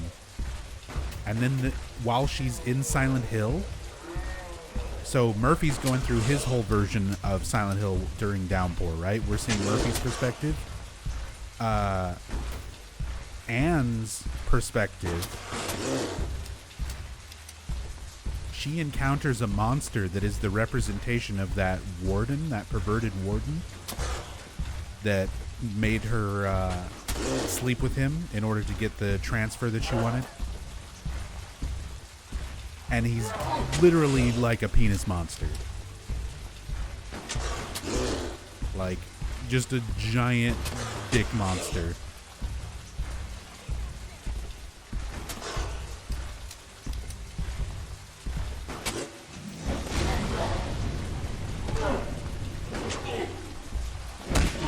Was the stuff in the comic originally part of the plot that just got cut, or was it written post-release as supplemental material? No, it was original story beats that were planned for the game that got cut.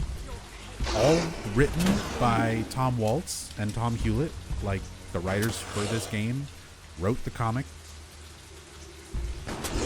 It was just a bunch of stuff that they weren't able to put in the game.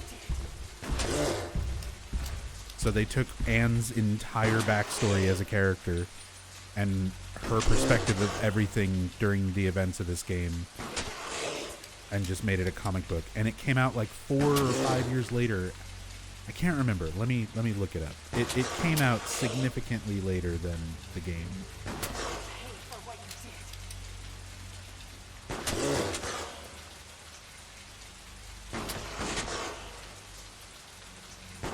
Because Downpour, the game, came out March of 2012. We're coming up on the 12-year anniversary in like a week and a half. Anne's story, 2014, September, December 2014. So like 2.5 years later. Almost 3 years later.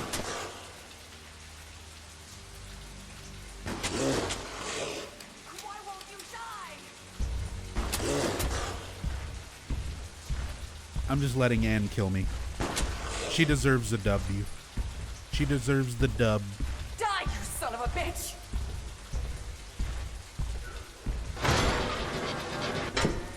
She's opening up cells. We're just gonna let her... Die, you son of a bitch! Let her kick our ass.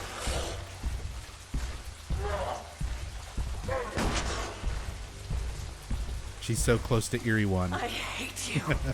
We're gonna give her Hatch.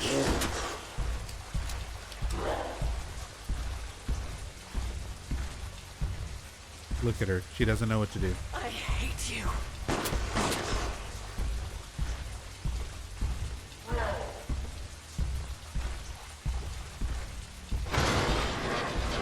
You'll pay for what you did. You gonna pay what you owe.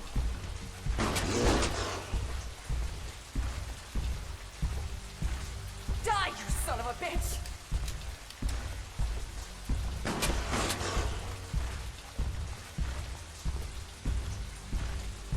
I don't think she likes you very much. Nah.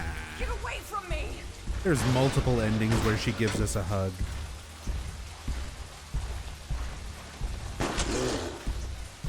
It's totally fine. You'll pay for what It's literally a misunderstanding. No, really. This is taking longer than I remember. Easy difficulty. Stay back, damn it! I have all of the HP, and she does no damage.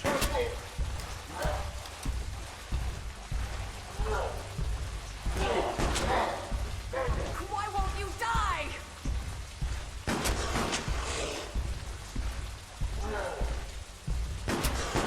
Yeah, if you're on hard mode, this part's super fast. If you just let yourself die. She only has to shoot you like 7 or 8 times. But on easy, you're a tank, and she does like 2 damage per shot. There we go.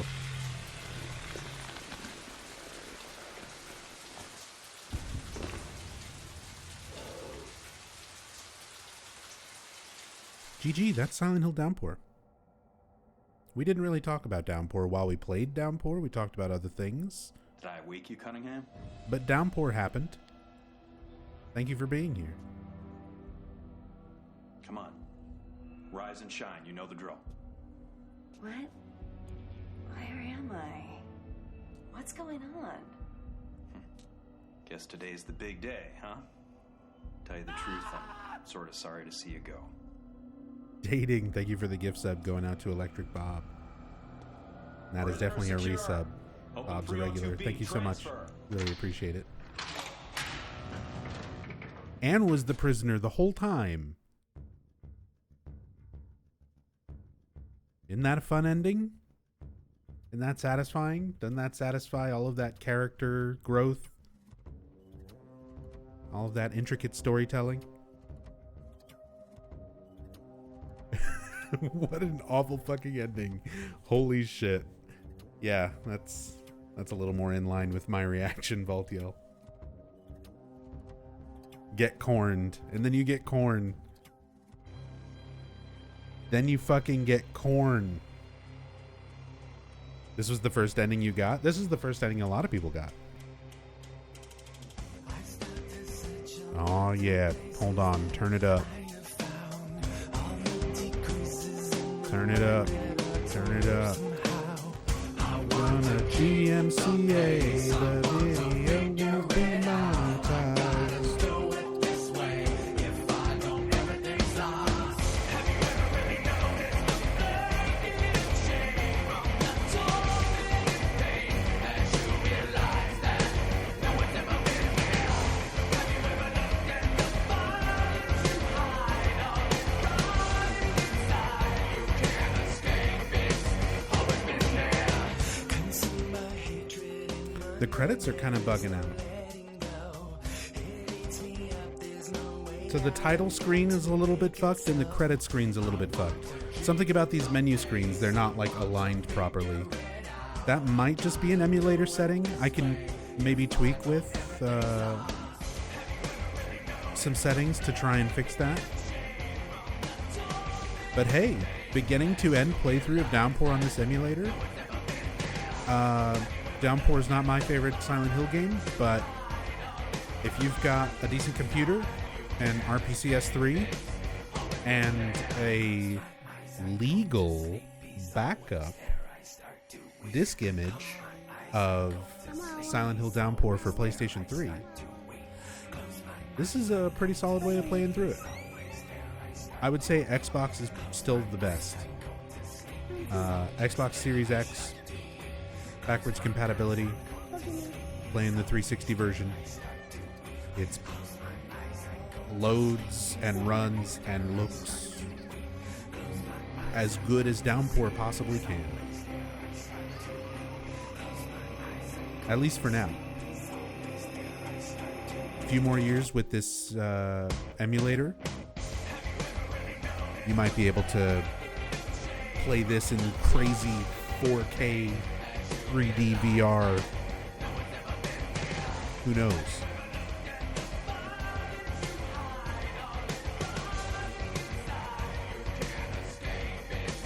Always been there.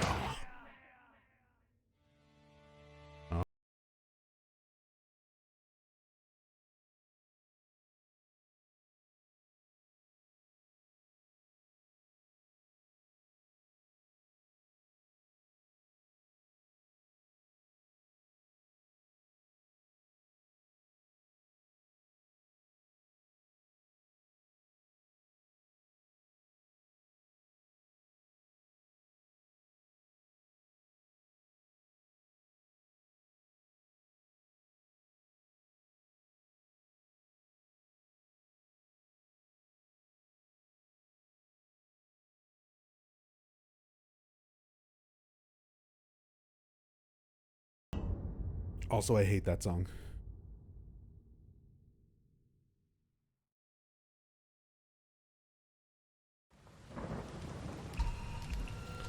Okay. Well, that was Silent Hill Downpour. Again, thanks everybody for coming by, hanging out, chilling for this casual playthrough tonight. Like I said, mostly just kind of testing out stuff with the emulator. This is pretty solid.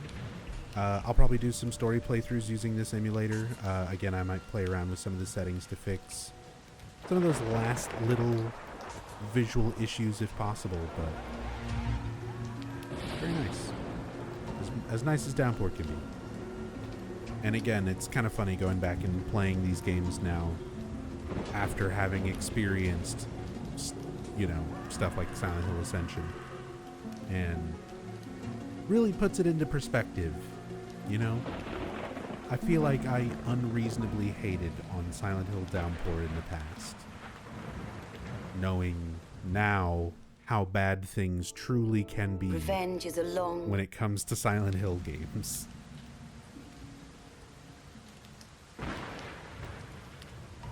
But that's going to be it for me. Thank you all again so much for being here, keeping me company. I really appreciate everything, all the love and support, all the new follows, subs, resubs, gift subs, bits, raids, and everybody who just hung out and had a good time. Maybe you heard an interesting fact or learned something or laughed at something silly or stupid that I said, and it made you smile just for a moment. And if it did, even just for one person out there, all worth it.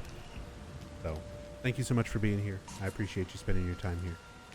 I will try to be back tomorrow. We'll see how the randomness of existence plays out.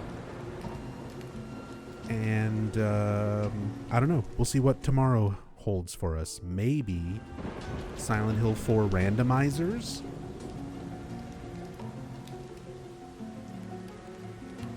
We'll see. But either way, take it easy. I'll see you all next time. Have a good night. Peace.